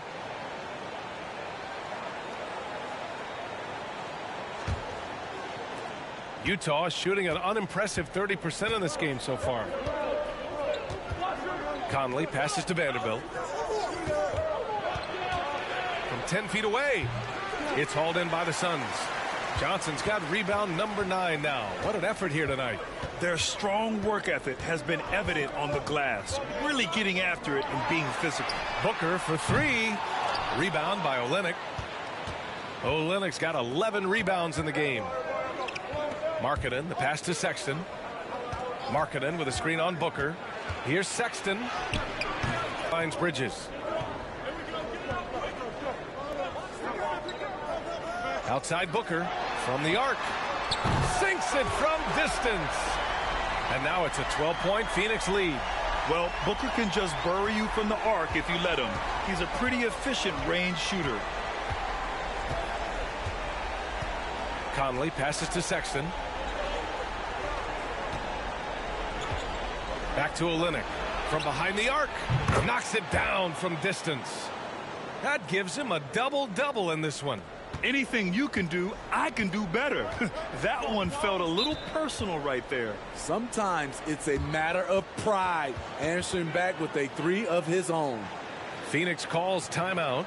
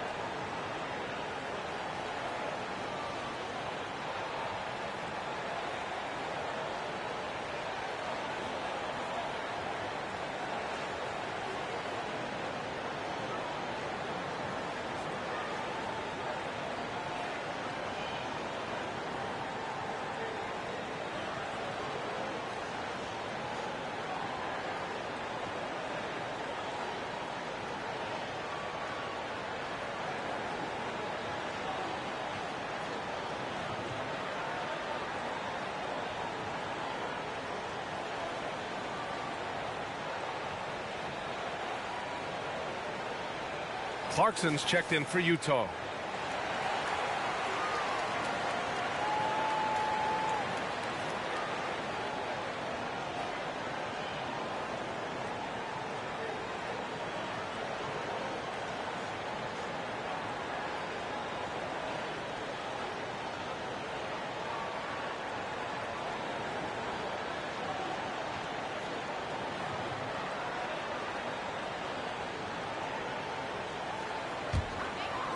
Utah on D. They trail by 9. Outside Johnson. Pass to Booker. Over Clarkson. Vanderbilt pulls it in. Vanderbilt's got rebound number 10 tonight with that last one. Booker against Clarkson. Here's Markkanen. Here's the 3. Shot's no good. Made 4. He's missed 4 now. Payne against Markkanen. Here's Booker. And the officials whistle a foul on the shot. The bucket is good, and he'll go to the line. And now almost all their points coming from the paint.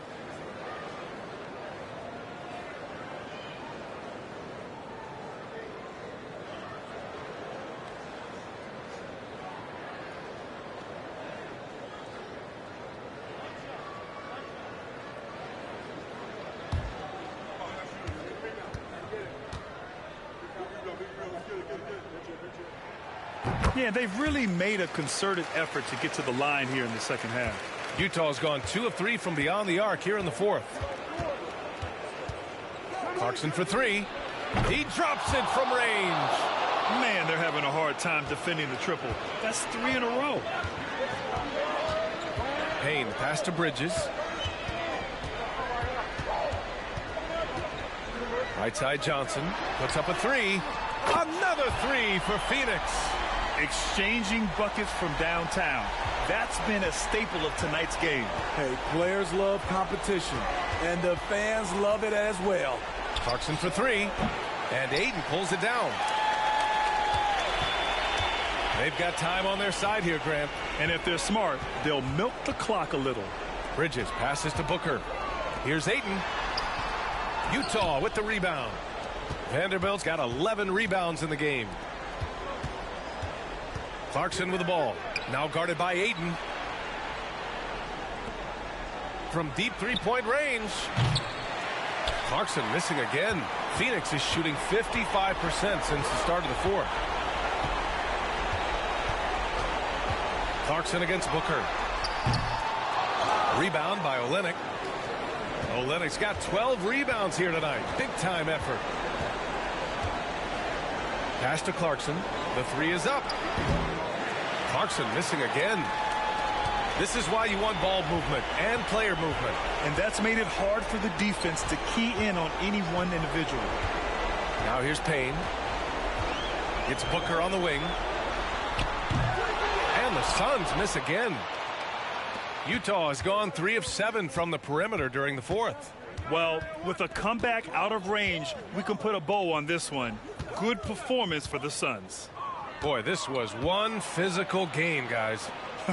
They obviously felt that was an advantage of theirs coming in, and they were able to be relentless inside as a result.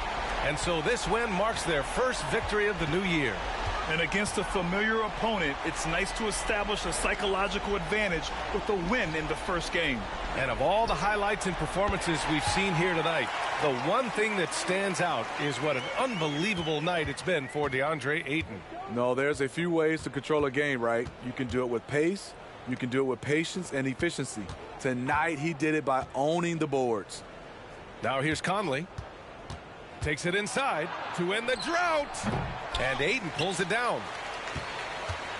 Well, Grant, it's obvious who's been in control of this game. You know, you really have to appreciate their relentlessness. Outside Booker.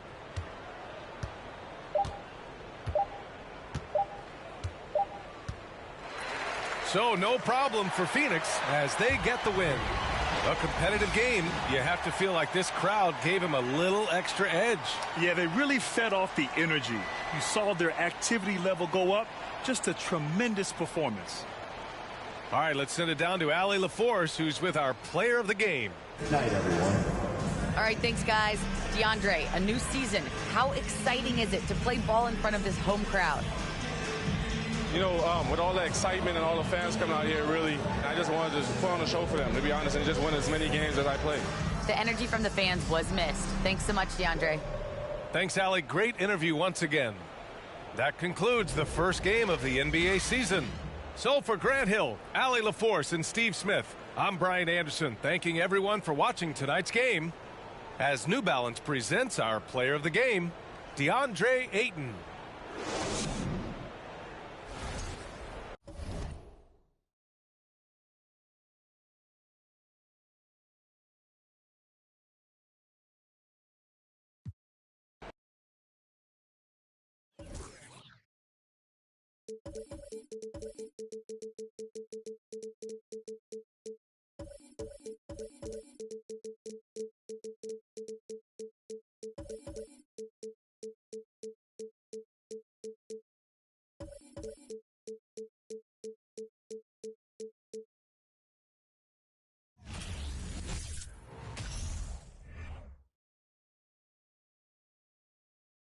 Oh, say does that star-spangled banner yet wave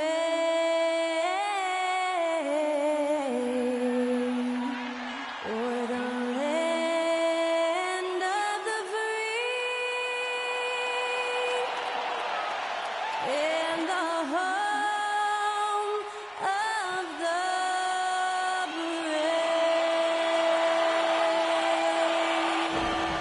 To celebrate our nation, that was Skylar Cole with tonight's national anthem performance.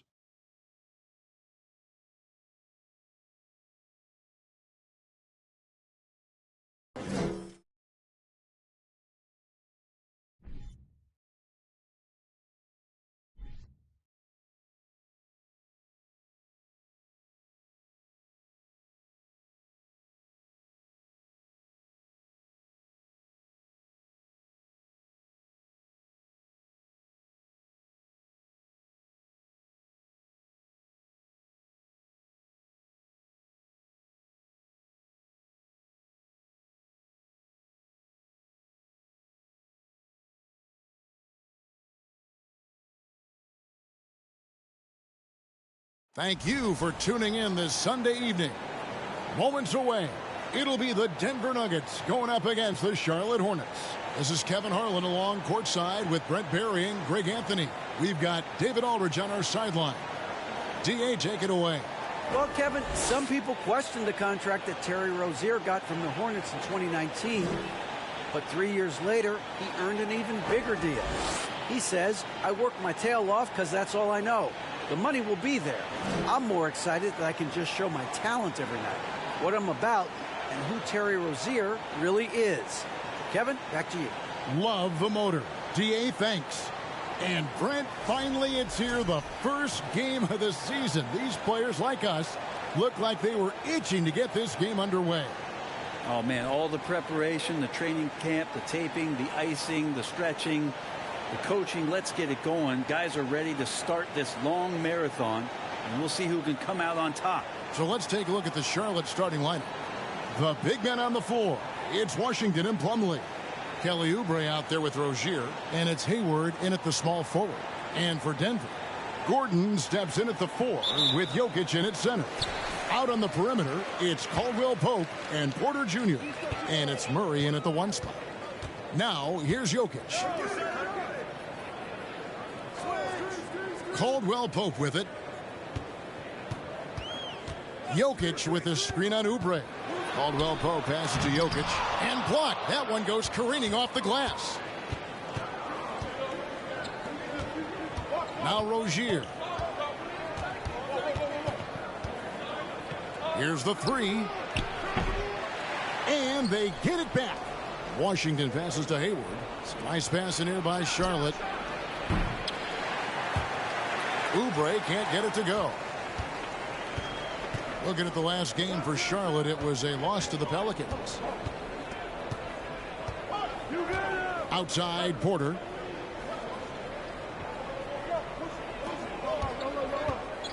Caldwell Pope outside. 5 to shoot. Here's Gordon. The shot missing. And the Hornets now going the other way. Hayward finds Rozier.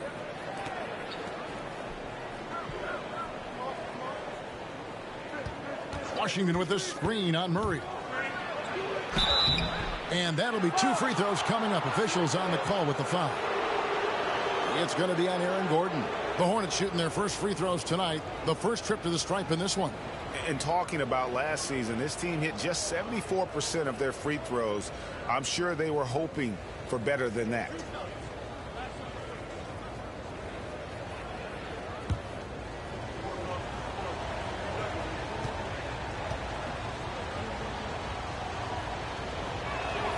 And the first one drops.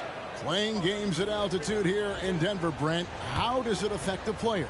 Well, you could say it's mental, but I could tell you from experience, Kevin, it is physical. I mean, it does hit you. And you got to get past that early burn before you can get back into the endurance part of your conditioning. About a minute and a half through the first quarter. Murray kicks to Jokic. And here's Gordon from outside. The Nuggets with another miss. Man, he's had 3 good looks at the basket and nothing to show for it. Here's Oubre. He had 15 points last outing.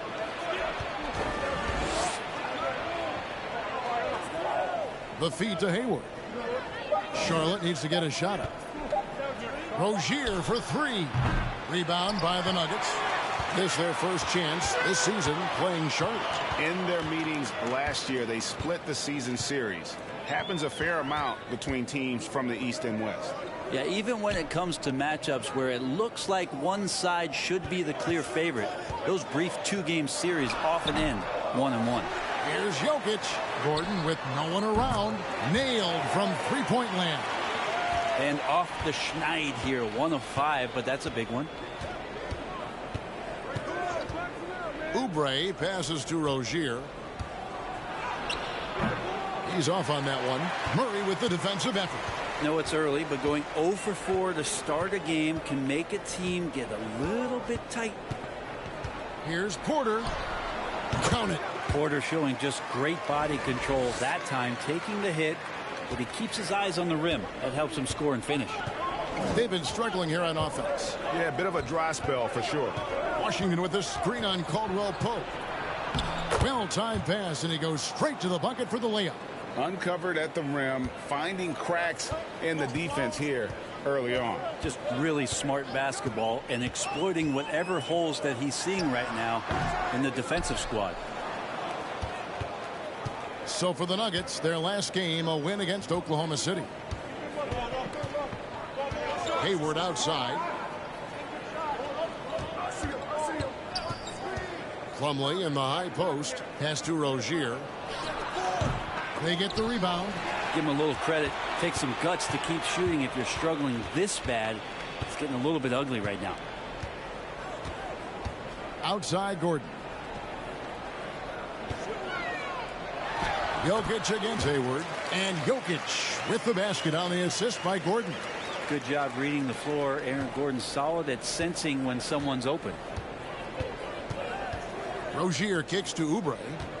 Plumlee with a screen on Caldwell Pope. Oubre, during his childhood, Hurricane Katrina forced Kelly Oubre Jr.'s family out, and they had to move.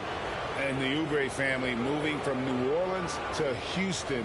Kelly saying he still thinks about the day his family left NOLA. Feels lucky they found a new home.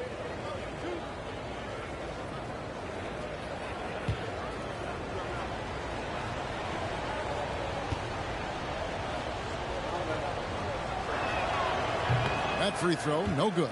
Oubre, the more he plays and gets into a rhythm, you start to see some of that confidence. That's going to help out the team.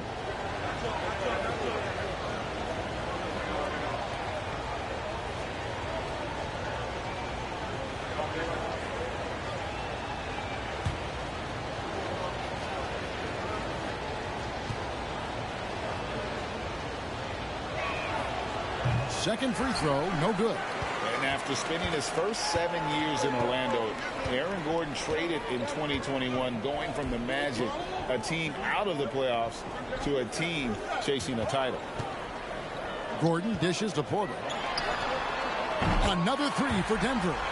We feel like there's nowhere on the floor where you can really get away from Michael Porter Jr. 3-ball goes that time. Plumlee finds Hayward. Back to Plumlee. Hayward outside.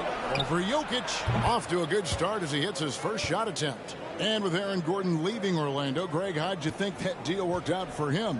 Kevin, I think the change of scenery was great for Gordon, taking on more of a complimentary role and getting more big game experience. And he's good on the 3-ball. Porter's got a pair of threes now in the first quarter for the Nuggets.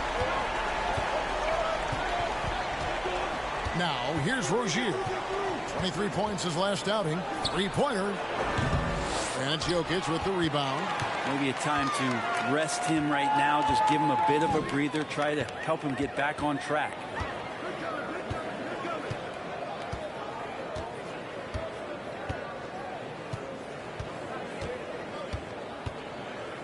Caldwell Pope with the screen on Plumlee.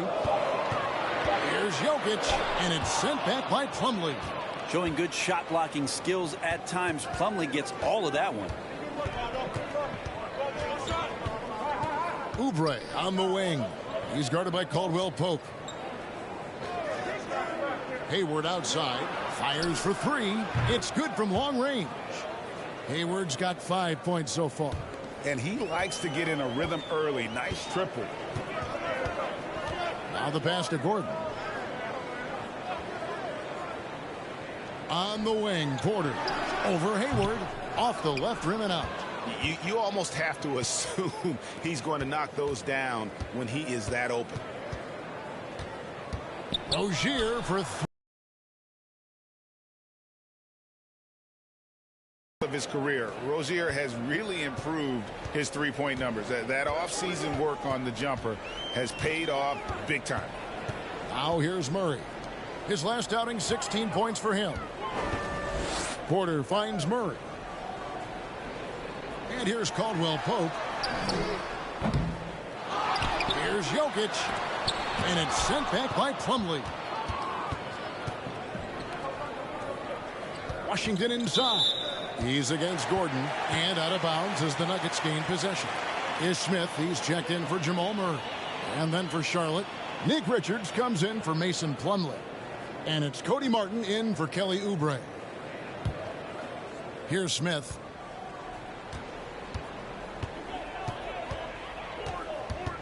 Jokic sets the screen for Smith. The 11-footer. It's deflected, and it's out of bounds. The Nuggets able to retain possession here.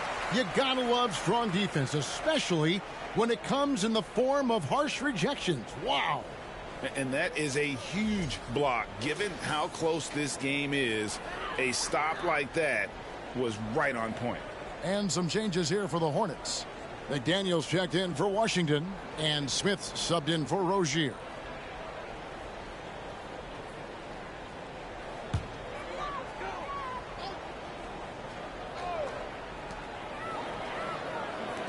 Here's Highland. The rebound by Richards. The Hornets have gone 4 of 10 shooting the ball here in the first quarter. Martin, the pass to Smith.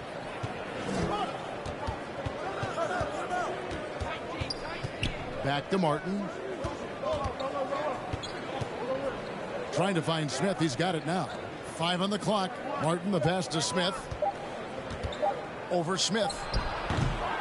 Smith, no good. Well, if you believe in the numbers, that mid-range shot is not a high-value shot, even with little or no defense on you. And it's out of bounds. The Nuggets able to retain possession here. Great energy on the deflection and a good job disrupting their offense. Yeah, appreciate the work right now on the defensive end. Timeout is called. First of the game for the Nuggets.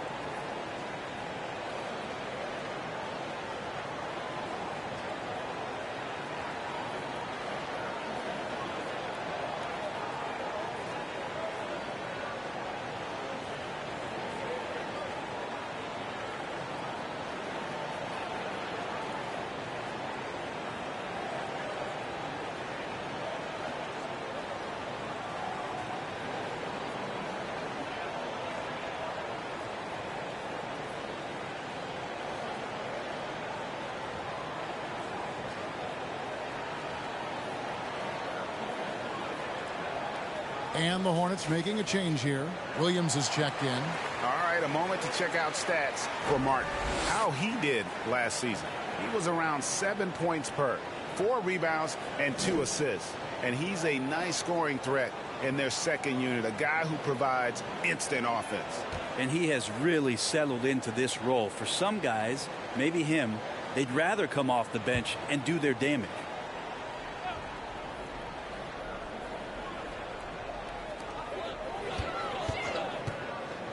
Brown right side. They kick it out to Green.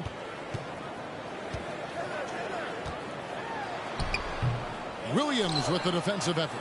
That's a surprise. I mean, really out of character for him to miss when the defense is not right up on it.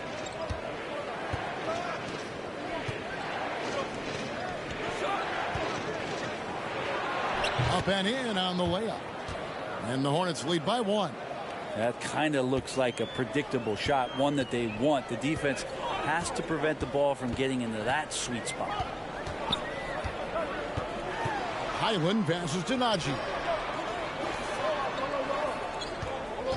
Now here's Brown. McDaniels defending. Williams with the block. Smith feeling it out a bit. And we've got a moment now to look at the highest scoring teams in the NBA from last season. The Hornets 4th.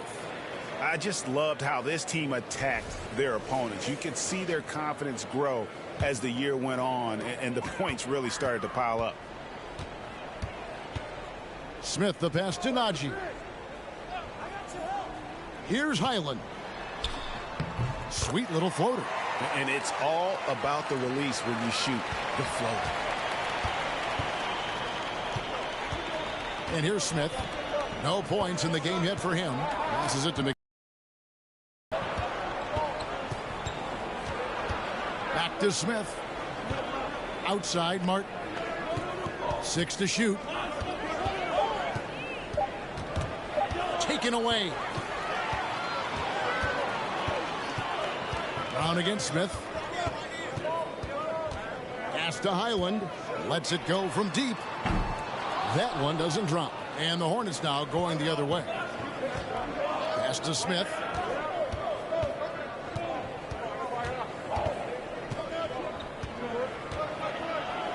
Feeds to Williams. And it's slammed in by Williams. And forget about finesse. This big fella's all about the power. And so it's Smith with it. He'll bring it up for the Denver Nuggets. They trail by 1. Lets it go from 11. And it's Green with the jam. And Green getting off the floor there for the dunk. Really like watching him sky up for those. Smith the pass to Williams. It's good. The assist that time from Smith. 6 points for Williams. 6 changes of the lead here. Yeah, both teams still kind of feeling their way through this game. Green with a screen on Smith. Smith kicks to Green. The tray bangs home the trifecta. Green's got 5.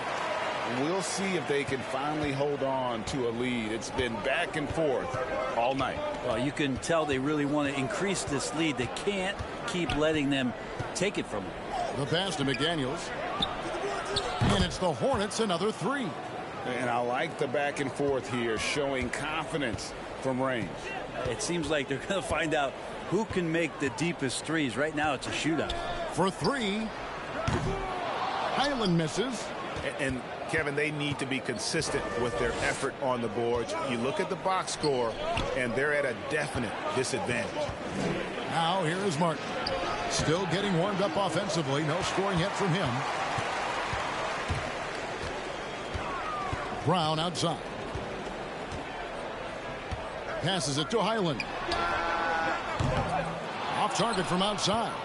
Time for some consideration in the passing category, maybe, Kevin. The shot is just not on. Get somebody else going. Smith finds McDaniel. That 3 off the mark. And the great shooters know when they've got enough opening to go for the 3. I didn't think it was a bad choice on that possession. Now here is Smith.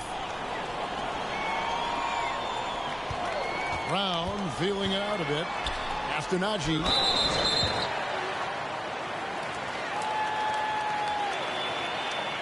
Denver shooting their first shots from the stripe in this game. And as a team, excellent. A season ago, about 80% when they got to the line. Shoot 2.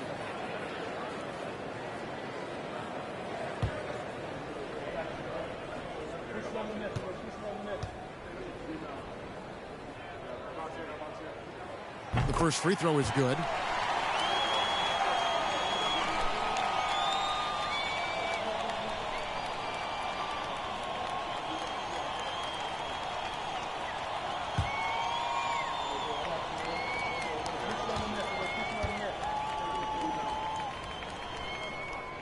That one misses, so he goes 1 for 2. He was able to tie it up, but he has to be disappointed that he could not give his team the lead. Nice shot by Smith. How about that for some confidence? Dennis Smith Jr. isn't afraid of trying his luck on the inside. And still a close game as the first quarter comes to a close. Hornets lead by 2. And we'll be back shortly for the start of the second quarter.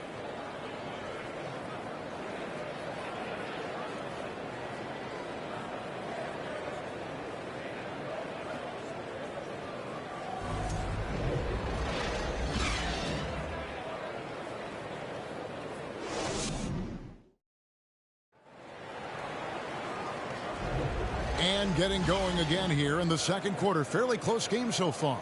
And when you consider how Charlotte is doing, guys, what do you think? Well, this is the edge that great rim protection can give you. Yeah, you can't be careless with your shot selection out there because some of them are getting thrown back.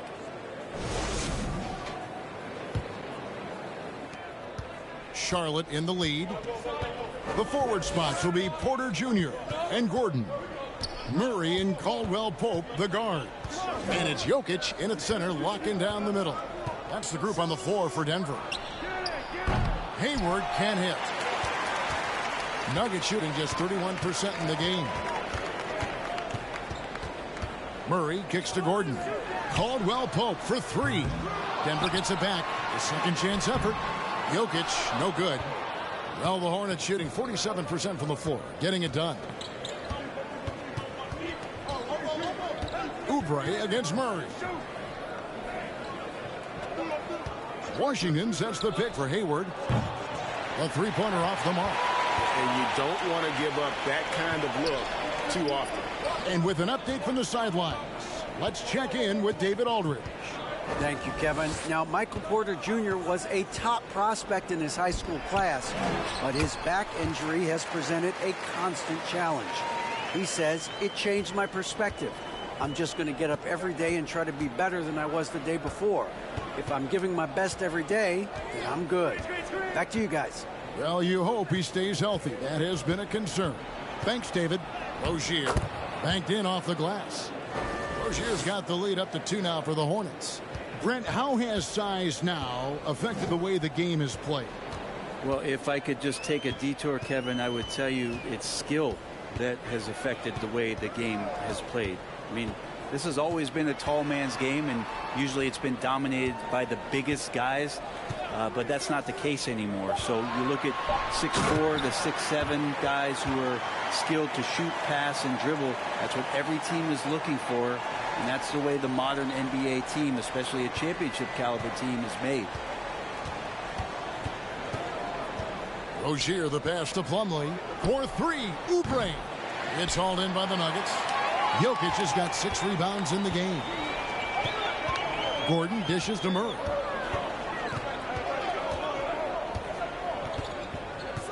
Pass to Jokic from past the arc.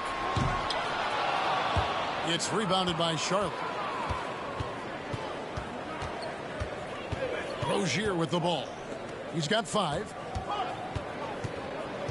Oubre passes to Washington. Kicks to Hayward. And Michael Porter is going to pick up the foul. That is his first foul of the game.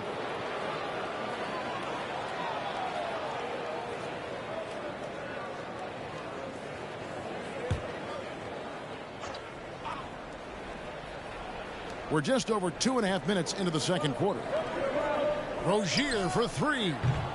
Jokic grabs the miss. Jokic has got his 7th rebound here tonight. Inside, One thing about Aaron Gordon that stands out is his insane athleticism. He's capable of some incredible dunks. And because he attacks that rim with such ferocity, it makes it special to see him go to the rim.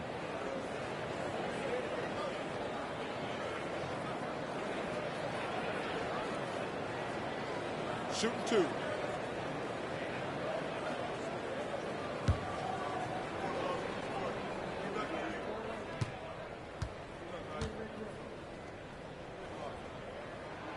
And the free throw is good, now leading by 1. We've seen Gordon compete, Brent, in the dunk contest like you, and there are some who would say he should have won. What about you? You can make a strong case that he was robbed, and Aaron actually does. But we see that under the legs, leaping over the mascot dunk on so many highlight reels. Just a special athlete, and what a special contest that was. And both free throws good for Gordon. Well, Aaron Gordon is a guy that you really value on both ends of the floor. He's capable of scoring. He'll attack the rim. He's shown that he's improved his three-point shooting. But on the defensive end, him being long and switchable, that helps out. So the more and more guys get used to his versatility, the more he's going to shine. Oh, Kevin, not a petty, not a Manny, but a facial. Oh, a bounce to the ounce, Greg? Yeah, showing off the bunnies. Now here's Gordon. He has 7. And he gets the whistle. 2 free throws coming up. And now a chance to see what's coming up for the Denver Nuggets. On Monday, they'll be playing against Damian Lillard and the Portland Trail Blazers. Then on Wednesday, they'll go up against Russell Westbrook and the Los Angeles Lakers.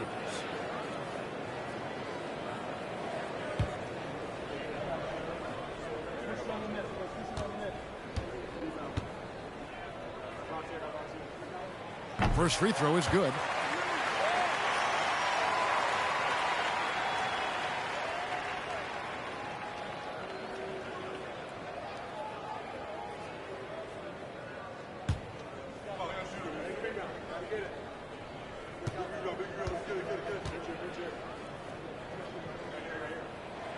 Gordon hits both of them. As we've gotten closer to halftime, their style has become more and more physical. Stolen by Gordon. And here in the second quarter of action as we approach 4 minutes played. Outside Porter. At the elbow, Jokic. Outside for Caldwell Pope. And another miss by Denver. Charlotte's got nothing but zeros from long range in the second quarter. 0 of 4. Oubre passes to Rozier. He feeds it to Plumlee. And it's slammed in by Plumlee. Well, such a big body, Plumlee does possess explosive verticality and then, of course, a power finish. Rozier against Murray. Over Plumlee, and it's sent back by Plumlee. And now running up the court, Hayward's pushing it up. Over Jokic. And no good. Had a chance to take the lead there. And so it's Jokic with it. He brings it up for the Denver Nuggets. Only given up 6 here in this quarter. Caldwell Pope kicks to Gordon. Here's Jokic. The Nuggets with another miss. Hornets have gone 3 of 8 from the field since the beginning of the second quarter. The pass to Rozier.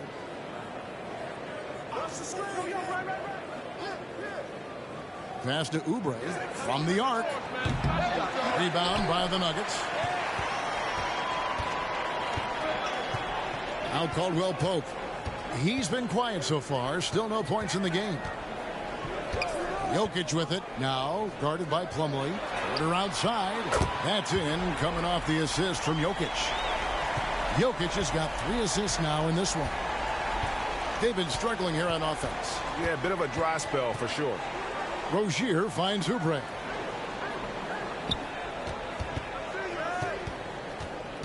Hayward outside. Just 5 on the clock. Pass to Washington.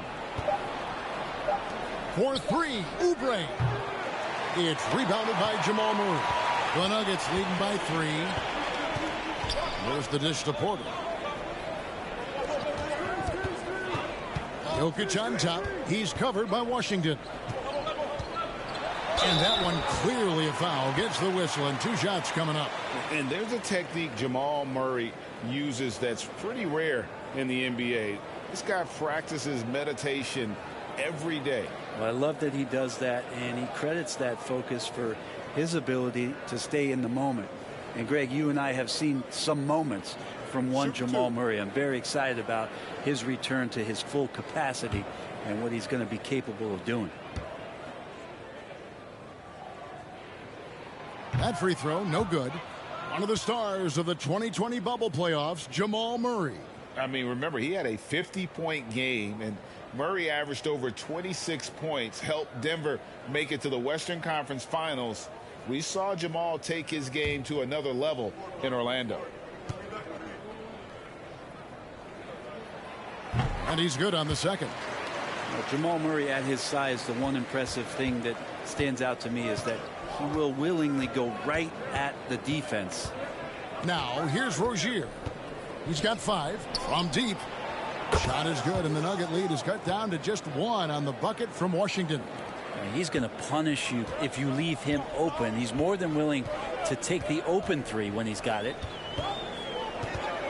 Here's Murray. Tried to bank it in, but he misses. A chance here to retake the lead. You can see the intensity on display here these last few minutes. And the basket is good, and he's got a chance here for 1 more at the line. So it'll be P.J. Washington shooting. That one on Porter. On the night, he's gone 2 for 2 at the stripe. The Nuggets making a switch here. Highland's checked in. Charlotte also making some changes. Nick Richards, he's checked in for Plumlee.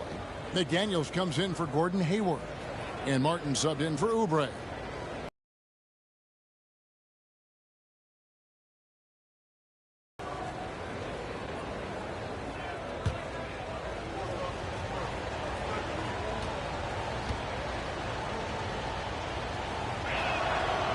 And Washington, no good on that one. Denver's gone 1 of 4 from 3-point range in the second. Not a whole lot dropping out there for them. Caldwell Pope dishes to Porter. He kicks it to Gordon. Fires the 3. Got it. And he's now 3 for 5 from the field. And you want more and more of this from Aaron Gordon. When he plays with an edge, he gets dangerous. On the wing, Rozier.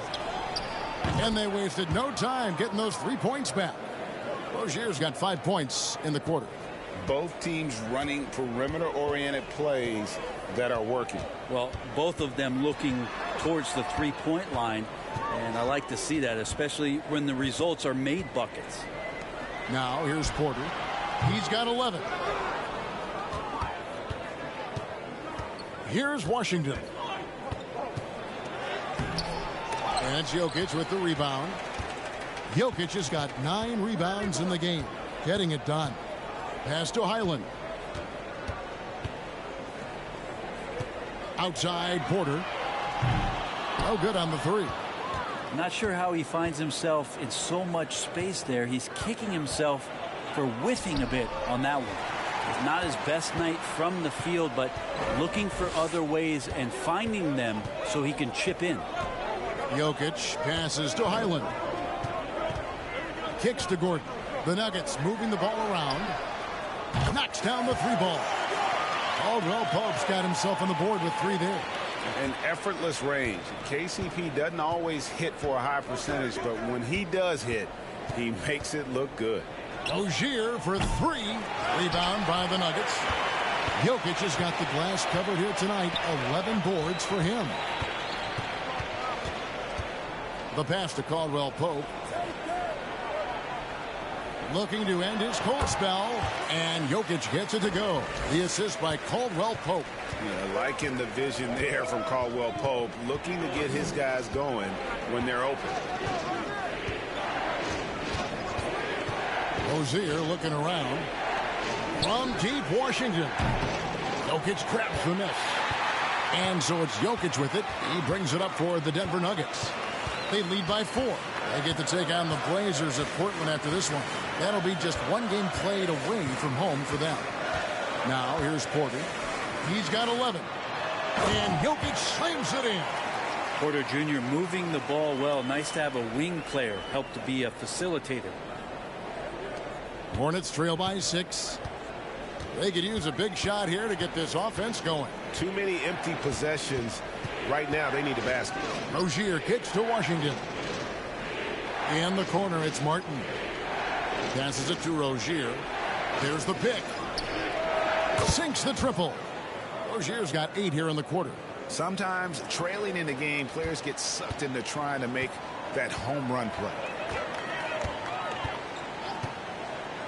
Now, here's Jokic. 8 points for him. Here's Gordon. Oh, and it's sent back by Washington. And he gets it back. Caldwell Pope with a wide open look. Off target from 3-point range. Nothing seems to be going down for him today. Rozier the pass to Washington. That doesn't go on the chance to tie. And the rebound battle split evenly thus far. Here's Porter. And that one is off. And Charlotte will go the other way with it. McDaniels kicks to Martin. Here's Rozier. Drops in the layup for 2. 13 points for Terry Rozier. Shots are just flowing for him right now, having a really strong quarter. And that was the Mobile One drive. Well worth a second look. It's all about the ability to get 2 feet in the paint, whether it's creating for a teammate or for yourself. Time called here. The Nuggets decide to talk it over. And as the coaches go to the clipboard to outline their strategy during the timeout, the players getting a chance to rehydrate with some Gatorade. That's key to staying fresh all the way to the final whistle. And Kevin, it really is. And every one of these players knows it. They're all making sure to stay hydrated. It's impossible to play your A game if you're not getting enough to drink, especially towards the end of games when the physical toll of a long contest really starts to add up.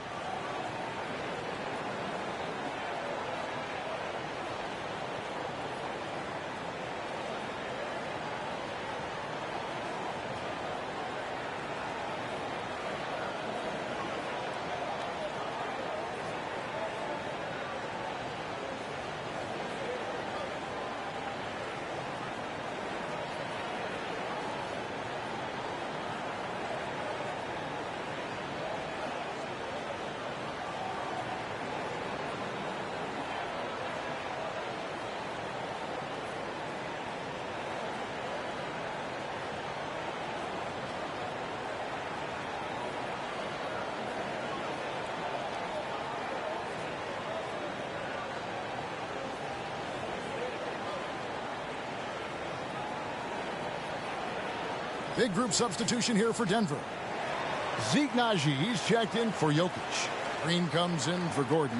Bruce Brown, he's checked in for Michael Porter. And it's Ish Smith in for Caldwell Pope. Williams, he's checked in for the Hornets. Dennis Smith comes in for Rozier.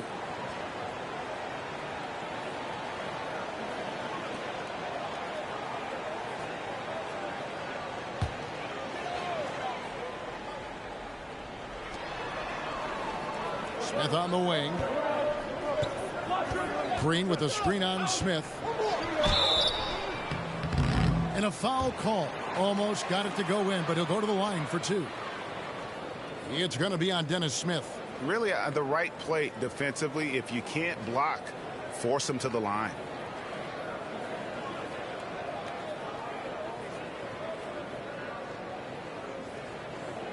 Take a break. Take a break. 2 shots.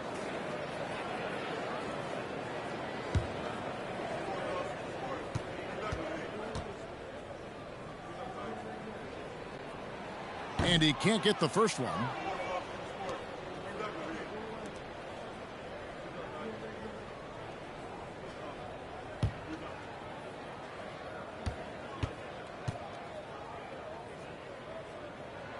No good at the stripe this time. Second misses also. Charlotte trailing.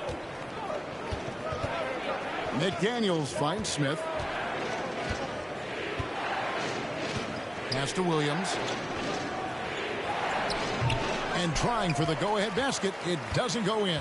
The Nuggets shooting 35% so far in the second. They need to move the ball around more and find better looks. Smith against Martin. Green with a screen on Martin. Outside Green. The three. It's good. The assist that time from Smith. Green's got 8 points. Terrific job by Smith to dish that one off to his open teammate right there. And here's Smith over Smith. It's stolen by Smith. 5-second differential between the shot clock and the game clock.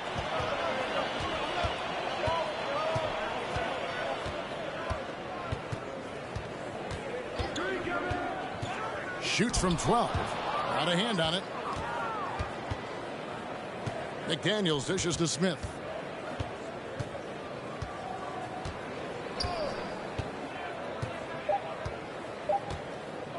Lets the three fly. And the last second attempt doesn't fall. And that'll do it for the first half. A competitive game so far.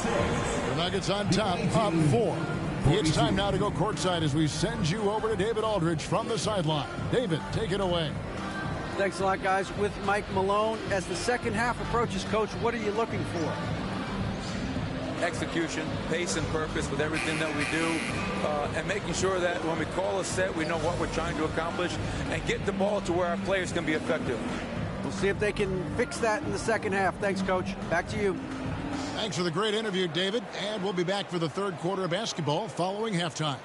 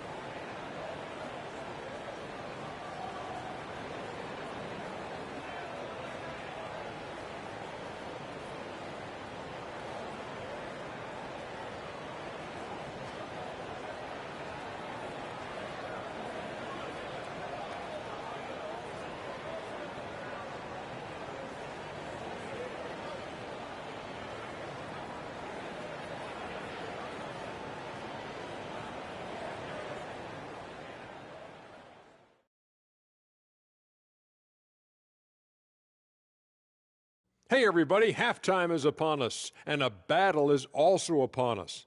Not Kenny and Shaq this time, thankfully, but 2 outstanding players through the first half. These guys are leading their way offensively. It's hard work doing all that scoring. Wouldn't you agree with that, Shaq? Not for me, it wasn't. Piece of cake or barbecue chicken, whichever you prefer, or both at the same time, because I'm hungry. And, fellas, you take a look at the Nuggets. A close game so far through the first half. They're keeping a lid on the turnovers. I mean, that's enabled them to be effective, Ernie. They're not turning it over. Wow. I must say, that's really boring. Next. And that'll do it for halftime. We send you back to Kevin Harlan, who has the second half call.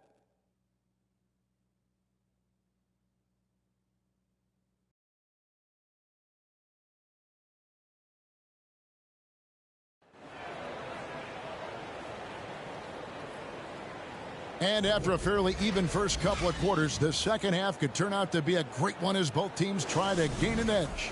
Nice game. Great performance by Terry Rozier. Yeah, and through the first 2 quarters, he has been the offense for this team.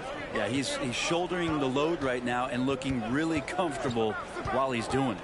Tipping off the second half, here's Steve Clifford's 5. The forwards are Hayward and Washington. Rozier's out there with Oubre, and it's Plumlee in at the 5. Oubre right there, just not afraid to take it at the defense. And this is his second trip to the line in the game.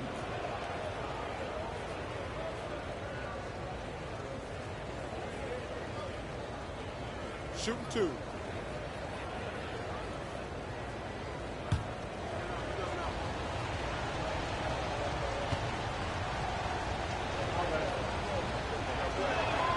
And he makes the first.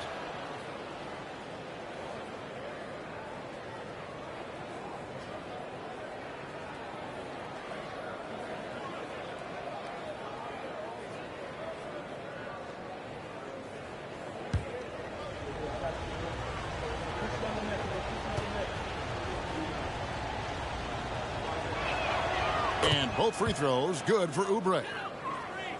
And here are the Nuggets now. A 2-point game.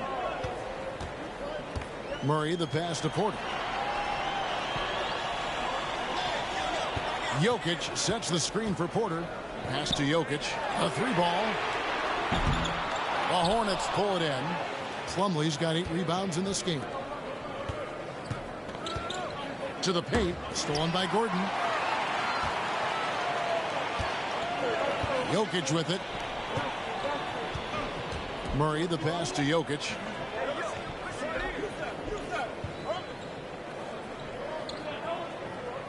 This is to Porter. Over Rozier. Porter, no luck. Well, Hornets shooting the ball at 42%. Greg, looking at the shooting numbers of Michael Porter Jr., they're off the charts. I mean, his first full year in the league, Porter Jr. was top 20 in field goal percentage, top 10 in three-point percentage. Incredible numbers for a 6'10 wing. Here's Gordon following the bucket by the Hornets. He dishes it to Porter. Over in the corner, Caldwell Pope. Jokic sets the screen for Caldwell Pope. Over Plumlee, and Caldwell Pope gets the basket. Caldwell Pope's got 5 points so far. And part of an overall effort for Kentavious going for higher percentage shots. That time working inside. Now here's Oubre. On the wing, Rozier. Trains it from beyond the arc. Rozier's got 5 points now in the quarter. And guys, he's been a one-man air raid coming at them time and time again. Kind of like he's in his living room right now. He's found a comfort zone. Once he gets that, the defense knows they're in trouble. Porter against Hayward. Back to Jokic. The shot, no good. Plumlee with some nice D. So Rozier will bring it up for the Hornets. They've only allowed 2 points so far here in the second half. And he gets a lot of points right there at the rim, but the defense determined not to give up the easy deuce there. Murray, the pass to Jokic. Nice move. Good, and the assist goes to Murray. 10 points for Jokic. I don't know if you knock Jokic off balance so much. You're just hoping that he misses something like that. Oh, what an impressive dribble drive. That replay brought to you by Mobile One. And that's the kind of bucket they needed. Close game in the second half. Great finish on that one. And now the first timeout called here for the Hornets.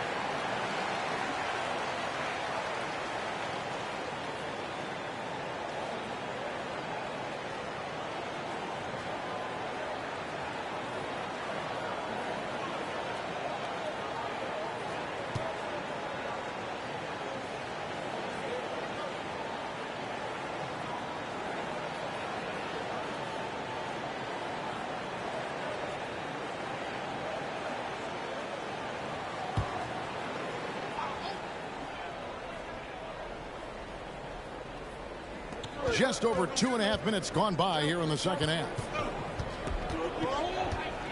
Plumlee with a screen on Murray. Now Rozier. He's got 18. Plumlee with the screen. Clock at 4. And the basket by Rozier. And not wasting any time here, kicking their offense right back into gear. That's 3 of 4 from the field. Murray, the pass to Gordon. And it's Gordon finishing it off. And Murray with an instinctual play there. He has that ability. You can see the play. It evolves. And then he makes a quick decision. Now here's Oubre. And there's the pass to Rozier. Hayward on the wing.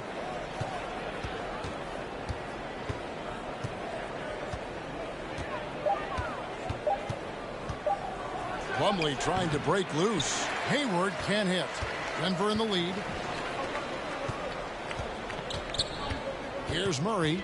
Jokic sets the screen for Murray. Passes it to Jokic. Good, and the assist goes to Murray. Murray's got 3 assists tonight. Something sapped them of their energy defensively since halftime. In the first half, out there scrambling, running, hustling. Since then, not so much. Now here's Oubre. Rozier for 3. It's hauled in by Gordon. Gordon's got rebound number 8 now on the night.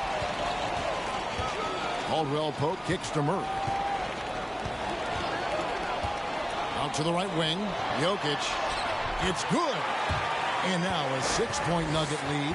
And there's a pattern starting to take shape here. They're working it inside and getting good shots from close range. They need a bucket in a big way here to regain some confidence. Rozier for 3. Charlotte no good that time either.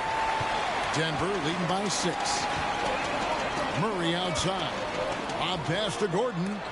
Oh, and it's sent back by Washington. Oubre against Porter. Oubre passes to Rozier. And Plumlee kicks to Rozier to stop the run. No good on the shot, a bit long that time. And Murray's got the ball here for the Nuggets. To the middle. Here's Jokic. And Jokic slams it in. And now the team is going to switch over. Jokic usually feeding the guys. Now they're going to find him with how hot he is. Washington sets the pick for Rozier. From 6 away, and he gets it to go as they call the foul. He's on his way to the line for one more. How about the concentration? He gets hit, but stays with the play and gets the finish. What do you guys think so far about the offensive approach for Denver? And they're playing beautiful basketball right now, racking up the assists by playing so unselfishly, just finding the open man. Well, the three-point shot has been absolutely huge for them this entire game. And let's be honest, you have to knock down threes to win games these days. That free throw good from Washington. Denver leading by 5. Murray outside. Pass to Jokic. Caldwell Pope outside. Off target with his 3. Charlotte has gone 1 of 3 from downtown since halftime. Oubre kicks to Rozier.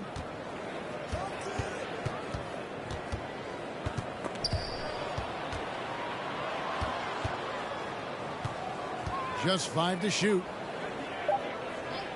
Oubre on the wing.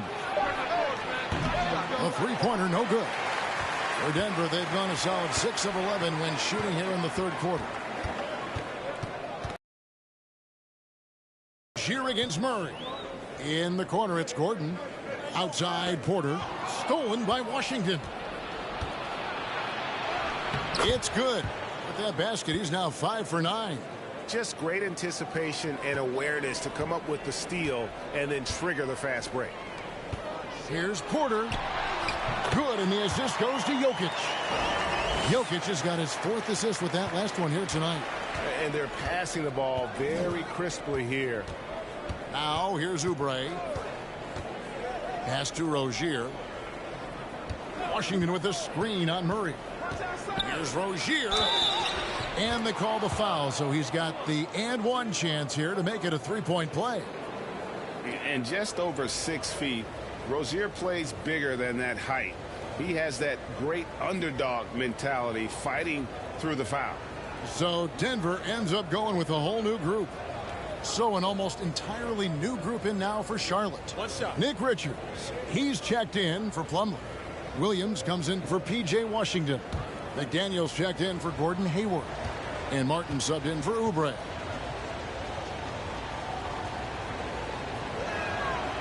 And for Terry Rozier, all of his efficiency numbers are way up the last couple years. Here's a guy who's just 37% from the field during his time in Boston. Brown drives in.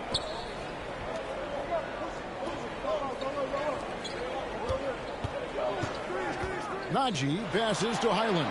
Shot clock at 6. Jacks up a 3. It's rebounded by Charlotte. Richards got his 4th rebound with that last one here tonight. And the numbers of Terry Rozier. As you mentioned, they're getting better bit by bit, Greg. Scary Terry's three-point shooting is way up, and that helps big time. With experience, Rozier isn't forcing things offensively, becoming a much better decision maker. Now Smith, after Terry Rozier's three-pointer that didn't go. Outside, Martin. Down low. Here's Williams. The shot goes down and it gets this game back to even. 8 points for Williams. Really heads up there. A play where you locate the best open pass and then you get it there for an easy bucket. To the inside. Here's Smith. Shooting foul as the whistle blows. He'll shoot 2 free throws. That's on Terry Rozier. So far in the game, he's 0 of 2 at the line.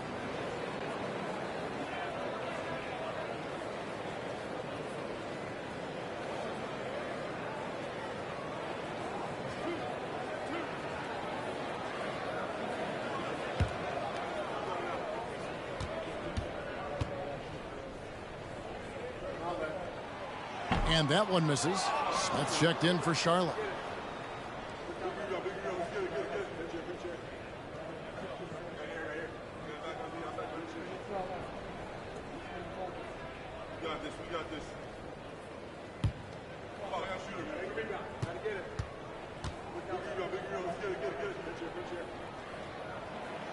He's off on the second. And it's the Hornets ball. They've gone on a 10-2 run, not allowing much. Martin wide open. He fires. That doesn't go in. Had a chance, though, to take the lead. For the lead. And the call on the shot that sends him to the line.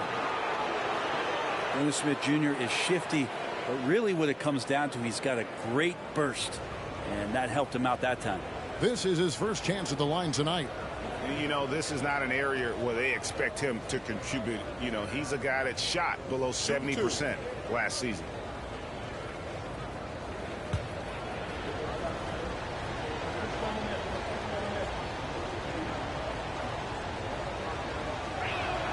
And that one falls, and that puts him up by 1 point. And you know, known for that rim-rocking dunking ability, Smith Jr., though, a special talent. This is a guy who wants to keep getting better over time.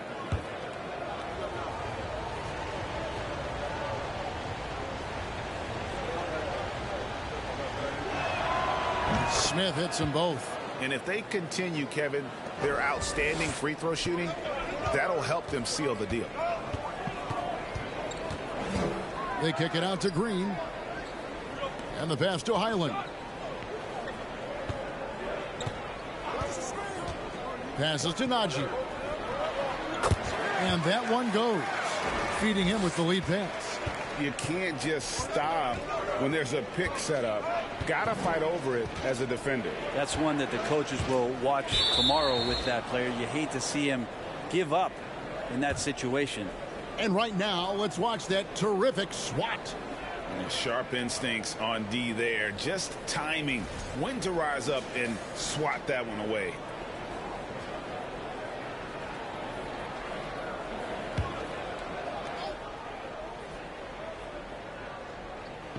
Outside, Martin. Charlotte moving it around. Here's the screen. Smith the pass to Richards. Here's Highland, covered by Smith.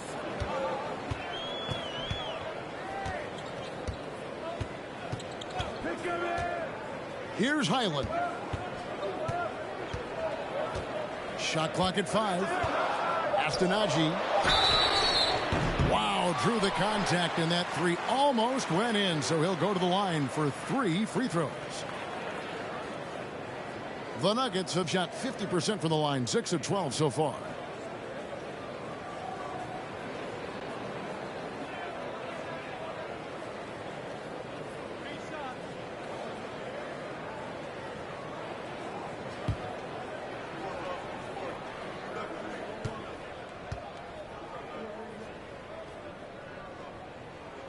And he hits the first of 3.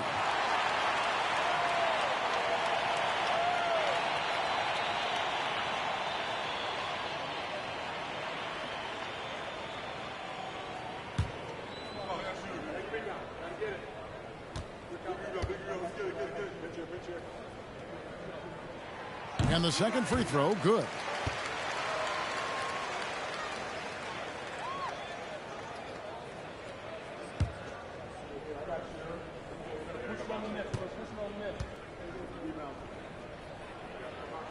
And he can't make it. 3 for 3.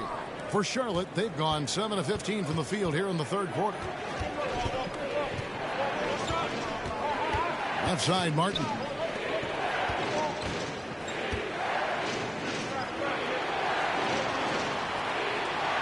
Smith on the wing, covered by Smith. Williams sets a screen for Smith. Got a piece of it. Now, here is Smith. He's still scoreless so far in this one. Outside, Green. Here's Highland, covered by Martin. There's a screen. Highland misses. And not a way to get out of a funk. He needs to be looking for good, solid, more efficient shots, not the wild one he took there. And the rejection by Smith. And he stays with it. Williams kicks to McDaniels. Down to 5 on the shot clock. Here's Smith. They shoot again. And that one's good. Richards got it all tied up now for the Hornets. Really strong rebounding on the interior, and he gets the easy putback. Smith outside. And again, Denver no good. Well, he wants to shoot his way out of this cold spell, but the struggles continue. Yeah, he's got to move on, forget about this sequence here, and try to find a way to get on the board. Now here's Brown. Good. Great play by Green to set it up. Brown's got his first bucket of the game, and he's on the board for 3. Good on that shot, and with that, the Nugget lead is cut to just 1 on the basket from Richards. That's an easy shot provided by Dennis Smith Jr. Outside, Green. Oh, good with the triple. Charlotte has gotten 1 of 6 3-pointers to drop since coming out of the locker room at halftime. Pass to McDaniels for the lead. And Martin now top of the key. They set the pick. Smith the pass to Richards. And out of bounds as the Hornets gain possession.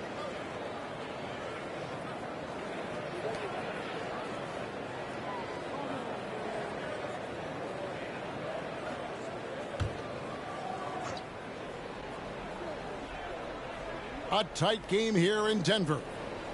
Here's the pass to Martin. It's stolen by Smith. To the wing right side. And Green slams it in. You just don't say it much for a center, but a high basketball IQ from Jokic might be his greatest strength. Smith outside. Good if it goes. And he got that one up in time, but doesn't go in. Jokic firing on all cylinders for Denver. His stat line has been terrific. As the quarter ends, he's already got a double-double. And we've got more M2K Sports coming your way after this break.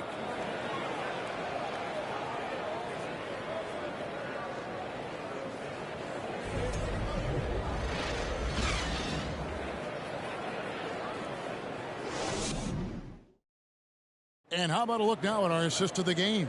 Brought to you by State Farm. And the definition of teamwork right there, guys. I mean, what great communication between them. And what a beautiful feed. The coaches talk about it all the time, but to be able to play with that kind of feel, nice play, collaborating, improvising, and organic.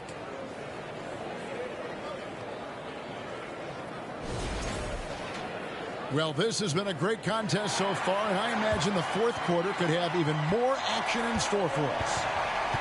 Murray and Caldwell Pope, the guards. Gordon steps in at the 4 with Jokic in at center. And it's Porter in at the 3. That's the group on the floor for Denver. And here's Smith. Oubre on the wing. Pass to Washington. Nice pass in here by Charlotte. Smith. Clock is at 3. Rejected by Murray. And he recovers it. This feels like it's snowballed a little bit on them. The more he tries to shoot his way out of this slump, the worse it seems to get. They need him to get it together. Now here's Murray. Plays it up off the glass. And it's a 7-point Nugget lead. And in the first half, it was a struggle offensively, shooting a very low percentage, but it hasn't prevented them from grabbing the lead. And now they're shooting it much better here in the second. And it's sent back by Jokic. Yeah, you like when Jokic is this active on the defensive end. More blocks, please. Here's Smith. Second chance shot. And that one's good. Richards. And guys, all about hard work from this point on. They've worked hard to create that high-quality shot and then able to knock it down. Now here's Caldwell Pope. He kicks to Gordon. Porter looking it over. Murray for 3. Rebound, Gordon Hayward. Hayward's got 4 rebounds in this game. And he drops it in from the low post. Just a little quicker than the defense. Hayward demonstrating how to score when under duress. Smith against Murray. Here's Jokic. The Hornets pull it in. The game has been very close in a lot of areas, but rebounding has been the one differentiator thus far. Smith finds Oubre.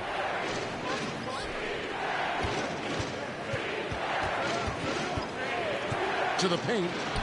Richards passes to Washington. Odd pass to Gordon, and then Gordon with the dunk. One of the better dunkers we have in the NBA, Aaron Gordon. Showtime. Pass to Richards. Hayward outside. And it's off the back rim. No good. And so it's Jokic with the ball. He brings it up for Denver. Leading by 5. Murray kicks to Jokic.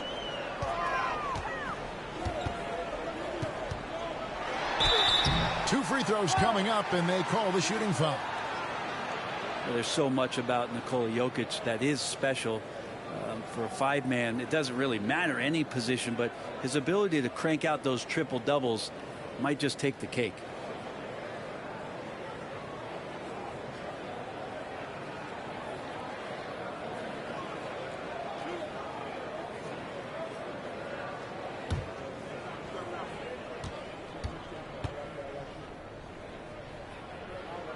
And he knocks down the first one. Jokic does produce triple-doubles at a near record rate. So in his 500th game, Jokic got his 71st triple-double. Only Oscar Robertson and Magic Johnson recorded more triple-doubles in their first 500 games. Think about that. As a center, he was doing that. Just truly unstoppable at times. And back in 2021, Nikola Jokic became the lowest drafted player to ever win the MVP. The 41st pick of the draft, the first second-round pick to win the award. Now, here's Rozier. Hayward outside. The 3. That one, no good.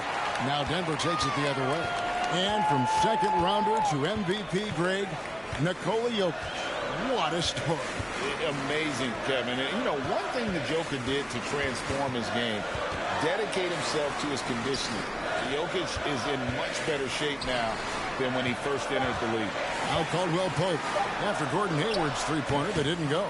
The Nuggets with another miss. Not his best game, but they're still getting it done collectively. Here's Rozier. Out to Hayward. Oubre outside. Off the mark there with the three-point shot. Denver leading by 7. Jokic passes to Gordon. There's the dish to Murray. Pass to Jokic. On the wing, Porter. Here's Murray. Deflected by Oubre. Well, that's successful physicality on Oubre's part. Not afraid to get right up in the shooter's business.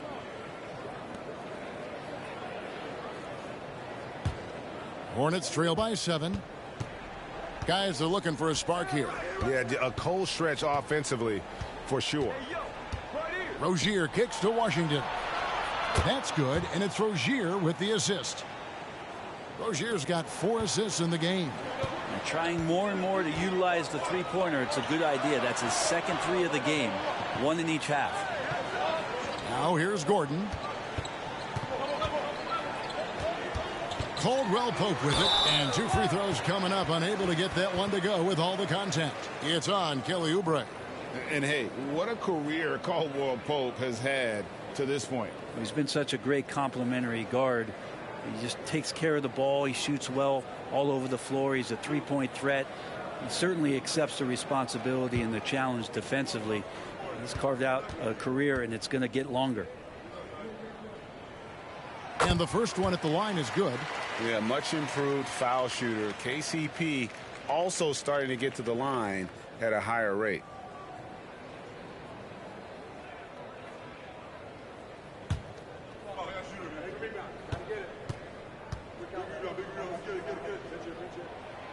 So he picks up just 1 from the line that time. Even with 1 miss, he stretched this out to a 2-possession game. Took him no time at all on that one. Can't lay off Oubre that far. He's good at taking advantage of that separation. Caldwell Pope feeling it out a bit. Shoots a fader, and Jokic with the basket on the assist by Caldwell Pope. Jokic has got 21 in the game. Hornets trail by 4. Charlotte calls timeout. One of the stories here, Jokic getting it done today. And he's been taking it to the rack all game, and they haven't been able to contain him. They have to put up better fight on the inside.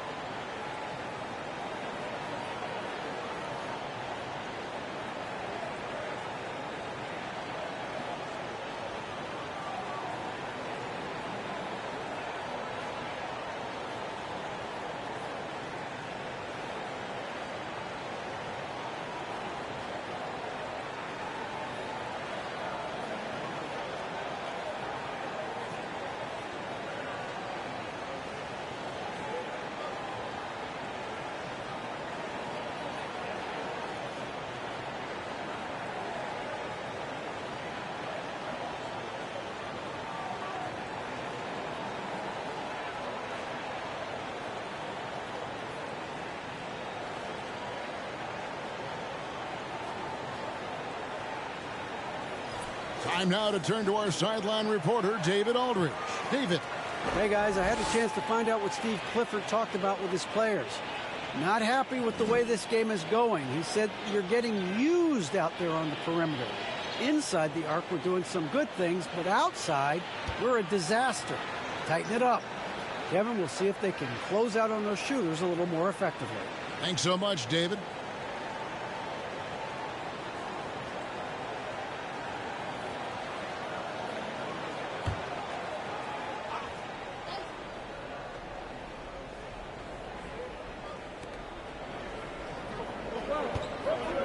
finds Rozier. Now the pass to Oubre. Back to Rozier. Shot clock at 5. Plumlee with a screen on Murray. And the basket by Rozier. Man, the triples keep falling, guys. That's 3 in a row. Murray surveying the D. Jokic passes to Porter. Unloads from 13. And it's Jokic missing. Charlotte has gone 3 of 5 from beyond the arc since the final quarter's gotten underway.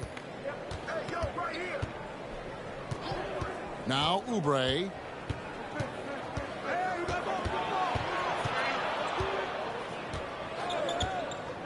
Passes it to Rozier.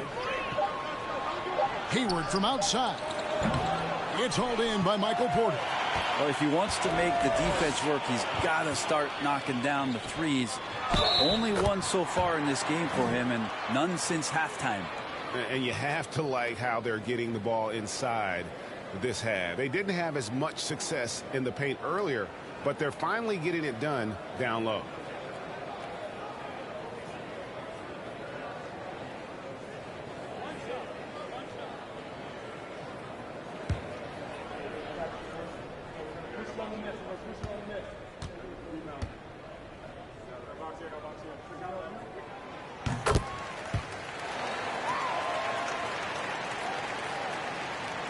And it's the Hornets with the ball, trailing by 4.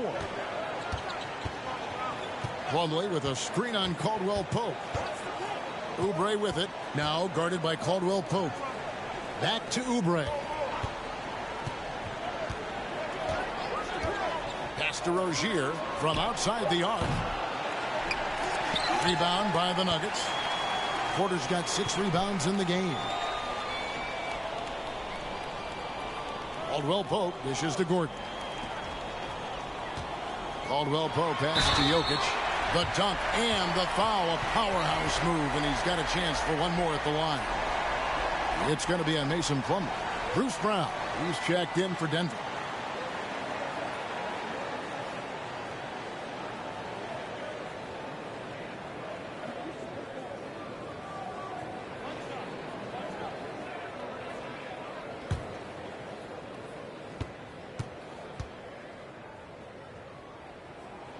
I feel like Jokic could play with the baton out there because he's orchestrating. Here's Rozier. Pass to Oubre. And the call up against Jokic. That's his first foul. Nick Richards, he's checked in for Plumlee.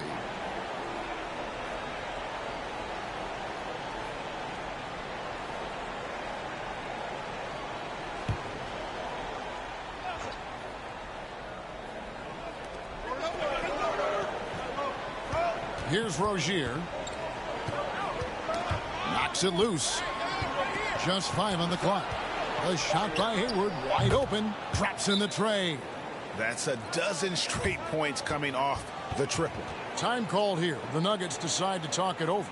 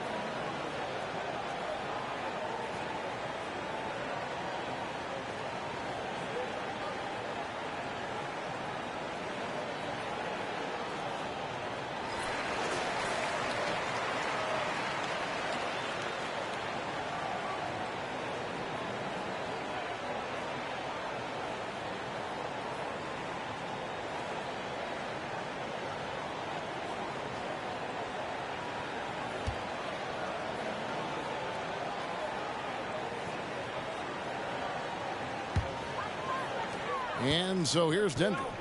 4-point game. Murray, the pass to Jokic. Murray outside. The pass to Jokic. Count the bucket, and he's got a free throw coming up as well. Pretty fundamentally sound, and Jokic does a great job of keeping his balance there after contact.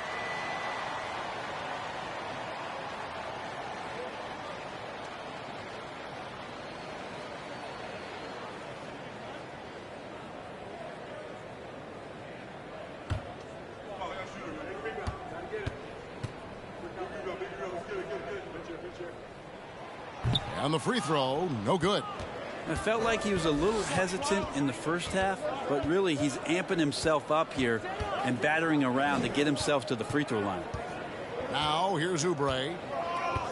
Puts up a three.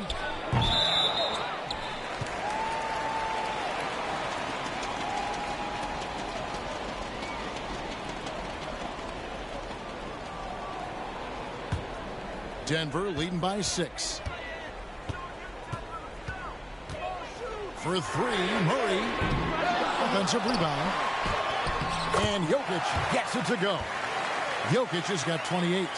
And how about Jokic just with a tremendous read?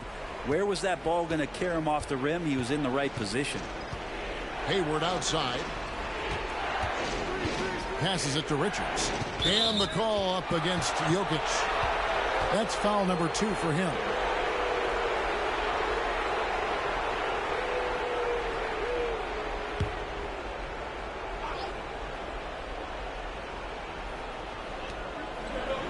Rozier, the pass to Washington.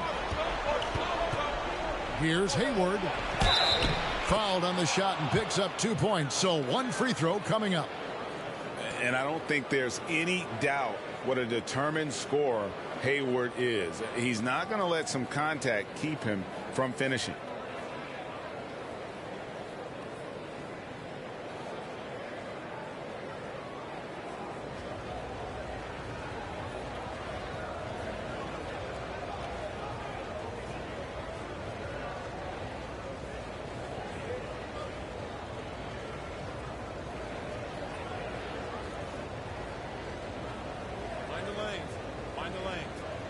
One shot.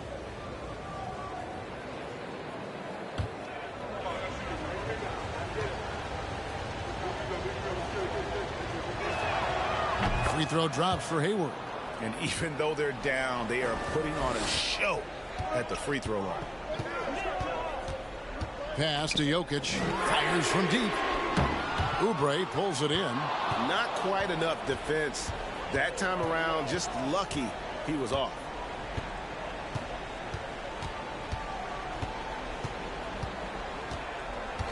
Pass to Rozier. Fires the three. It's hauled in by Gordon. Gordon's got rebound number 10 tonight with that last one. Jokic with a screen on Rozier. Here's Murray. Basket good. Murray's got 6 points in the quarter. They should continue to get the ball inside. The defense struggling to contain them. Charlotte calls timeout. One of the stories here, Jokic getting it done today. You gotta be using this timeout to think about a personnel change or a game plan change to try to slow him down.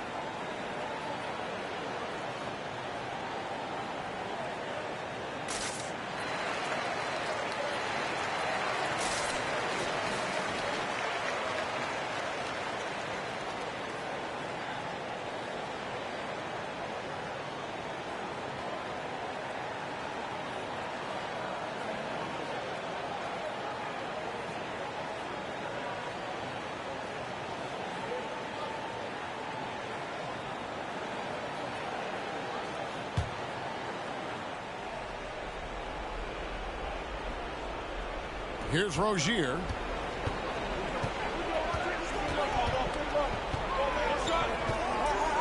Washington with a screen on Murray from 12 feet out. They grab their own miss.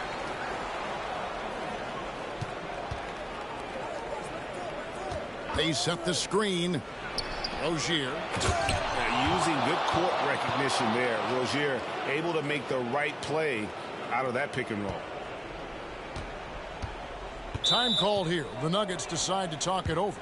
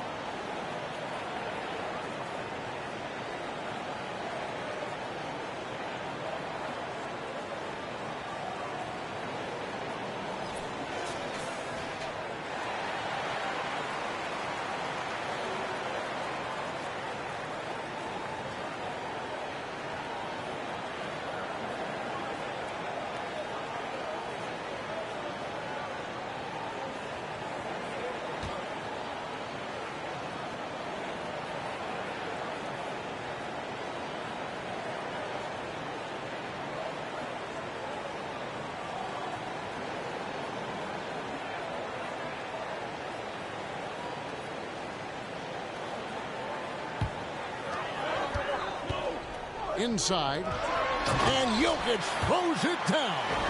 Oh, here's Serbia. Jokic up there. And here's Rozier. He brings it up for the Charlotte Hornets.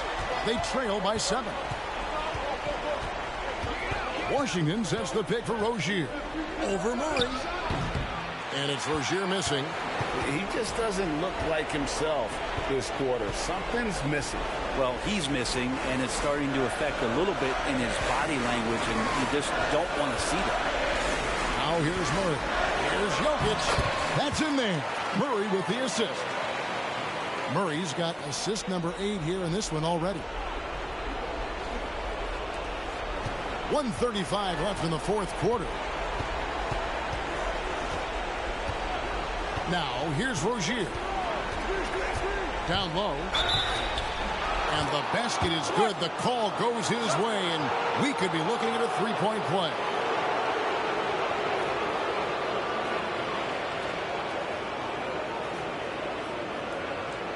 What's up?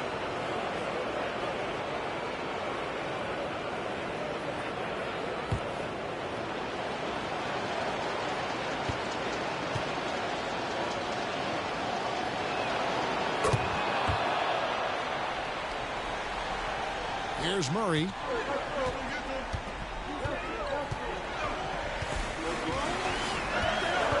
The pass to Jokic.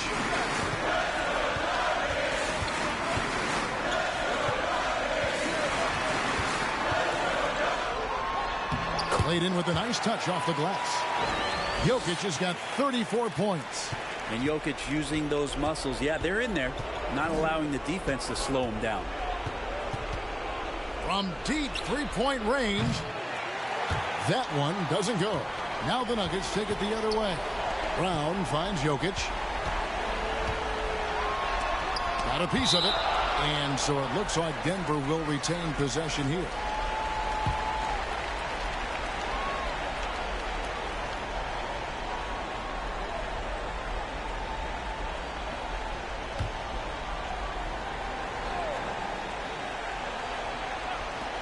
Here's Caldwell Pope. Money from the wing. Caldwell Pope's got the lead up to 10 now for Denver. And so it's Charlotte with it. And here is Rozier. Passes it to Oubre. And Rozier, here we go. Can't cash in from close range.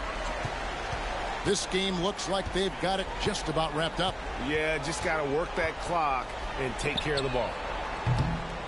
Murray, no good. And I think they realize any hope of a comeback is gone.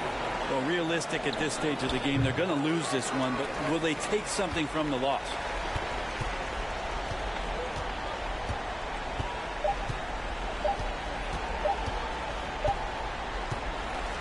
So it's the Nuggets winning this one easily. Even early on.